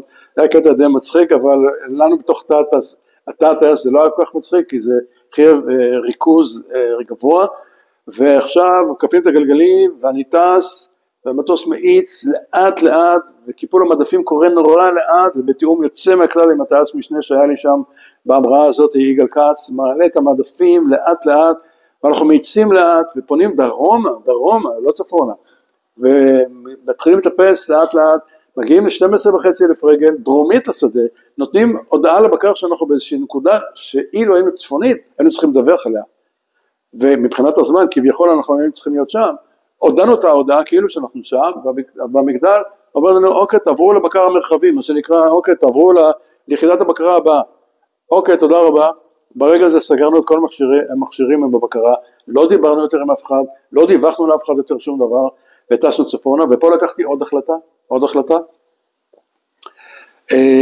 הנוהל אומר, שהמראה עם 3 מנועים, היא מותרת בתנאי שמנחיתים את המטוס בקרבת מקום, במקום שאפשר לתקן את התקלה, כדי להמריא עם 4 מנועים. ובעצם שדה התעופה בניירובי, היה שדה המשנה של מבצע שלמה באדיס. אני החלטתי, לא ניירובי, לא... הביתה עד הבסיס. וכשהגענו לגובה, עברנו הודעה לבית, וההודעה הייתה, המראנו 3 מנועים, ואנחנו בדרך הביתה. עכשיו צריך להבין, אף אחד, חוץ מהחפ"ק, ומי שהיה שם באותו רגע, והיו מעט אנשים כי המבצע הסתיים, וכל שהמריאו בפסטיבל, ופתאום שאתה אומר שהמראתם 3 מנועים, זה להרבה אנשים היה בלתי נתפס, כלומר, מה קרה? מה קרה שהיה צריך להמריא עם 3 מנועים?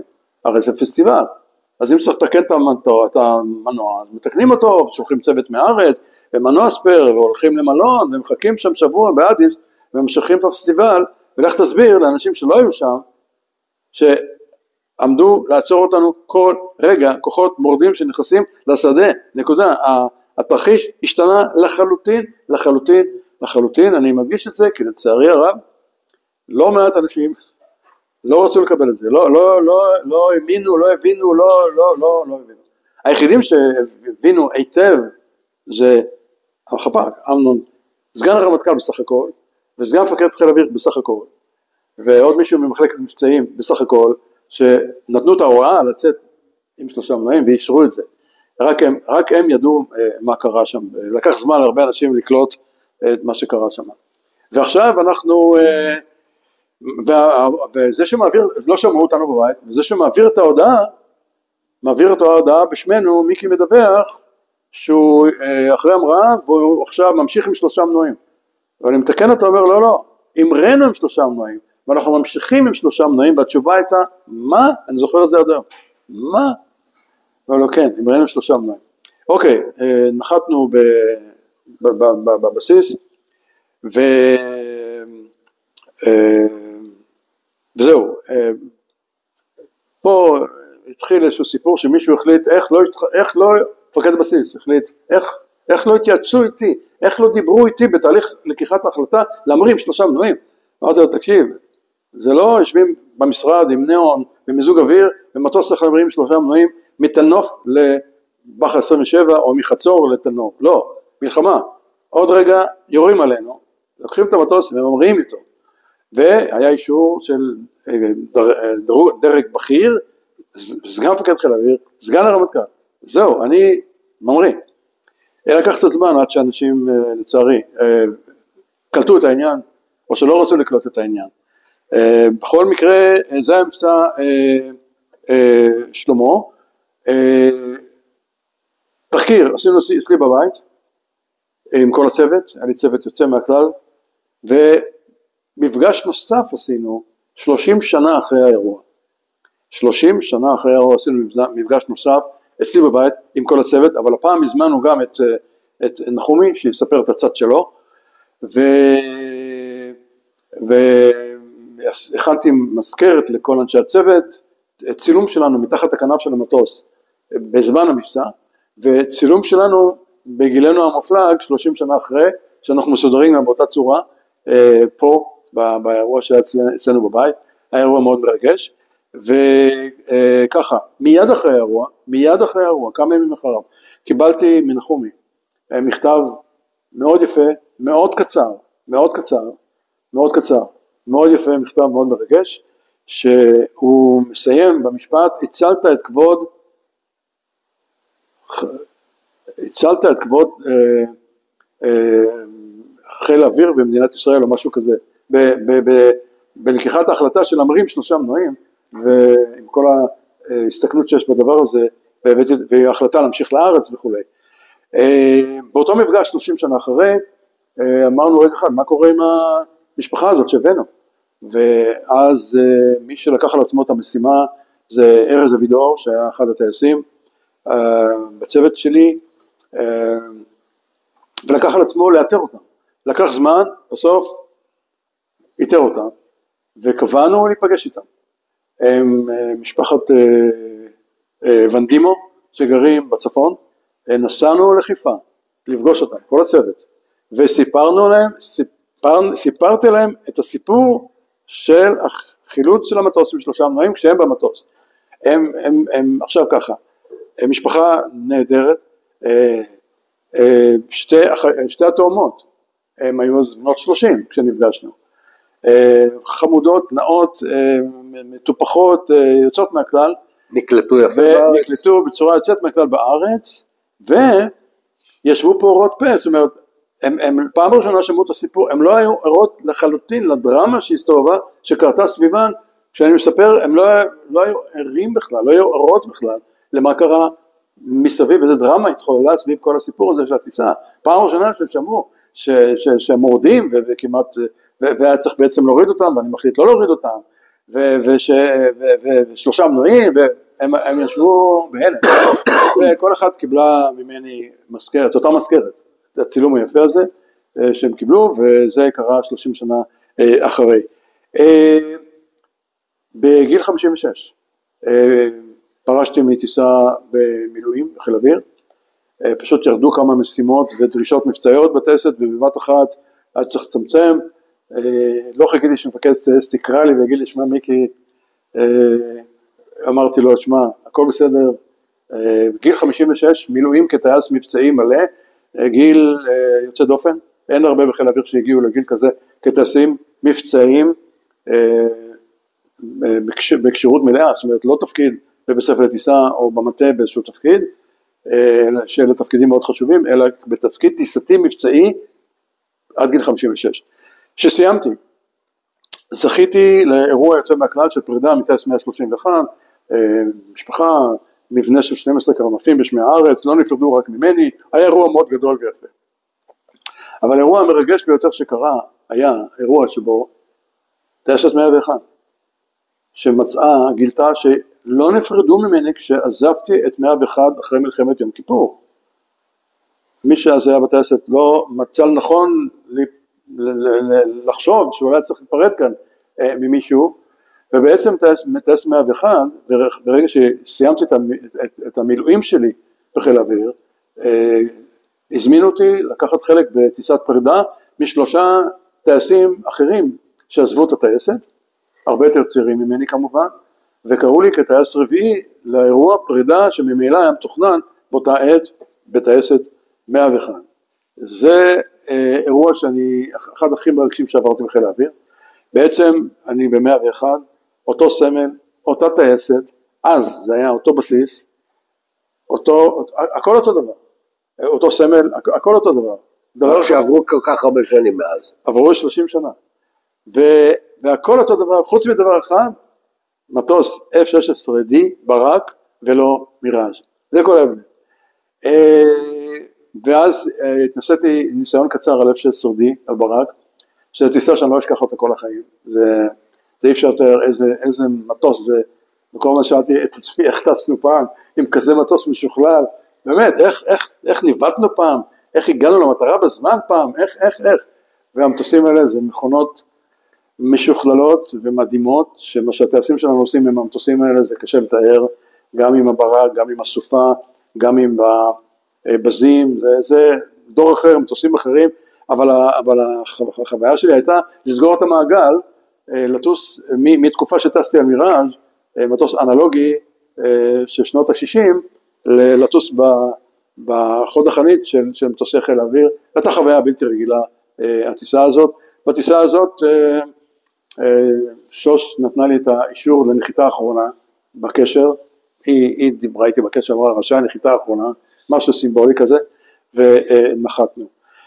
כמה דברים שאני יכול רק להשלים, זה ככה. קודם כל, אני כל אורך הקריירה שלי באל על למדתי, כל הזמן למדתי, כל פעם לקחתי איזה קורס, איזה משהו. בסופו של דבר, עשיתי שני תואר שני, במנהל עסקים ובמנהל ציבורי, באוניברסיטת ניו-האבן בארצות הברית. עשיתי מחקר מקדים, או תואר שני אפשר לומר, בפסיכולוגיה באוניברסיטת חיפה, כי צריך לזכור שבשלב מסוים, אחרי שסיימתי את אחד התפקידים שלי באל על והתפנה לי זמן, התברר לי שיש אנשים שפוחדים לטוס, ואמרתי חייבים לעשות עם זה משהו, חייבים לעשות עם זה משהו בגלל הסקרנות שלי, אני לא ידעתי, הביאה אותי להיות אחד המומחים הגדולים בעולם, בתחום של פחד טיסה. אני פיתחתי תוכנית שעוזרת לאנשים לא לפחד לטוס, תוכנית שמועברת בארץ, היא מועברת גם בחו"ל, היא עשתה גלים בהרבה מקומות בעולם, כמה תוכניות שלי נמצאות בחברות תעופה גדולות מאוד בעולם. האנשים שהתחלתי, השאלה הראשונה הייתה, כאילו, איפה זה היה עד היום? כאילו, אני ערכתי כמה הנחות יסוד, על בסיס הנחות היסוד שלי, מה אנשים שפוחדים צריכים, עם הידע בפסיכולוגיה שלי והידע שלי כטייס, הכל יחד הביא אותי לבנות תוכנית מאוד ייחודית ומאוד מקורית, שהתבררה כתוכנית המקורית והיעילה ביותר בעולם לטיפול בפחד טיסה. עברו את התוכנית הזאת כבר אלפי אנשים שטסים בחוויה אחרת לגמרי.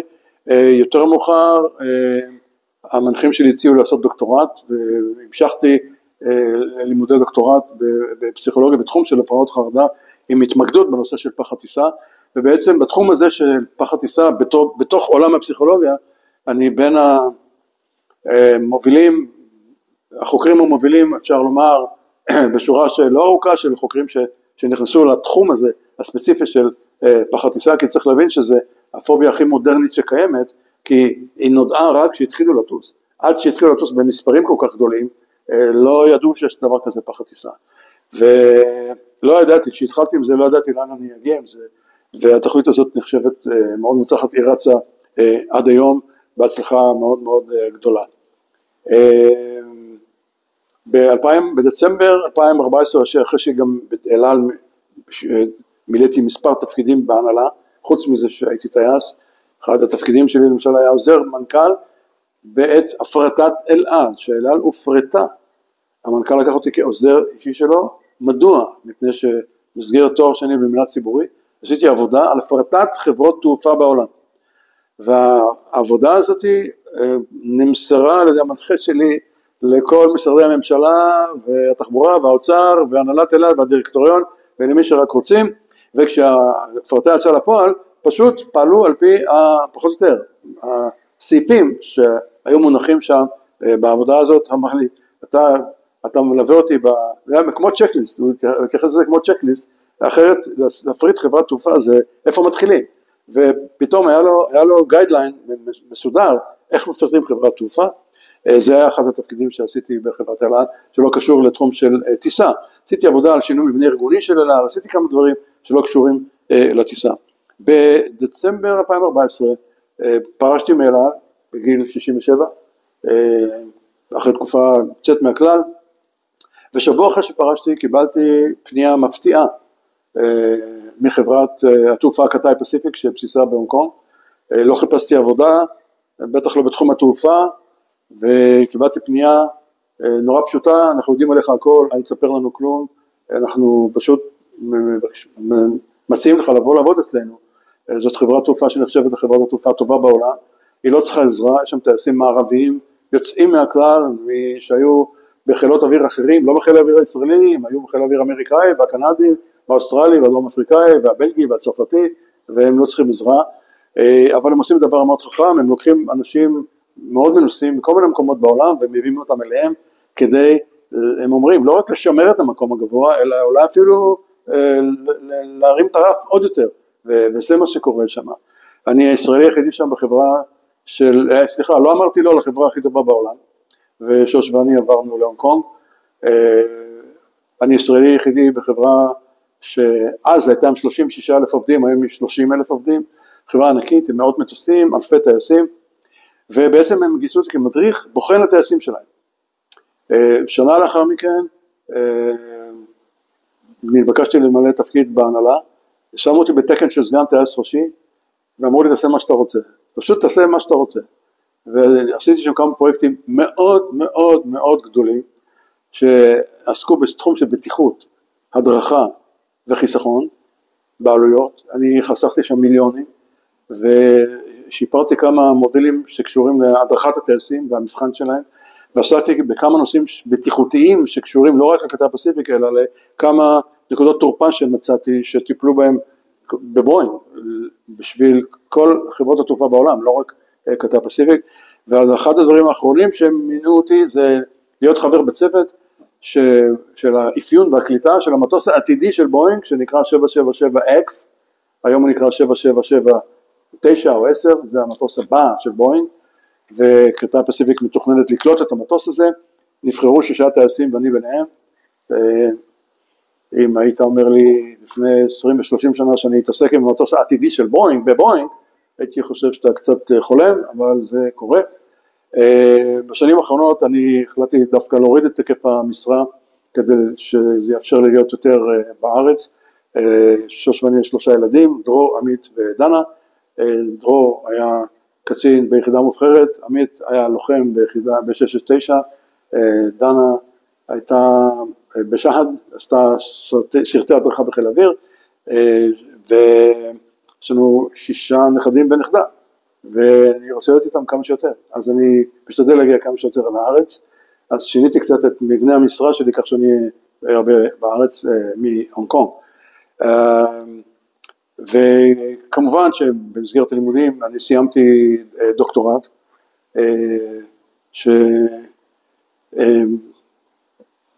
בטקס יגיעו 7 הנכדים שיראו את הסבא שלהם לקבל את התואר, למרות שהעבודה כבר אושרה וקיבלתי כבר את הדוקטורט, אבל הקטע הסרמוני יקרה עוד מעט והם כולם יגיעו וזהו. זהו, לסיכום, נהניתי מאוד, למרות שאנחנו בתקופת מלחמה ואני מזכיר את מה שאמרתי בהתחלה, שיש לנו 59 חטופים עדיין, אבל אני נהניתי מהקריירה שלי בחיל האוויר, בחיל האוויר האמריקאי ובאל על ובאקדמיה בצורה בלתי רגילה, אני מרגיש שאני בתחילת הדרך ואני עוד יכול לעשות הרבה דברים, ויש לי תוכניות עוד לעשות הרבה דברים, ככה תמיד עשיתי.